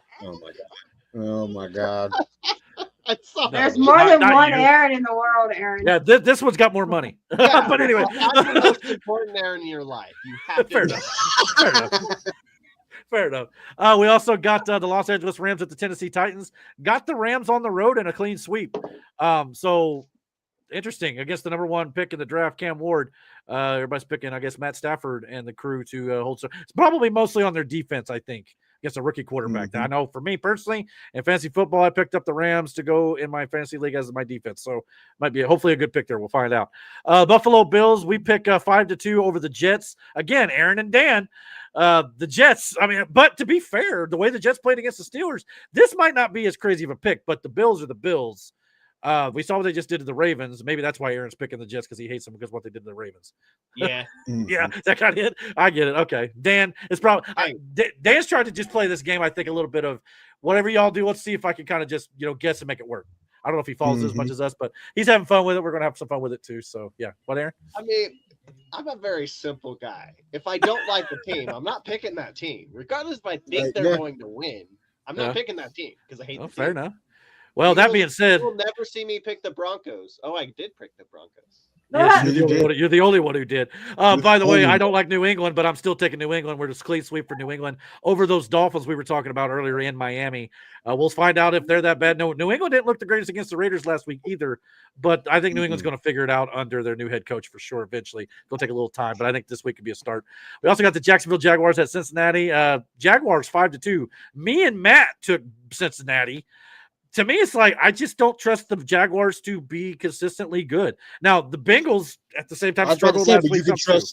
Yeah, I was about to say, but you can trust the Bengals. Like right now, that's a flip. I don't know. Yeah, I don't know what's up with the Bengals right now. Like I don't get it. Well, and they're notoriously slow starters over the last few years, so this could still be a little bit of that. But I just feel like if I want to pick the two, maybe it's part of me being a little biased against the Jags because they're in the Colts division. I don't know, but I'm going to go with the Bengals. And like I said, that could probably go either way. We also got the San Francisco 49ers against the New Orleans Saints in New Orleans. And the Niners, we got 5-2 there with the Saints going to Miranda and Aaron. Miranda, like I said, I ain't going to question her after last week because she only missed one game, but to me, now, to be fair, though, the Saints put up a bit of a fight, and the Niners are likely going to be without Brock Purdy for a while. So, look, I think who is it? Mac Jones, I believe, is the backup in San Francisco. I didn't even fucking realize that. I didn't know that when we made the picks either. And not only that, the Niners wide receivers are not in the greatest of shape either. We got Ricky Pearsall and basically Christian McCaffrey at this point. George Kittle's out as well. So, yeah, she and Aaron may be on the money on this one. And we may have just got lulled into this one. As soon as I posted, we put them in final. I was like, crap, I should have changed that one, but I didn't. So I may lose that one. Copy Miranda from now on. What's that? I'm just gonna copy Miranda from now on. No, see, you start doing that, I'll be like, all right, send it to me individually. But anyway, we also got minor changes. Now this one's curious to me. We got the Baltimore Ravens 6-1 over the Browns, but Miranda is the sole one to take the Browns. Curiously, why? I'm interested. She wasn't picking the fucking Ravens. Well, yeah, I'm taking Aaron's approach on this one. I don't like the fucking Ravens. Okay. You don't like the Browns either. I was gonna say, I mean, is it just kind of like, well, you guys are from Ohio? If the Ravens win, like I don't want the Ravens to win shit ever. Fair enough. They being from Ohio, maybe like, all right, lesser two evils there. Maybe I don't know. Yeah. Joe Flacco, but he's used to be a former Raven. He's a quarterback, so. Yeah. I mean, if somebody's got to win, like, I wish they could both lose. Yeah. Hey, ties are a thing in the regular season. We'll have to wait and see. Yeah. We also got the Chicago Bears, the Detroit Lions. We got 4-3. This was more of a split, I think, basically due to the fact that the Lions were so awful in week 1 against the Packers, kind of put some of us off, and maybe they went with the Bears. But the Bears were a little shaky at first too. This one could go either way, depending on, obviously it's a revenge game a little bit for Ben Johnson, the head coach of the Bears, coming back to the team. He was the offensive coordinator the last few years. So, yeah, I'm curious with this, but being in Detroit, I'm just taking them because they're the home team. That's kind of the way I'm going with that one. Any other thoughts on that? Why you took the Bears? Bears could actually win this too. Yeah. Every year we've got the same bad teams, and you've got to wonder what part of it is psychological. Yeah. You play your first game, you lose. Okay. You think it's just going to be like last year. Like, I don't know. I don't know how all these teams cannot get better. Why can't they figure out how to play football? It's bad drafting, or, it's not as easy as it sounds, I'm sure. But at the same time, it's like, man, you should be able to get this fixed by now, right? The Lions were terrible for years. Browns were terrible. Yeah. Colts have been bad for a long time. Hopefully we're on the uptick. We'll see what happens. And that brings us to our next game. Go ahead. Sorry. I think because look, Caleb wasn't that bad in that game last week. He really wasn't. The Bears as a whole wasn't that bad. Mm-hmm. But the Lions were. Yeah. And I still think the Lions are too hurt right now. So the Bears could actually win this game. It may be a close one. I don't think it's going to be like a super high scoring game, but it could be within a touchdown or hell, even a field goal between the two that would determine this game. And I think the Bears could pull it off, though. So, I mean, it's not a bad choice here. It's just, who do you have more faith in, I guess? I just think the Lions, and even though I took him as a winner, I could be dead wrong on this one. I feel like the Lions are going to be in a little bit of an identity crisis right now, getting used to their new offensive coordinator and the new defensive coordinator, and they got to find out who they are again. And once they do, look out. With Dan Campbell, I still have faith in him as the head coach, but right now, I don't know, maybe a little shaky for the Lions for a while. We'll see how that goes. Brings us to our next game: the Colts with the Denver Broncos at home in Indianapolis. Aaron, once again, that lone wolf taking Denver. To be fair, though, this one could go Aaron's way. I'm not going to lie. But we'll see how that goes. Like I said, I'm hoping that the Colts will look better against Denver, and I'll feel a lot better. Miranda put her belief and trust in the Colts. I don't know how to feel about it. She's like, I ain't burning on that one again. I'll be honest. Yeah. I probably picked this one before I knew what happened with the Colts. Oh, okay. Well, that at least makes some sense. But but here's the thing: if you get it right, you're gonna look like a genius, though. I'll say that. So yeah. Well, we know next he's just guessing now, so yeah, exactly. I mean, it's recorded. Exactly. This is all documented now. It goes down the record. I don't know anything about the team, that it is a guess. So I guess you're gonna have to, I don't know, start. I know, but as much as Eric talks about the teams, you should know a little bit by now. Yeah, maybe. Especially once we go through the season here, we're going to talk about them a little more, maybe. But, how often do I see Eric during the week? That's a good point. I do miss seeing you guys at work. That's for sure. That is one thing that sucks. But yeah, because then I used to be able to inform you. Now you're on your own with this fantasy stuff this year. You're in trouble, boy. I don't know. Dropped his team on Miles. Let's calm down. Hey, it worked last year. I ain't dropping it. As Miranda has put, we are rivals in the league, so she can't give me any advice. Yeah, fair enough. No. Fair enough. He's asking me if he should drop his defense, which is the Pittsburgh defense. So he's trolling a bit, I'm sure. No, Eric, he's damn serious. Oh, dead ass. Oh, okay. I was asking the opinion of a Steelers expert. I got you. And I told him. I sent that meme to him about Did you see the Dragons? The three Dragons. Uh-huh. With the defense looking like it's on drugs. Okay. Yeah. Yeah. And now he's thinking he should drop the defense. No, they just had an off week. You looked like you were on drugs. That's all I was trying now, to if say. it becomes, one game, okay, 2 games, it's a coincidence. 3 games, it becomes a trend. Yeah. That's why Brandon always said, talk to me about the Colts after week 3. It's early. We're still filling out who these teams are right now. Pittsburgh may come out and just destroy the freaking Seattle Seahawks this week on defense. We don't know. Well, and then the Colts could completely turn back to what they were and look awful. We'll have to wait and see. And a lot of times that's dictated by opponents and a lot of things. So we'll have to see how it goes. But next game up, we got the Carolina Panthers going to the Arizona Cardinals, 4-3, another split game a little bit here on the channel, with most of us taking the Arizona Cardinals to be the winner this week. I'm just taking them because, again, they're at home. I'm just not sold on the Panthers until they show me they can do it with Bryce Young again. I'm not sold on the Cardinals either. I just decided to go with them because it was like, maybe. Yeah. Well, I mean, I think Marvin Harrison Jr. has been wide open far more than Kyler Murray has been getting in the ball. I think Kyler Murray needs to start throwing it up to him a bit more. But that's just my opinion. But Kyler is another one I'm just never been too super sold on. But James Conner's a good running back. They're at home, like I said. That's kind of why I'm picking him. Mike, I wish he was still in the chat, which hopefully we'll get his opinions more when we go back to podcasts or politics and stuff at the end of the show next week.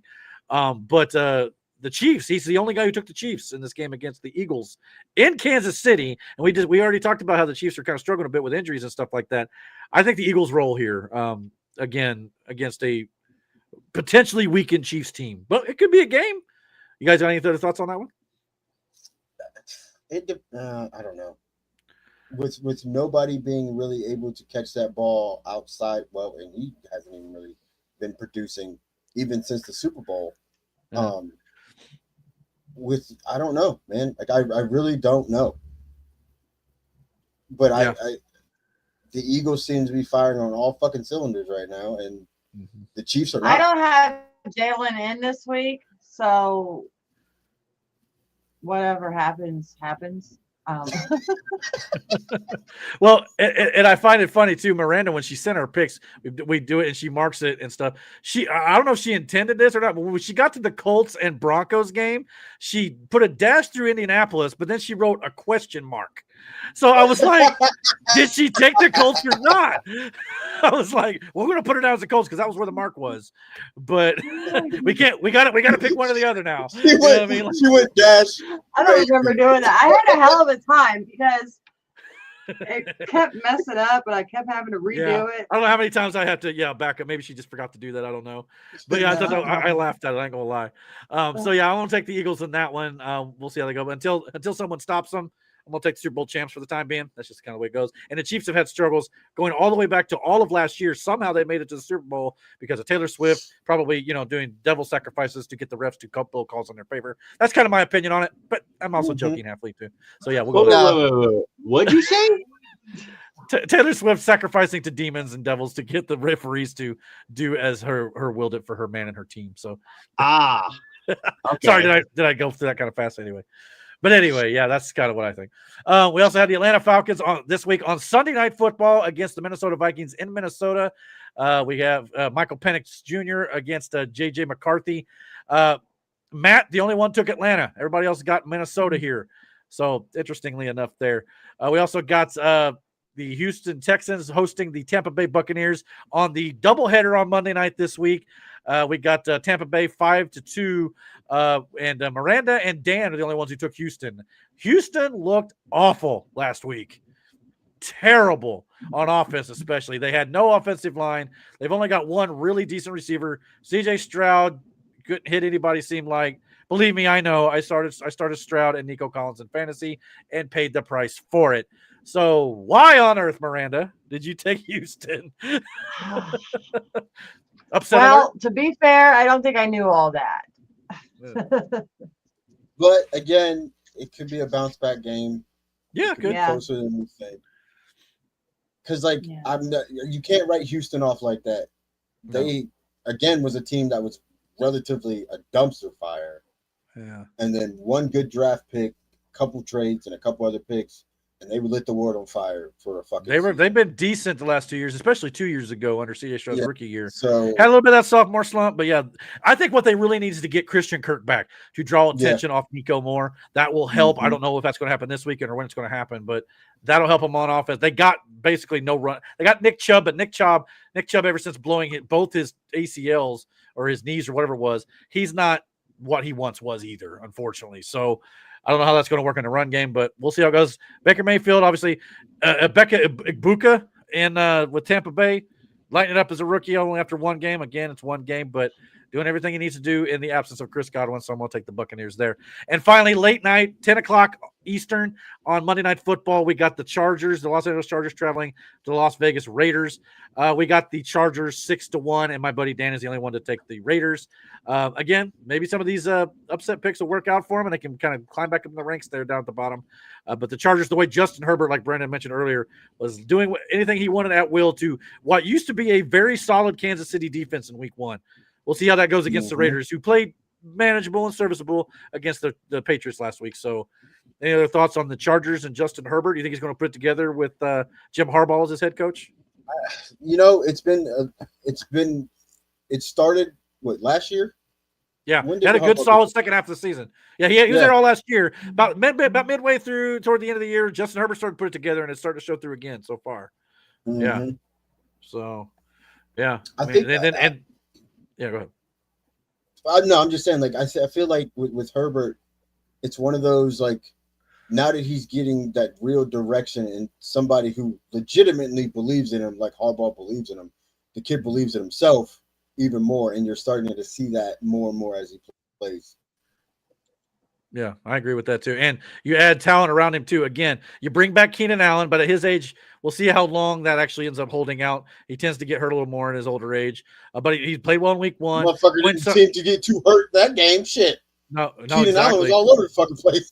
He was, and he was the number 2 guy. I thought was going to be Quentin. Is it Quentin Johnston? Well, he scored the 2 touchdowns, but he had the less targets between him, Keenan, and of course Ladd McConkey, who is also the up and coming receiver over there, who had looked pretty well too. And I know Miranda likes him too. Miranda has him in our both fantasy league, Keenan Allen and Ladd McConkey on her fucking team. Wow, that's pretty dope. I'll trade you Nico for Ladd right now. Him and Herbert could be a good 1-2 punch. You know what I'm saying? But so we'll see how that goes. But yeah, I'm looking forward to the Chargers. I think they're going to have a good season, probably making the playoffs. They might even overtake the Chiefs in the division. I'm not going to lie to you. And of course, the Broncos are going to be right there too. The Raiders, we'll see how Pete Carroll does things down there in Las Vegas. Before we get out of here, though, Aaron or Slaughter the Assassin said, "Aaron, you are trash for not picking the Cowboys." I agree with that there too. Let the faceless dragon hear it, baby. So yeah. No what the heck? That came out of left field. How dare you, sir? Cowboys fan. Yeah, she's a Cowboys fan. So yeah, she's told us that in the past. So yeah. I mean, you are kind of trash though. You picked the Giants, which is wild to me. Yeah, I mean, any other. I mean, look, and who knows? Maybe Russell Wilson turn around, or maybe they start Jackson Dart in the second half. But I just don't see it, and it sucks because, well, in a way, it don't suck because my opponent this week's got Malik Neighbors, but I have Malik Neighbors in another league, so I'm damned if you do, damned if you don't situation. You know what I'm saying?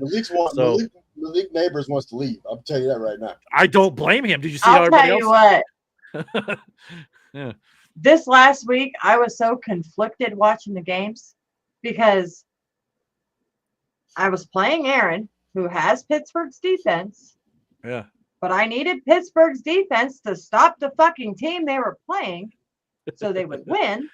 Yeah. Oh, God. It was bad. It's hard. So, and Aaron doesn't get it yet still that if his defense would have done any better, he would have won. Mm-hmm. Like, I did not beat him by much.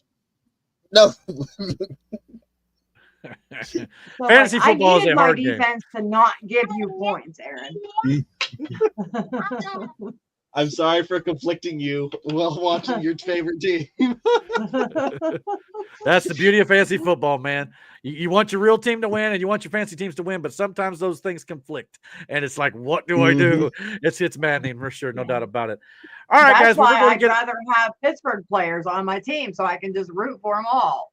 Yeah, unfortunately, that's not the way to be successful. Unfortunately, in fantasy football, I like having a couple sometimes, but you can't have a whole lot more than that. Otherwise, it's going to be rough. This year I don't have many at all. So well, there you go. That might work out in your favor. Actually, we'll have to wait and see how it goes.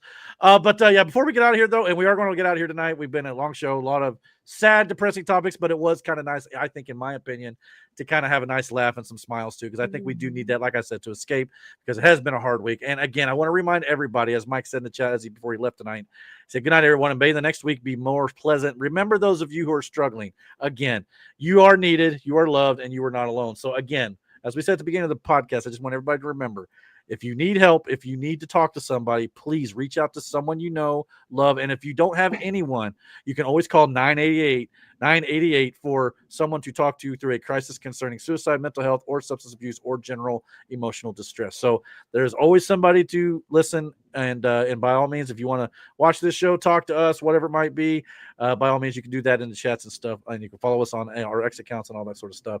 We don't want to see anybody, struggling and hurting. It has been a hard week, and I pray things get better. But we're going to be here as long as we can be, unless the world just goes to snot. But until it does, we're going to have a fun time doing it here on the channel, and we're going to have some good time. So come back next week. Now, on our new night and everything like that, again, this is not the way we wanted to start it. Our new night, or our old night, coming back on Friday nights at 9:30. But we're back on Friday nights, as I said last week, that our buddies Aaron and Brandon got to go on a different shift a little bit, and we're able to do it on Friday nights now. So we're happy to be back. Hopefully, and I'm glad to see Slara back. I figured that might help her get to watch the show again as well. So good to have you back, Slara. All right, guys, we're going to get out of here tonight. Thank you so much for watching. If you're finding us for the first time, please hit the like, hit subscribe. Don't forget to comment about all the stuff we talked about. Be respectful, especially about the stuff that's very difficult to talk about in the chat. Also, follow us on the stuff below. Follow us on Rumble. We're doing good numbers over there. Thank you guys so much for slowly building up that subscriber base there. And so I guess we'll get out here. And until next week, guys, we'll be back live for another show next Friday night. Until then, take care. God bless. And tell the ones you love that you love them, because God's in control. Just remember that too. So take care and have a good night. Later, guys. Good night. Later.